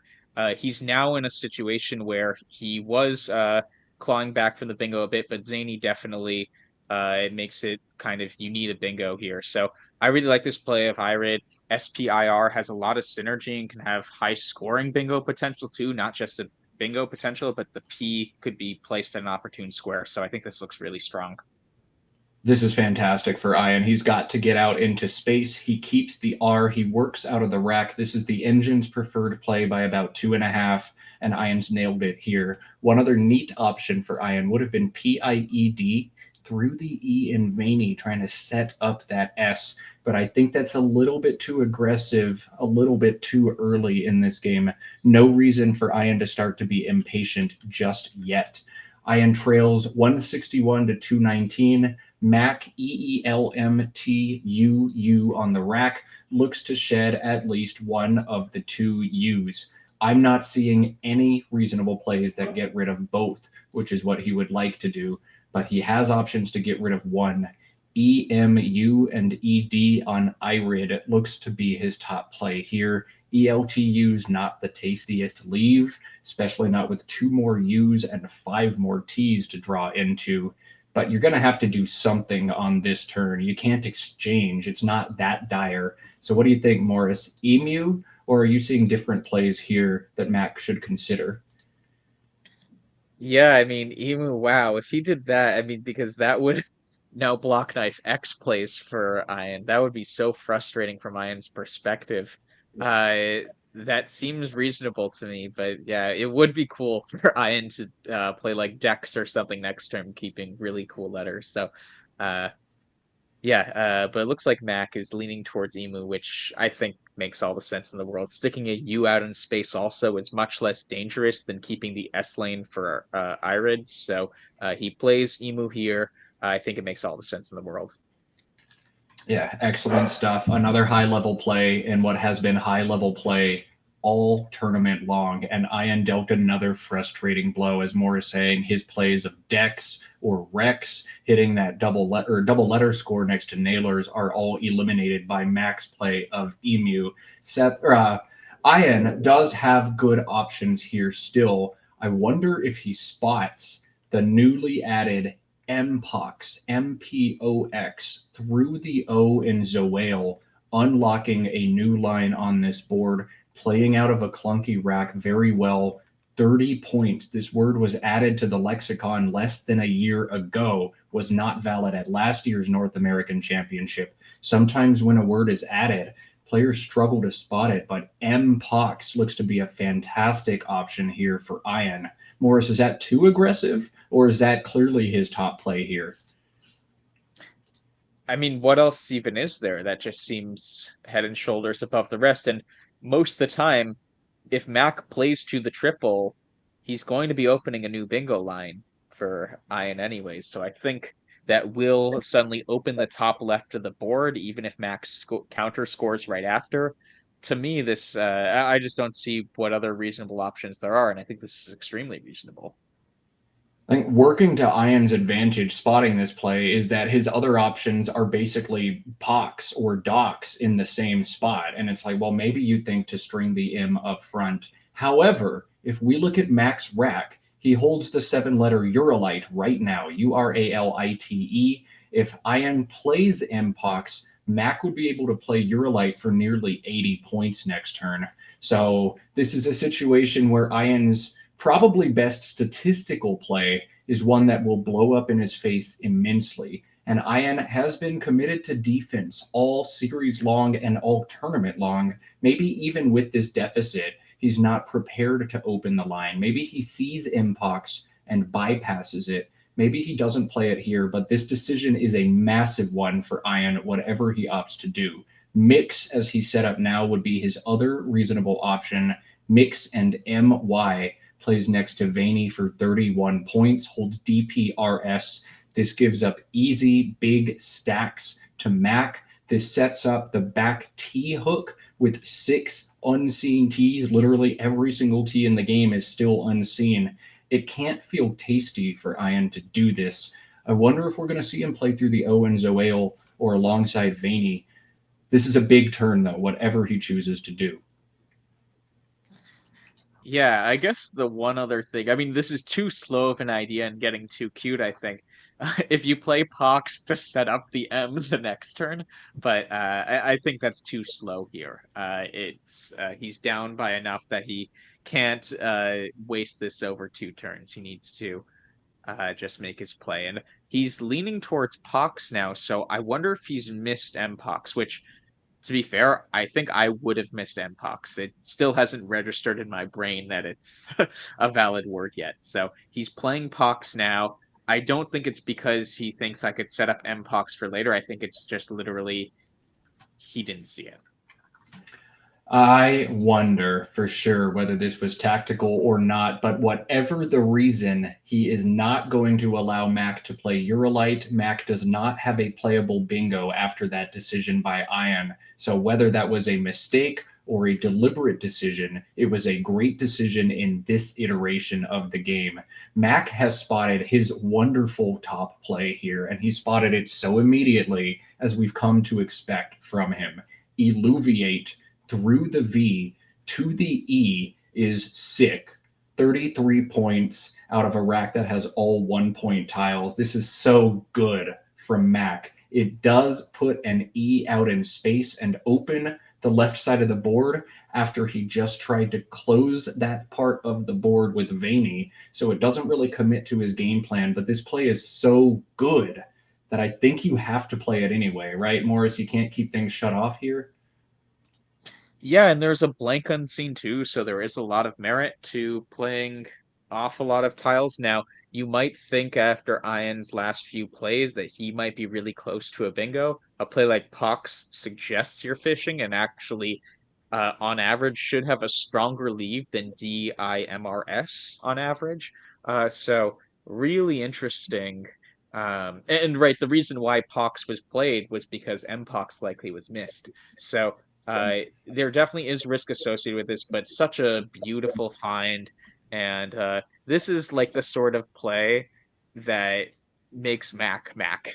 A lot of people would miss this entirely, and just really, really pretty way to get rid of a lot of low point letters for a high score and reach into the bag, try to get those S's in blank. What a treat this has been. It's like turning on golf, watching these absolute professionals just launch shot after shot onto the green in regulation. We're watching these two professionals launch play after play towards a perfect game of Scrabble. QI, clearly the best decision here for Ian, ejecting the Q for 31 points, moving this game along. Ian faces a deficit of 213 to 270. Go for it, Morris. Oh, I was just said wetware is a word, but no, it didn't play. If that would have been available, that would have been amazing. Sorry, I didn't mean to interrupt. No, that's when you draw into wetware a W or a double W bingo. Like, yeah, that's worth the interruption. But wetware, while Mack has found it, showing us, of course, I know this word. I know all the words. Wetware is not going to play on this board for Mack. He'll get to decide now with this lead if he plays defense or if he just puts scoring pressure on board. Does he want to try to obstruct any lines, or can I just score a lot of points and put Ian away? The play of EEW and AXE right now is wonderful for Mack. 32 points, holds the synergistic water combination, but it does nothing to muck up this board. With a lead, defense is always the MO. So what do you think, Morris? Does this need to be EEW for 32 points, or does this need to be a block from Mack? I think I would still do EEW. 32 gets you up more than a bingo. I guess really high scoring bingos could be a factor here, but now that the Q has been played, that's less probable. You're still going to be at a minimum in the game if Ian has some bingo. The worst case scenario is you sacrifice a lot of points to block. Ian then has a big bingo from the U, let's say, an Emu, and then all of a sudden you're playing serious catch up. So I think you just play it safe here. Keeping water as a lead is also very strong, and you could even draw into bingos and make your life really easy. To me, I think just ride out the equity train here. The equity train is hard to deviate from. It is sometimes appropriate for sure to deviate from that approach to the game. For those newer to competitive Scrabble, equity is a way top players look at the game. It is simply how many points does this play score, plus how many points is this combination I'm leaving behind worth. and players drill themselves and quiz themselves on trying to get a sense of how much combinations like AERTW should be evaluated at. Top players like Mack and Ian could usually give you a valuation of any leave plus or minus about a point. You can't memorize them all, there's just too many, but you really start to build a spidey sense of how good or bad they are. So equity definitely in favor of EEW and keep the synergistic leave. But a block of WARE to the E in veiny stacking beneath the E and the L in eluviate feels pretty tasty right now. It's a big sacrifice. And as Morris said, you'd hate to get hit back by a big bingo when you sacrifice points on the turn before. That U in space gives me some pause. Will Mack block? Or will Mack score 32 and keep a great leave? This is a challenging turn, one that probably doesn't have a clear and defined answer. He's going to have to go with his gut and make a decision. But Mack's gut has been so spot on all tournament. We watched him block Polarize earlier in this game. We've seen Mack make a lot of gut decisions that have all worked out in his favor. We'll see what he does here. A big decision for him to make. Yeah, so he has war. He's had that set up, those letters set up for a while. So I'm wondering where he's considering putting that on the board. Yeah, he's going underneath. And yeah, so this is maybe Mack's game has become more defensive than I realized. But this I think this makes a lot of sense too. This does score pretty well. It doesn't score as well as EEW, but yeah, and he saves that for next turn too. In reality, it's unlikely that Ian will go there. So I think that that's definitely very reasonable and could be a game saver later on in the game. Yeah, later on, Mack is definitely going to feel the effects of this play. There are still a few bingo lines now, but if you don't block them now, when are you going to block them? It's going to make decisions down the road easier for Mack. And while he opens himself up to one opportunity for Ian to bingo down from the U in Emu, he's saying, all right, take your shot, Ian. And if you miss, I'm going to wall you in. So now Seth with a big decision. After Mack's block, this turn gets pretty complicated for him. He needs to figure out probably a way to open a new section of the board. Mack committing to a defensive plan means Ian has to adjust his approach. He still has the M to hit MPOX plays if he wants to, but MOC in the bottom of this board making MY feels like a very natural option too. MOC takes just two back hooks, the K and the S, no other back hooks, and Ian holding the second to last S in this game would strengthen it immensely. The C at the end of MOC prevents any kind of stacking block from Mack as well. This is going to be a play that without the K or S on Mack's rack is very difficult for him to respond to. This is a great choice from Ian. Yeah, absolutely. And I think this is actually better than MPOX plays. Just it's much harder for Mack to deal with this sort of play, and it still scores pretty well and keeps a very strong lead. I think this is exactly the kind of thing that Ian should do.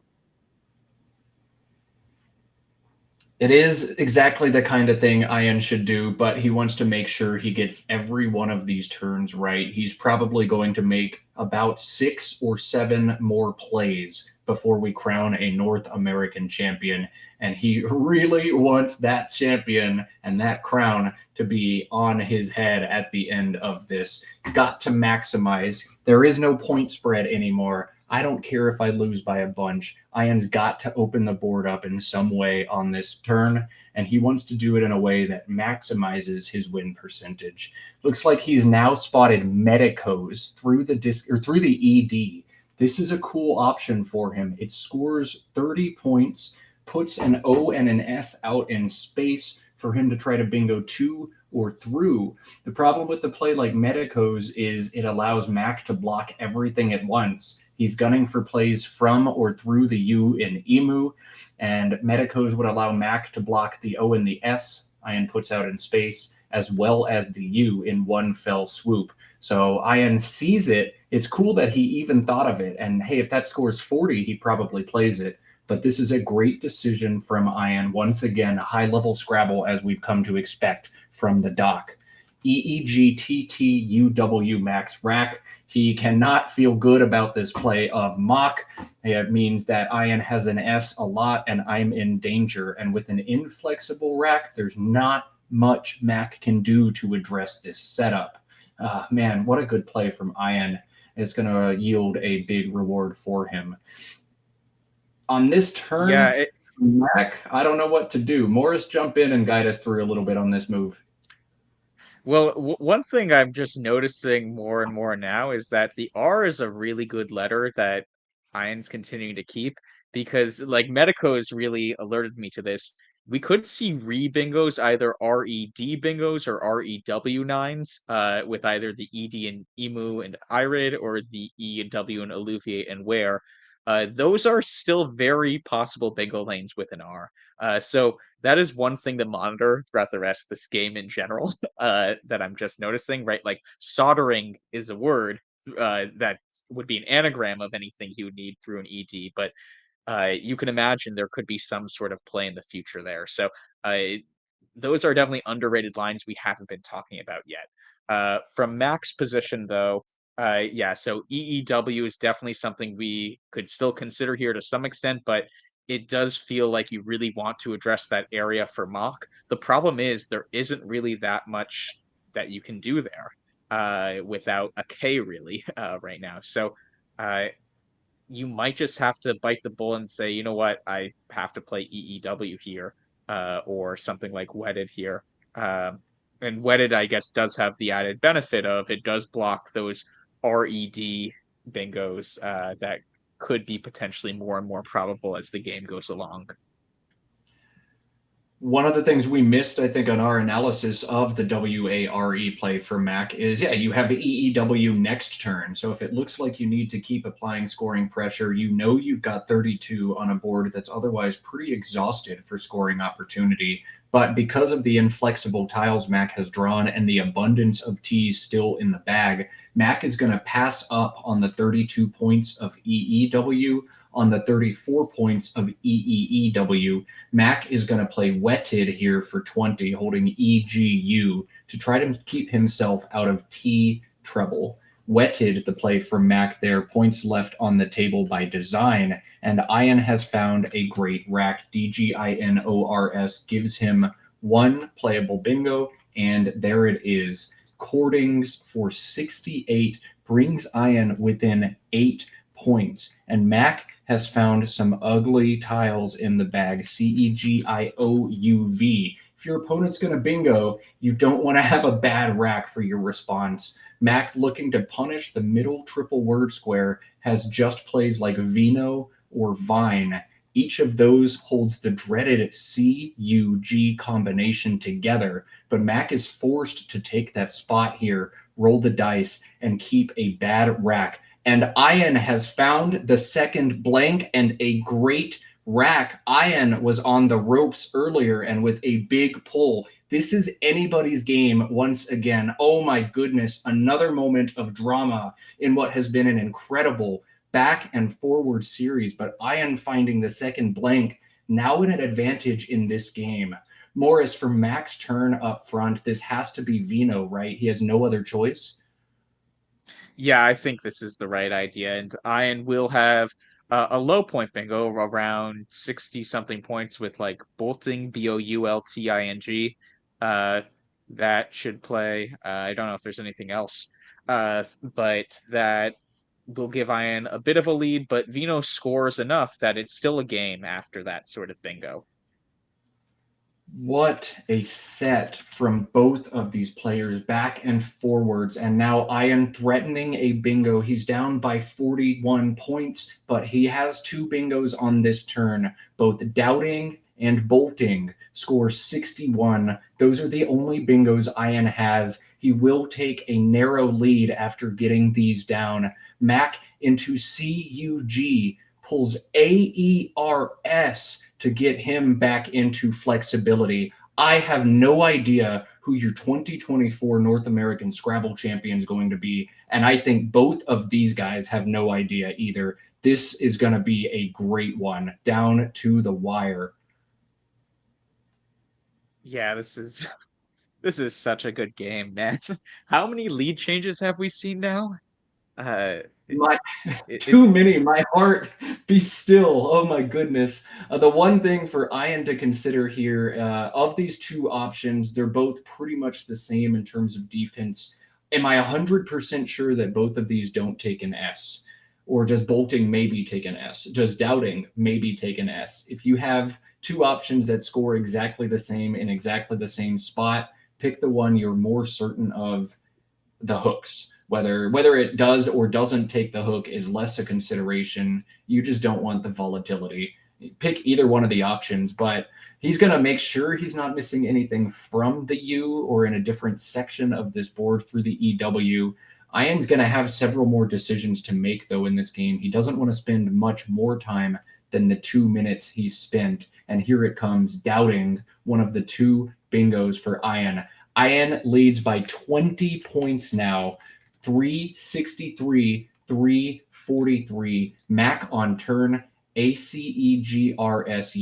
We've confirmed the blank is a D. That is doubting from Ian. And Mack, out of an inflexible rack, may or may not choose to retake the lead here. I think we're going to get another new word sighting, our first actual new word played on stream, perhaps. Mack has the four-letter guac.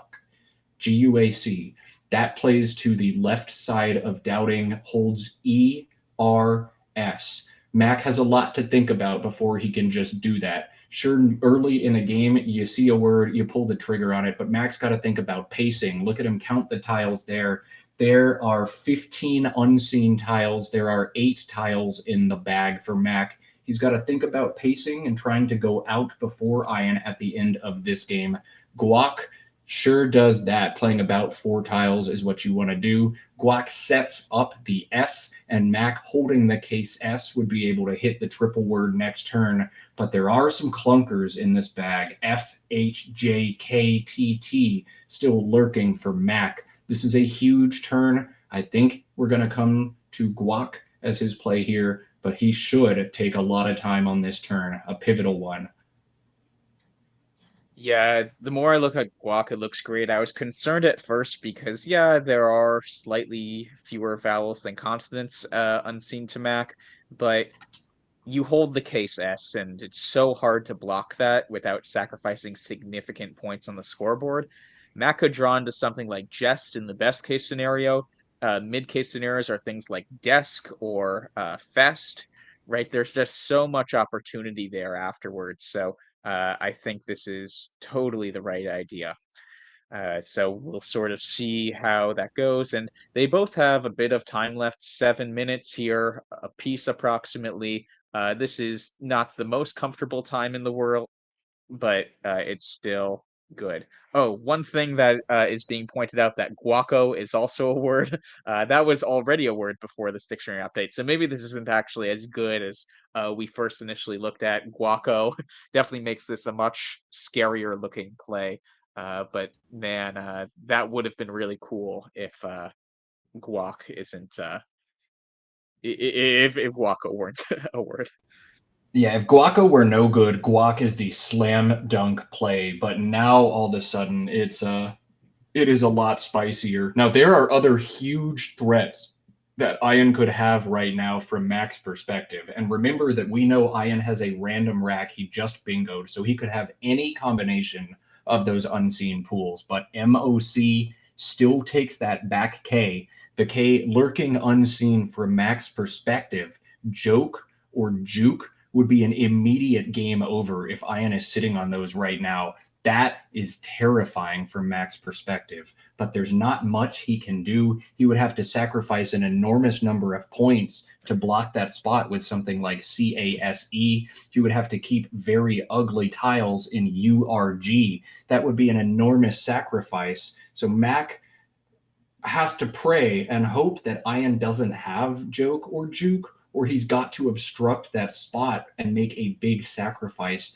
This is extremely hard for Mack. major turn here. Yeah, the more I'm thinking about it, though, Guac might still be right here.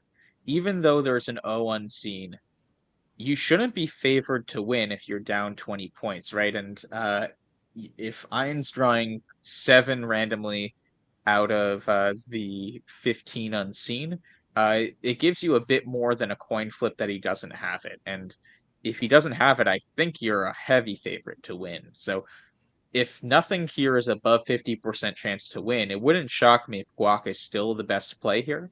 Obviously, it's a bit risky, but it might something like that might have to be his option. He may be thinking, trying to fish for cask here. He's picked up URGE. If Mac sneaks into the K and draws CASK beneath Mock, he now gets the game over slam dunk play and wins this game. Mac leaving a lot of points on the table right now. Mac passing on Guac. Urge the decision. We'll see. CAS must cash in a bunch of different places for Mac to have this play. But I see the K draw would be the absolute killer. Urge nicely plays off ERU, and there are more E's, R's, and U's in the bag. And there it is. Mac drawing into cask, Mac drawing into hackers, Ian saying, I am not getting beat down there. Wow, immediately blocking. Whoa, Mac with the setup, Mac with the draw, Ian immediately trusting his spidey instincts and blocking. And Mac now with 4 minutes left has to feel a lot of pressure. His plan was thwarted. I have no idea what he's supposed to do now. There's 2 tiles unseen, so maybe Mac looks to play 1 tile here. Mac has under 4 minutes to figure this out. He's going to have to go with his gut. He can't calculate things, but dropping KI, just putting the letter K between the I and Cordings and the I and Vino leaves 1 in the bag, gives Ian a hard decision next turn, leaves 1, just makes Ian's next turn hard. But he also could play a lot of tiles here and try to go out next turn. Huge decision for for Mac. Very little time for him to decide. Morris, KI, and Prey. Anything else that jumps out right away? Well, the thing that I immediately noticed is JU are the 2 tiles in the bag. So Mac is going to go through the possibilities here and see what could Ian actually be threatening. I think, I mean, are there good J spots on the board? Like, is there anything Mac should be worried about? That'd be my first instinct. It looks like Mac is feeling the time pressure to some extent, and I think he's doing exactly what you were saying, Matt. But man, this is going to be a barn burner. If he pulls the J, he's in big trouble. If Ian is surprised by it as the last tile in the bag, he could be in trouble. This is a 6-point game, 1 tile in the bag. According to an engine, we've got about as close to a toss-up as you can have. Mac has drawn the J, so arches plus a J on his rack. A U is the tile that Ian is going to draw here. Ian is first going to assess for big J opportunities. I don't see many things Mac could even threaten from his point of view. Jaeger, Jager, ESCHAR plays with USE if Mac doesn't play the J. Otherwise, Haji, HAJI, plays to the I in Illuviate. There aren't big J plays that Ian needs to try to cover up. Perhaps trying to coast to an out and 2 as frequently as possible is his best line here, playing off 4 or 5 tiles. A tricky turn for Ian. Morris, what should Ian's initial thoughts be as he approaches the most important turn of his life? Yeah, so I mean, he's up 6 points now. Mac has Eshar set up on his rack, and I wonder if with the U also there are more possibilities that if there are more 6s that play to use off the U and Urge and the S and Cordings, because that could influence his decision. Eshar scores so much that that should lock up the game, if I had to guess, if the J is playable still, although I guess there's JO next to Mock. Is there a second J spot that Mac could go out with after Eshar? Oh, Just. Oh, no, that gets blocked. Oh, yeah, Eshar knocks out Ju, so that's not happening. Oh my goodness. Eschar loses for Mac if Ian blocks the J play. Oh my goodness. I wonder if Mac is dead, but from Ian's POV, he's got to be worried about picking up the J. After Mac plunked just the K to Ian, the J is in the bag half the time. One of the two unseen was the J. Am I gonna get it, or did Mac have it, or did Mac just pull it? I've got to try to cover both of those scenarios. If I draw it, I need an escape plan. If I don't, I need to make sure Mac doesn't smack me with it, and I need to go out next turn. This is an extremely hard position. I don't know what's right yet. Ian's got to take a stab at it in the next 4 minutes.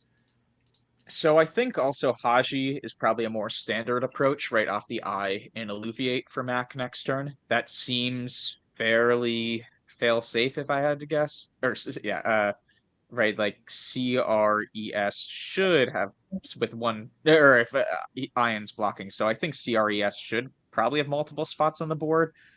Through the E and Urge should have some stuff, and off of the H and Haji. So yeah, I think Haji should be a clean win for Mac next turn.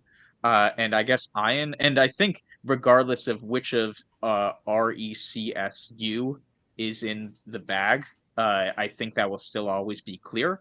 So I think if Ian sees that possibility, his two options here to consider are: can I block Haji for some points now and maybe play off a lot of tiles, or do I have to hope that one of H, A, or J is the last tile in the bag? And if it's the latter case, then I actually have to go through the permutations of: what if the H is the last tile in the bag? What if the A is the last tile in the bag? What if the J is the last tile in the bag? If I'm looking at this position from Ian, the first thing I try to do is figure out what was Mac's rack last turn. The one tile plunk feels most appropriate if his rack was hackers or huckers. So I expect J blank was in the bag. I'm either going to draw a J or a blank most of the time. That's what my gut tells me. So I've got to find a sequence. If I draw the J, what do I do with it? That's why he's looking to keep this TO combination, I think, to threaten Hota. But I think in this case, we've got a coin flip of a game. Ian's got to make a play, pray that he does not draw the J, and just try to go out next turn. We know that on the coin flip, Mac flipped wrong. He was not looking for the J, but he landed it. Depending on Ian's play here, Haji and an out might be enough for Mac. But Ian's got to be scared of the J. He's got to be praying for a vowel next turn, and he's got to find a play that wins when he draws that vowel, whether it's an A or an O. Yeah, and it seems like the chat's right now ahead of us. I'm finally looking at this. So it seems like another strategy to combat something like Haji is to play off enough tiles now. Oh, so this won't necessarily do that. Although Haji will, no, I guess he draws a U for dilute. Will that play anywhere? Uh, I think that might have been wrong. If you played something like legit, as the chat was pointing out, Haji wouldn't be playable because that would give back outplays. So really, really interesting decision. I'm not sure fully of the logic of Tog. I guess we'll find out from Overhead Mike, most likely after the game. But I think this probably gives Mac a clean win. Mac has one win. Mac has one win and a little over 2 minutes to figure this out. The one winning sequence for Mac is tough as well. The one winning sequence, according to my engine, is first playing Eschew to the EW, ESCHEW, and then holding AJR with two separate outs, one that he has set up, one to the A in Alluviate with Raja. That looks like the only sequence here. Let me run through it and make sure. That appears to be Mac's only win. Eschew holding AJR. He is so low on time. He is so good in these situations, but this is it. This is what it's all about. You have 1 minute to make one play to win yourself a North American championship. Can you do it? Mack Meller put to the test here. A very difficult end game. Can he solve it in a time crunch? This is wild. And to be clear, are all of Ian's wins in other positions straightforward, or would it require precise play from Ian as well? I have not gone that far in. First, I'm trying to figure out what Mac is thinking otherwise. I think he's going to play the J and hope Ian whiffs on S char. I think he feels sunk. He has under a minute to figure this out. But if he plays the J first, Ian would have to miss S char. He would have to not block that high scoring out. That's the only way JO wins up front. Mac sitting on the tiles HAJ right now. I don't see anywhere for him to put those. On here he comes in a tile. Oh yeah, HAJI. This is all Mac's got. Haji, not S Chu, the play from Mac. And Haji, with what Ian has on his rack, is going to lead to. No, he switched because twilled is a word, right? TUILED. Is that valid? Or no? I forget. I'm running it through. Now, if he plays Haji and Ian, then he can slow play. If he plays Haji, he might win. I'm running it through now. Slow play after Haji. If Ian gets it wrong, Matt can then play recordings on the next turn. I don't know. Does Haji win or does it lose? Quackle's not good enough. I'm in a time crunch right now. We're going to get a Mack Meller video, but Mac has played JO in a time crunch. Mac sitting on ESCHAR, which plays to a triple word in the bottom. Ian must block this play if he wants to win this game. He has 2 sequences to a win now, according to the computer. One, ETUI and USE for 8. The other, DEIL, through the E in urge, also 8. Now Ian under a minute. Does he spot S char? Is he going to figure out a sequence that blocks it and lets him go out in next turn? I still don't think either one of these players knows who's going to win this game, and in less than a minute we'll know the answer. This is so exciting. Yeah, and this is a very human aspect of Scrabble. We can sit with the engines all day saying this was a mistake, this was a mistake. This is a really complicated endgame, and they have under a minute. Ian seems surprisingly calm, though. I'm like shocked he plays Pew, and Mac is going to win. Your Ian hasn't hit his 2024 champion. Okay, PU, Mac with the out, Mac hanging on. Both players with chances to win. S char for Mac to play. Let's cut to overhead Mike, but Mack Meller, your 2024 champion. Yeah, I should have. If I eat that twee, I guess. What do you do after that twee? Are you not going out with LD? Oh, I can block. Right? May have another spot. Oh shit, Deli. Oh my god, I could have won. Should have played the twee. Maybe what do you do after Haji? Because if you play like Lud, I know. I saw that. I didn't like my. I didn't like my chances. I thought maybe Lud. Yeah. Oh my gosh. It was so low. It was too complicated. We were so low on time. 45 and 10. 55. 41 to 396. Yeah.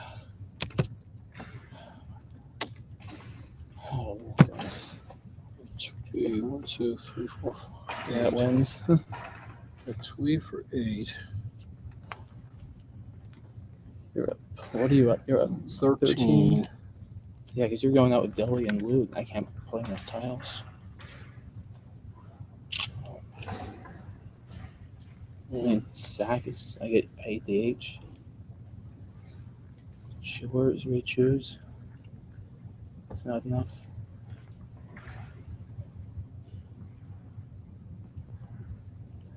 I only saw edit, to be honest. No, I can play help and watch 2 and 11. It's hard. Low on time. I didn't see your play. I was good play. I mean, I probably should just do this. I thought Lud, and then I might have a hard time like playing my. I don't know.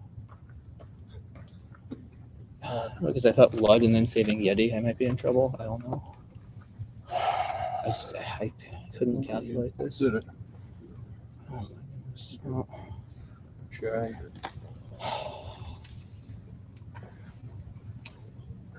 Yeah, I mean, if I do this first, I'm J stuck, and that you would have figured out.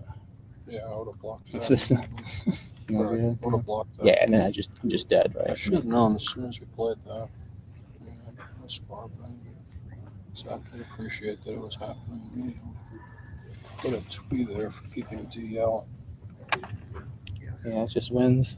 Wait, the TV reporter would like to interview you. Okay. Congratulations. Thanks, Ian. That was a hell of a match. Well done.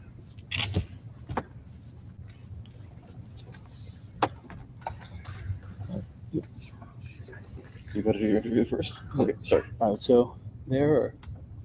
Okay. Um, What a roller coaster. Dr. Ian Weinstein pulls ahead 2-0 over kid prodigy Mack Meller. Mack on the ropes of defeat in game 3 pulls 3 straight bingos to steal that one. Mack near the brink of defeat. Big exchange, pulls a bingo and steals game 4. And then Mack in a back and forwards game, dead at the end of this one, but makes a win appear out of nowhere. Mack Meller is your 2024 North American Scrabble champion. And Mack Meller now on the headset with us for what has to be a surreal feeling for him. We're cutting over now to the interview. Mack, give me a quick thumbs up if you can hear me. I see the look on your face. There really are no words for the incredible Scrabble we just saw, but I want you to just pause and soak in the moment for a minute. That was a great game. I'm sure you're probably hoping to post-mortem it. We'll get some great content, but how does it feel right now? One of the best players in North America for 10 years. You finally got that title. How do you feel? Yeah, I mean, I think I'm still processing it a little bit. It's kind of hard to say. I mean, first of all, I want to give major credit to Ian. He's a heck of a player. Put up a heck of a fight this match. That was probably, I mean, I haven't seen everything, but probably one of the best finals you'll ever see of any championship. I mean, I haven't done a full analysis of this game or the other games, but it seemed like we were both playing pretty much lights out the whole way. And yeah, I mean, I'm sure it's it's tough being on the losing end of something like that. So obviously, I feel bad for him, but I just want him to know he put up a heck of a fight, and it was an honor playing with him. And I know he's going to be back here soon. He's been at it for so long, and he's got great word knowledge and strategy and everything. And I look forward to many more great battles between us in the future. But yeah, I don't know. I mean, that was, yeah, I mean, game 3, I was down by, I think, about 100 at some point, and then managed to pull 3 bingos in a row out of the bag, which was certainly lucky, but I needed it. And then game 4 was probably, I don't even know which was the craziest. They were all crazy, honestly. I mean, game 4, I don't know if you guys, well, 2 things happened in game 4. Number 1, I nearly missed my spot for anti-fog. I mean, I saw it immediately, and I wasn't trolling or anything. I just legitimately didn't see the spot on the left. I don't know. I just didn't. And then at the end of the game, I had mistracked by 2 tiles, and I frantically pulled out another sheet and just redid everything and managed to find a win with like 10 seconds to spare. And then I think this game, we were looking at it briefly. I do think Joe was not the right play, but we were both so low on time. Closed board endgame. It's so hard. I mean, I don't even know what to say. That's the mindset of a Scrabble player. You win the North American Championship, and all you want to do is think about the end game you just played and solve it out. Of course, Mack, an eternal student of the game. That's what makes him so deadly. Mack, I've got Morris Greenberg in the set with me. He's going to ask you the next question. Yeah, Mac, it was a pleasure watching this finals. It was so entertaining. And one question I wanted to ask you is there any sort of evolution you felt like to your game going into this nationals? The reason why I asked is we noticed a few times throughout the tournament, including that last game, you tend to make more defensive plays than at least we were both more accustomed to. Specifically, the play of Vaney blocked Polarize with the I in Vaney with a Z for Iron. So big momentum swing there. And then we saw Ware later on, which didn't block anything, but obviously was very prudent. So would love to hear your thoughts on that. Yeah, for sure. I mean, Ware was a huge equity sacrifice in particular. Vaney probably not so much, but yeah, I think a lot of that it's actually inspired by the series I've been doing on my YouTube channel against Best Spot, and Best Spot tends to. It's interesting. Best Spot tends to either play super defensively or super aggressively, and on boards where there aren't a lot of opportunities to reopen, it tends to play very defensively. And, yeah, where in particular I'll focus on in that position, I just felt like if I block off the left-hand side of the board, I'm up by 70. The U on the right is not a great line to hit. And I mean, Ian made a fantastic play with the mock, which really put me in a tough spot. I mean, obviously, I knew he had an S, and there just really wasn't anything I could do to block it. So I just had to kind of turn over tiles and hope he missed, which he actually, I was not unhappy to see Cordings come down because I was afraid of like a 90 or 100 point S bingo on the bottom. Um, but yeah, no, I'd say it was partially inspired by seeing Best Spot and how it tends to play in some circumstances. But I used to be very offensive, probably too much so, and I've certainly become a little bit more balanced. I think as I've I guess just gotten I don't know older and more experience as a player. It was very interesting to watch. The Scrabble community has loved watching the evolution of Mack Meller from the 10-year-old kid who rolled up to a tournament and dominated to the 13-year-old who broke 2000 to now a North American Scrabble champion. It has been fascinating to watch. For those at home, you can watch plenty more of Mack Meller in the Scrabble scene. Mac, tell us just a little bit about the YouTube channel you run for people who haven't heard of it yet. Yeah, of course. So I started it a little over a year ago, and basically what I do on there is I upload videos almost every day. I try to stick to a consistent 5 day a week schedule, and right now I'm doing a mix of a couple different series against the bots on the site Woogles.io, which is a great site for who people who aren't familiar with it. It's run by Scrabblers, for Scrabblers, and you can play against other people and against the bots. But I'm playing against the bots. I'm doing 2 days a week against the best bot, which is a AI Scrabble bot that's really strong. I'm actually doing terribly against the best bot right now, so hoping I can I don't know, channel a little bit of what I did today and come up with a crazy comeback in that series too, because I think I'm like 5-17 or something. But yeah, I've had some pretty crazy games there. I know if you're hungry for more crazy Scrabble, spoiler alert, I think I pre-scheduled a game today that went up against Best Spot, and it was a crazy endgame that involved somebody getting stuck with a P. So pretty crazy game. If you want more wild Scrabble, if you're not already tired of it, go check that out. But yeah, other than that, I also post like fun videos such as the most funny phonies ever played or more rigorous endgame analysis videos, all kinds of stuff for new players and experienced players. So yeah, definitely. I've actually got my merch on here too with my channel logo just for fun. So definitely check it out if you haven't already.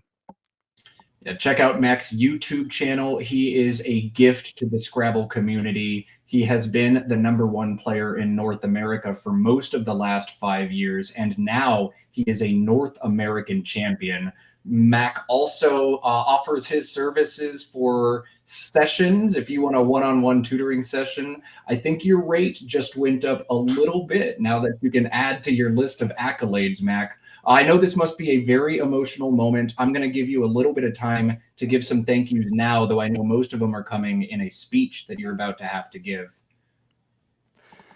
Yeah, man, I hadn't really planned it yet, especially after starting down 2-0. I guess I better start thinking about that. But yeah, I mean, like I said before, I think first and foremost, I wanna thank Ian for being a great opponent throughout the tournament and this final. I mean, he's I think his play and track record speaks for itself. He played awesome the whole time, and I think it really sucks that somebody had to lose, honestly, because we both were 23-5 going into the final, which is pretty much unprecedented. And I mean, this was just neck and neck the whole way. So yeah, I do kind of feel bad that someone has to lose, but, like I said, I wanna thank Ian for being a great player and a great and classy opponent first and foremost. I wanna thank, let's see, everybody from NASPA and the championship community, of course, or the championship committee for running a great tournament as they do every year, just, seamless from start to finish. I can't imagine how much work goes into that. I mean, just setting everything up and running all the pairings behind the scenes. But yeah, that and then I see I have to run, but before I go. I'd also be remiss not to thank my good friends and also my family, my parents especially, for supporting me through all these years. It's been a pretty wild ride, and I think today was probably the wildest ride yet. So yeah, I think that's all I have for now. But I'll definitely say more in the award ceremony. Yeah, Mac, you've got a TV interview to give and then a big victory speech to give. You also have a lot of hugs, high fives, fist bumps to go receive. Mac, we're going to set you free. Congratulations, our 2024 North American Scrabble champion, Mack Meller. Thanks, guys. And we are going to wind down our coverage there. If you tuned in late, if you liked this, all of the games, all 28 games from days 1 through 4, all 5 games of the finals are going to be posted on YouTube. Many of them there already. The rest of them will be uploaded as soon as Christian can get to the rest of it. But we are going to wind down this, what a tournament it's been. What a finals we got to see. Morris, it's been a pleasure. What do you have to say to our audience before we wind down our coverage? Oh yeah, I just want to thank the audience for tuning in. I saw we got a lot of people watching, and it's really exciting to see the Scrabble community grow. And it was lucky that we had such a great match. And please keep on looking at these streams. We have so many great players to see, and these two really displayed mastery in the game, but there are more to come.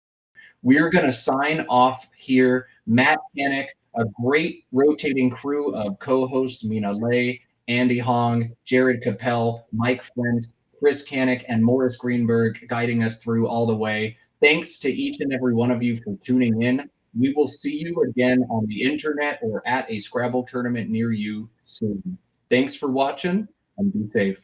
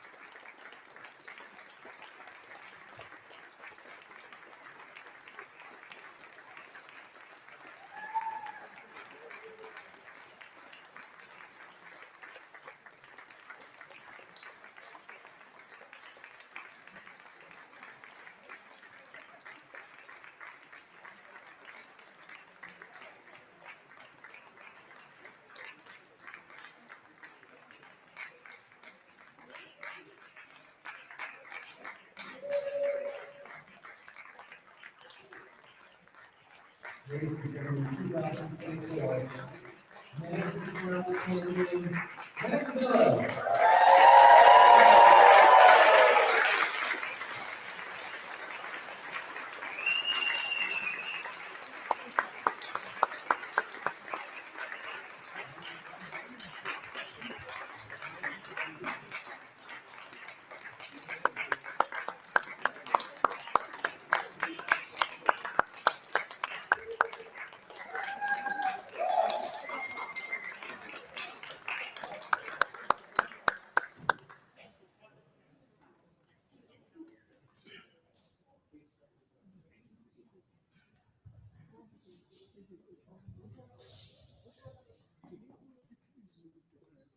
Well, that wasn't too exciting, was it?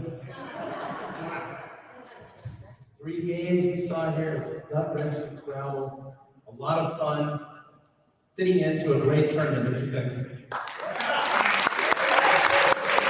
So this is the second half, welcome to the second half of our awards ceremony.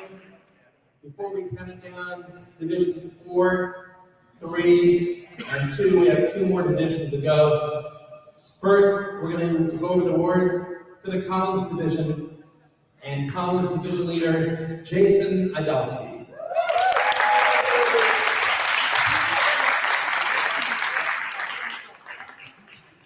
Thank you very much, Alan. I would also like to thank all the people behind the scenes who made this event possible.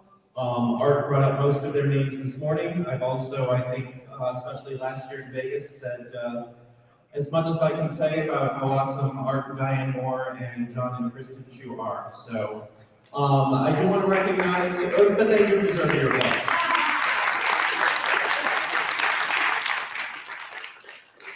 I do want to recognize a few more people before I get started. Lila probably had to take off, but Chris Seaholm is here. Two rookie division leaders who both did a fantastic job. Bringing the division for the first time.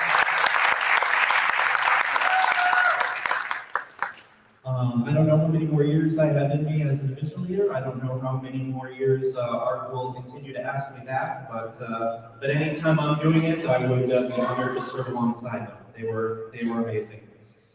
I was thinking earlier about when we started streaming in 2015 and the setup we had in Reno and how much of an advance that we have made streaming-wise over the last 9 years. And part of that goes to, in Reno when we started out, they were switching between Collins and NWL every round. It was like I would send 2 people to table 1, they would have technical issues, they would be ready, they couldn't start, an hour and a half later they come back, the whole division gets delayed, I get like a half an hour for lunch and get angry.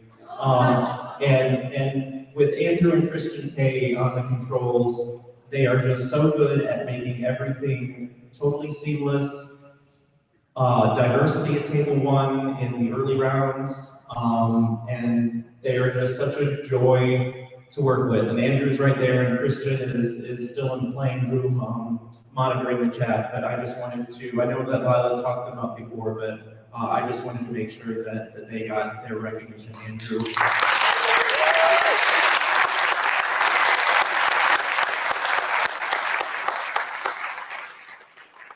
There was so much about the past 3 hours that was so awesome, and we would not have gotten to watch all of that amazingness without the job that you two do. So thank you. I also want to thank my players. I have, in this division, I need, some of the best players in the world, some of the most famous and noteworthy players in the world. And I remember sitting there thinking, am I really equipped to do this? Why do they put me in charge of so many players who are so much better than I can ever dream of being? And as I sat through, one more eventless round, I probably thought that's probably by design. They probably kind of hide me and put me in a place where I can do the least damage and have the fewest director calls. The players were great. It was truly a division that could have corrected itself. All right, so with all that being said, let's get into the prizes, starting with our seniors trophy, with a record of 18 and 13, plus 437, coming in 9th place at the age of 78 years old. He already had to take off, but the trophy went to Joel Wapnick.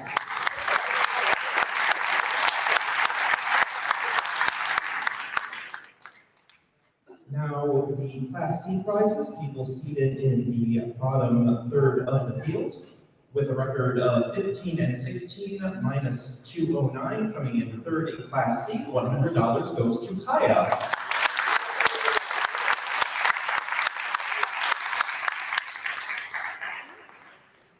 Coming in second in Class C, with a record of 16 and 15, minus 363, $150 goes to Emily Brodeur.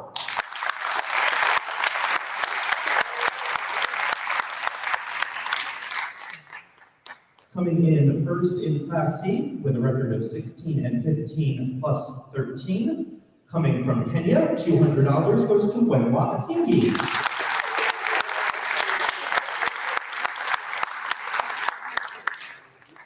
Now looking at Class B, players seated in the middle third of the field with a record of 17 and 14 plus 487. $100 goes to Sam Kantamasi.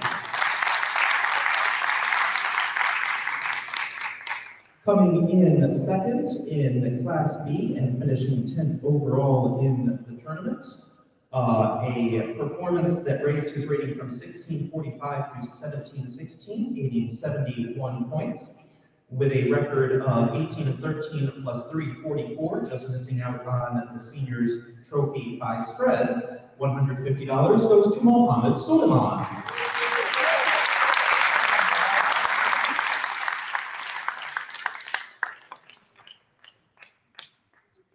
Coming in first in Class B and 8th overall in the tournament, a performance which gained him 103 rating points from 1751 to 1854. Overall, 18 and 13 plus 532, $200 goes to Charles Reinke.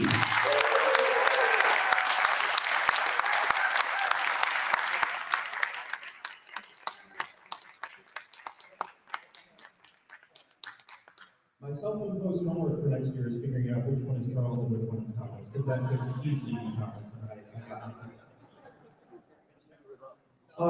Winning the 9th place prize, finishing 11th overall, with a record of 18 and 13 plus 260, $150 goes to Winter.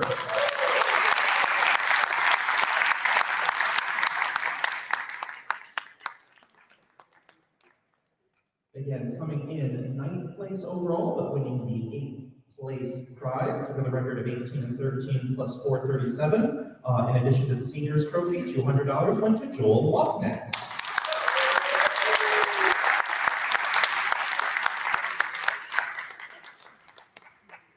Coming in 7th place with a record of 18 and 13 plus 853, $250 goes to Ben Schomburg.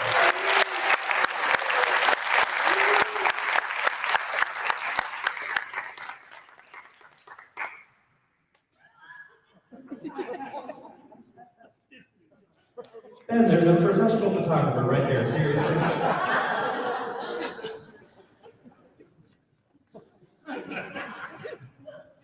I love that. I love it. How can you not love that?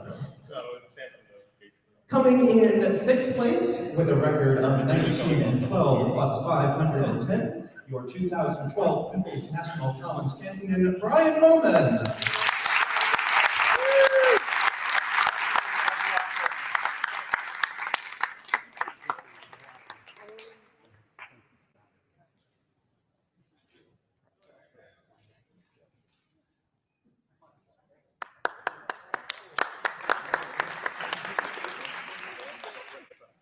Coming in 5th place with a record of 20 and 11 plus 958, your 2015 national champion, Matthew Tunnicliffe.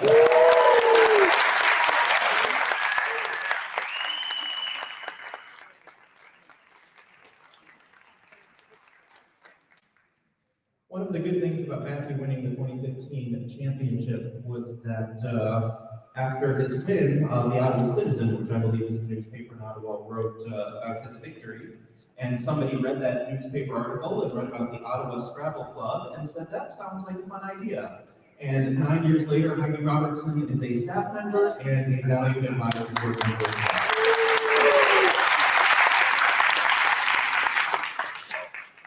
I look forward to 9 more years plus with guys. Coming in 4th place with a record of 20 and 11 plus 964. If you were paying attention, you will note that that is 6 points ahead of Matthew. Also leading to one of my few interesting director's calls of the tournament when I was called over to Austin's game during the last round, and Austin asked me if he could look at the standings as they were currently constituted, given that he had seen that Matthew's game had finished. So it was a fun one. Art agrees with what I did, so that's what matters. Your 2017 and 2022 National Collins Champion getting $500, Austin Chin.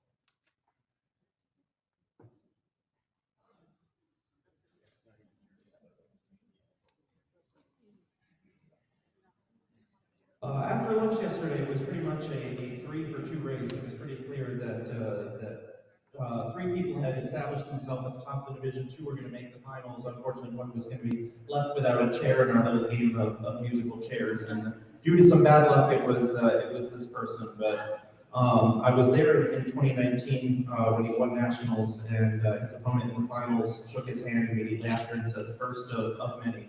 And I still believe that. Coming in third place with a record of 20-11 plus 1,095, your 2019 national champion, Alex Seymour.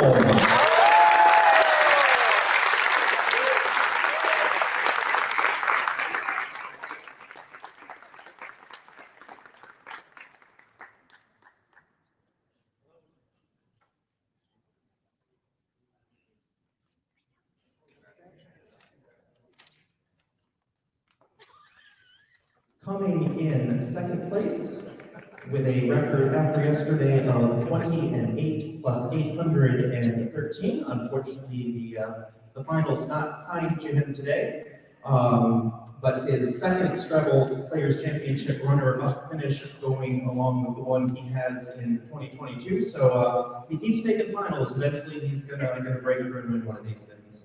$1,500 goes to Wasim Country.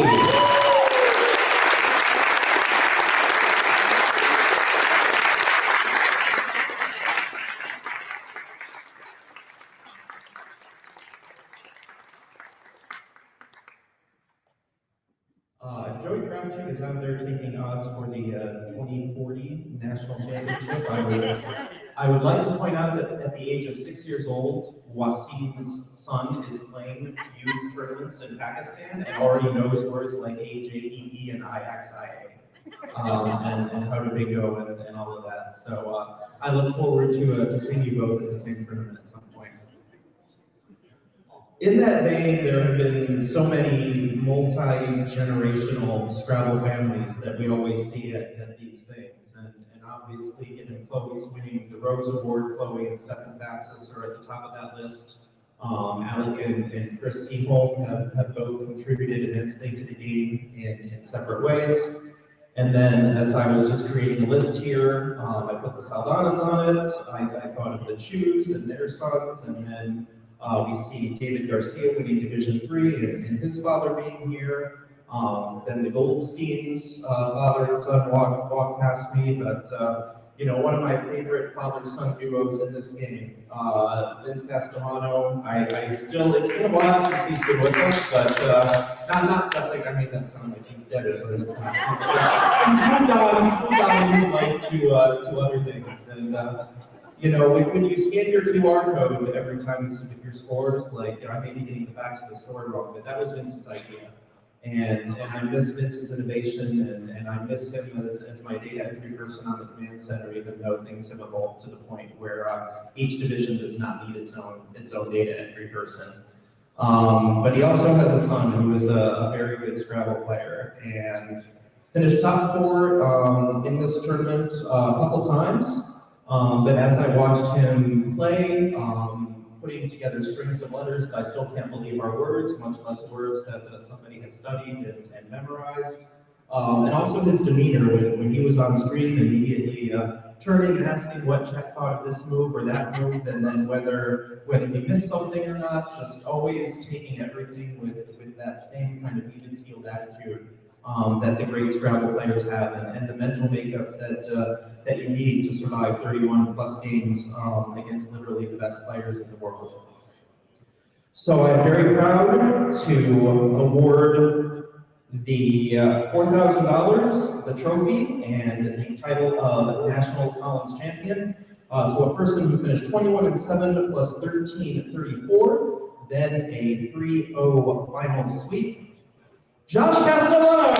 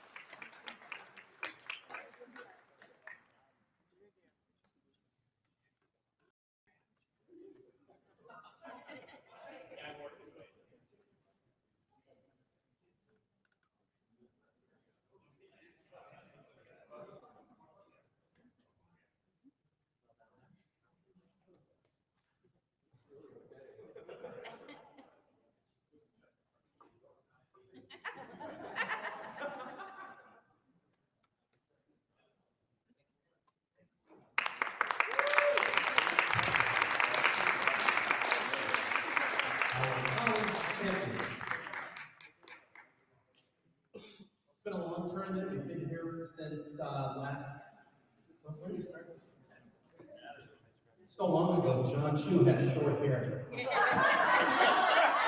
Hope you guys had a great time. One more award to be given out, actually a few awards.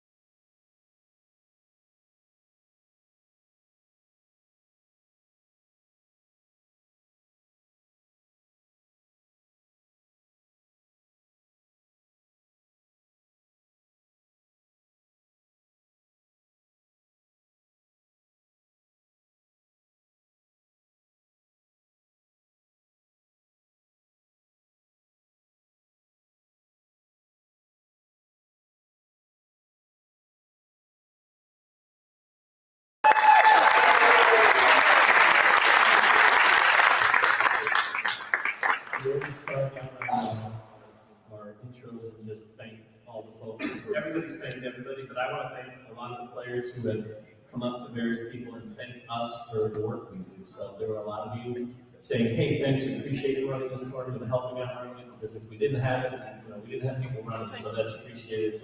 On behalf of all of us, thank you for that. And bonus, a couple of people brought me iced tea, so keep that in mind. I'm putting that out as with Lennon. Okay. So, as always, it's fun to be in Division 1. I really appreciate hanging out with the crowd of people there. We had a great, really not that many directors' calls of any concern, so it was good, smooth sailing. So we're going to get right into the awards. Let's start with the Seniors Trophy, and that award to a player with 18 and 13 plus 929s, Joe Edley.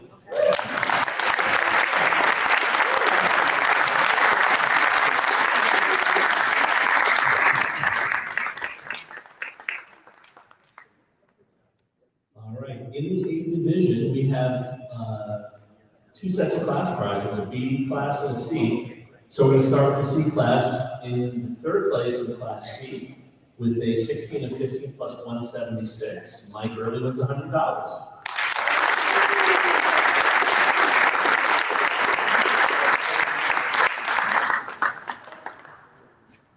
Joe, we just gave it to you. Did you break it already?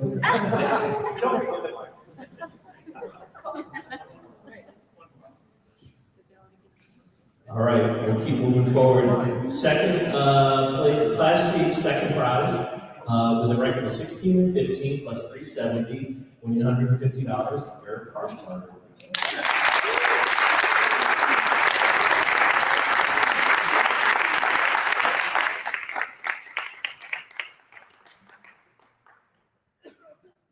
All right, coming in first in Class C with a 16.5, 14.5 record plus 282. Noah Berger.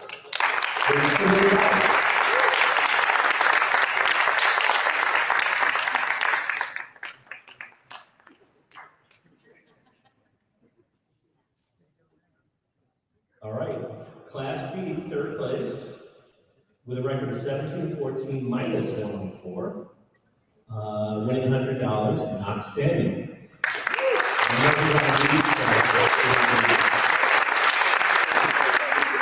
That, by the way, is another parent and child crew. The father was here as well. They both played in the same game. All right, Class B, third place. Oh, Class B, second place. 17 and 14 plus 739, winning $150. Scott Buck.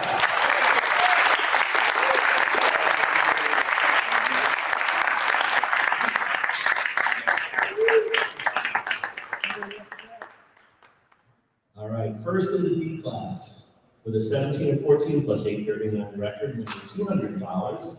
I'm going to struggle with his last name like I always do. John Lulu. Come in.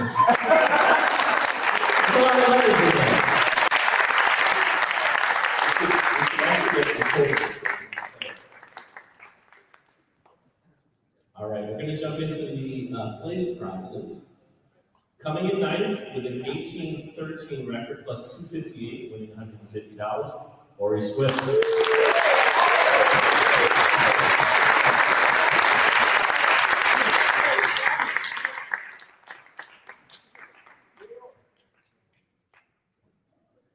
next up, 8th place with an 18 and 13 plus 654 record. Winning $200, Mr. Cross Table Seth Lipkin.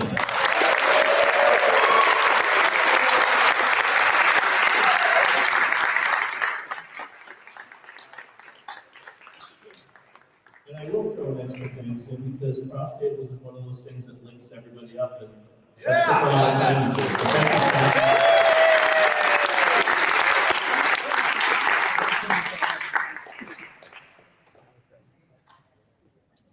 All right, 7th place is going to be returning up with an 18 and 13 record plus 929, winning 250. Mr. Joe Edwards.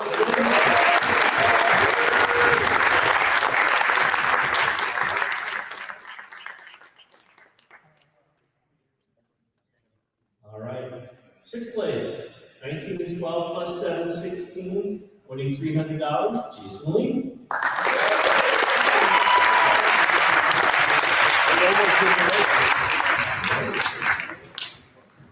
Fifth place, 20 and 11 plus 514, winning $400. Joey Kraft.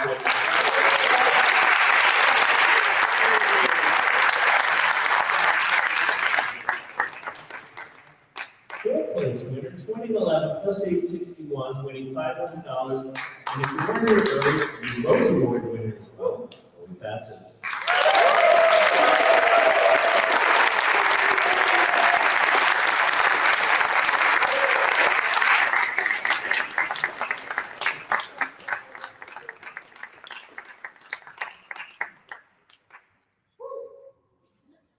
Excellent. All right, 3rd place, 20 and 11 record plus 1604, winning $2,000, Noah Walton.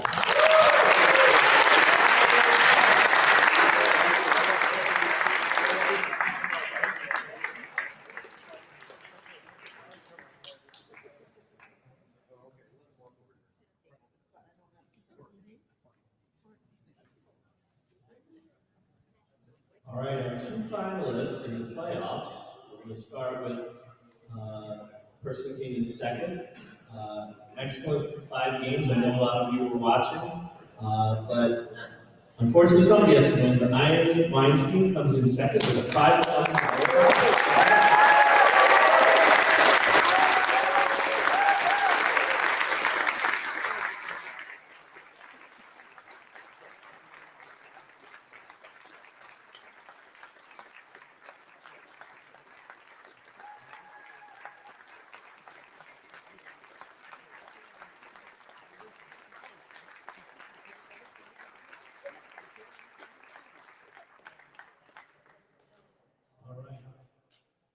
Before I announce the name of this, you know who it is, but I've known Mack for a very long time, many tournaments. Mack and my son are similar in age, so I've gotten to see him grow up as a player. Such a great opponent, courteous, friendly, just a great all-around guy. So I'm super happy to announce your 2024 North American Scrabble champ, winning $10,000, Mack Meller.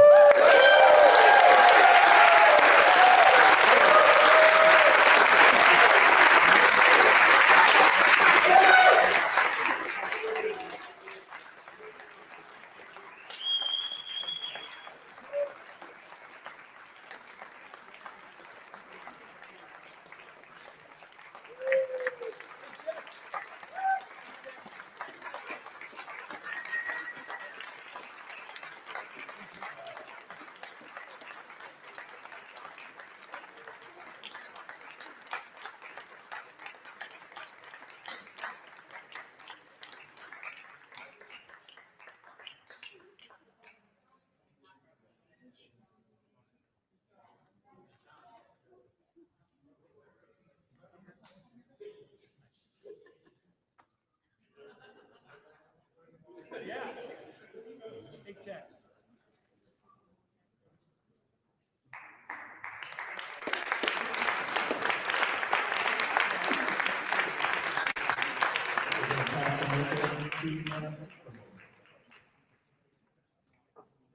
That's it? Okay. That was pretty crazy.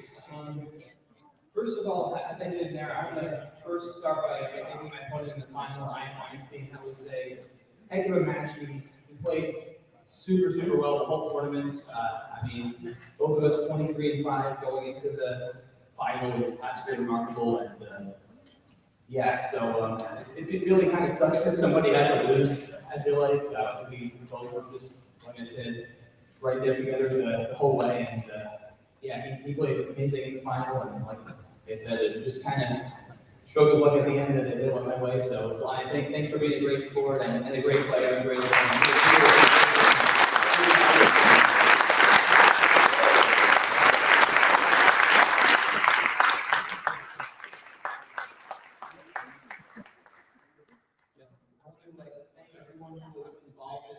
Organizing the tournament was hard, John, all of the Kira, all the division leaders.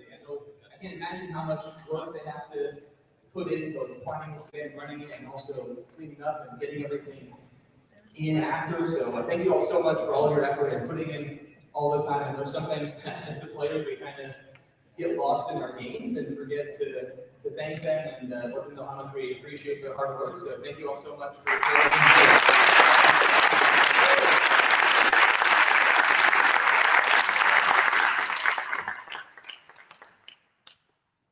I could start thanking all my friends individually, but I know I'm going to forget people, and I don't want to do that. So I'm just going to say I've been part of this community now for about 15 years, which is kind of crazy. That's more than half of my life. So kind of hard to imagine, but yeah, I want to thank everybody who's part of this community. You're all awesome. It's been an honor to be part of it for so long. You know, I love this game, and no plans on stopping anytime soon. So everyone who's been my friend, my supporter, my opponents, and all of my tournaments, including this one, thank you all so much for all your support and all your hard work as well, helping grow this awesome game that we all love.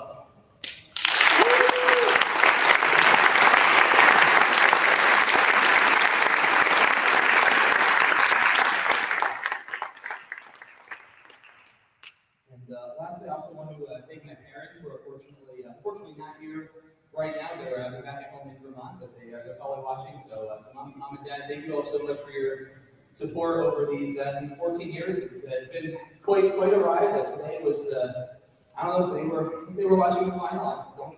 I can't even imagine what they were thinking towards the last couple of games.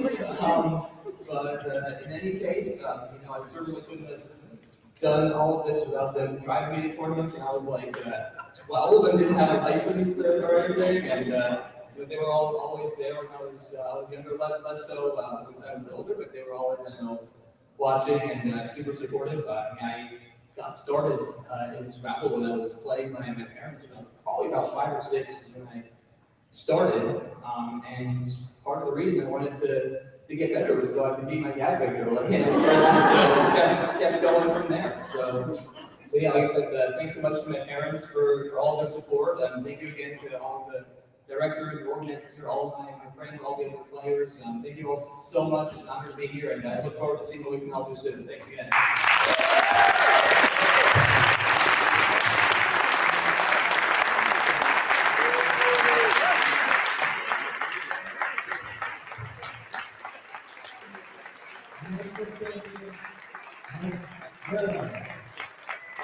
Thank you all for listening to work ceremony. We're going to wrap it up.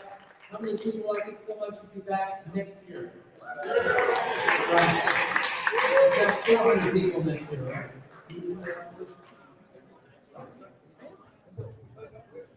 I want to thank you again for coming out this year. We love having you. And it looked like you're having a great time. If you're traveling out, wish you a safe trip back home. Wish you the best of luck as well. Dark Lord, thank you very much. Bend over.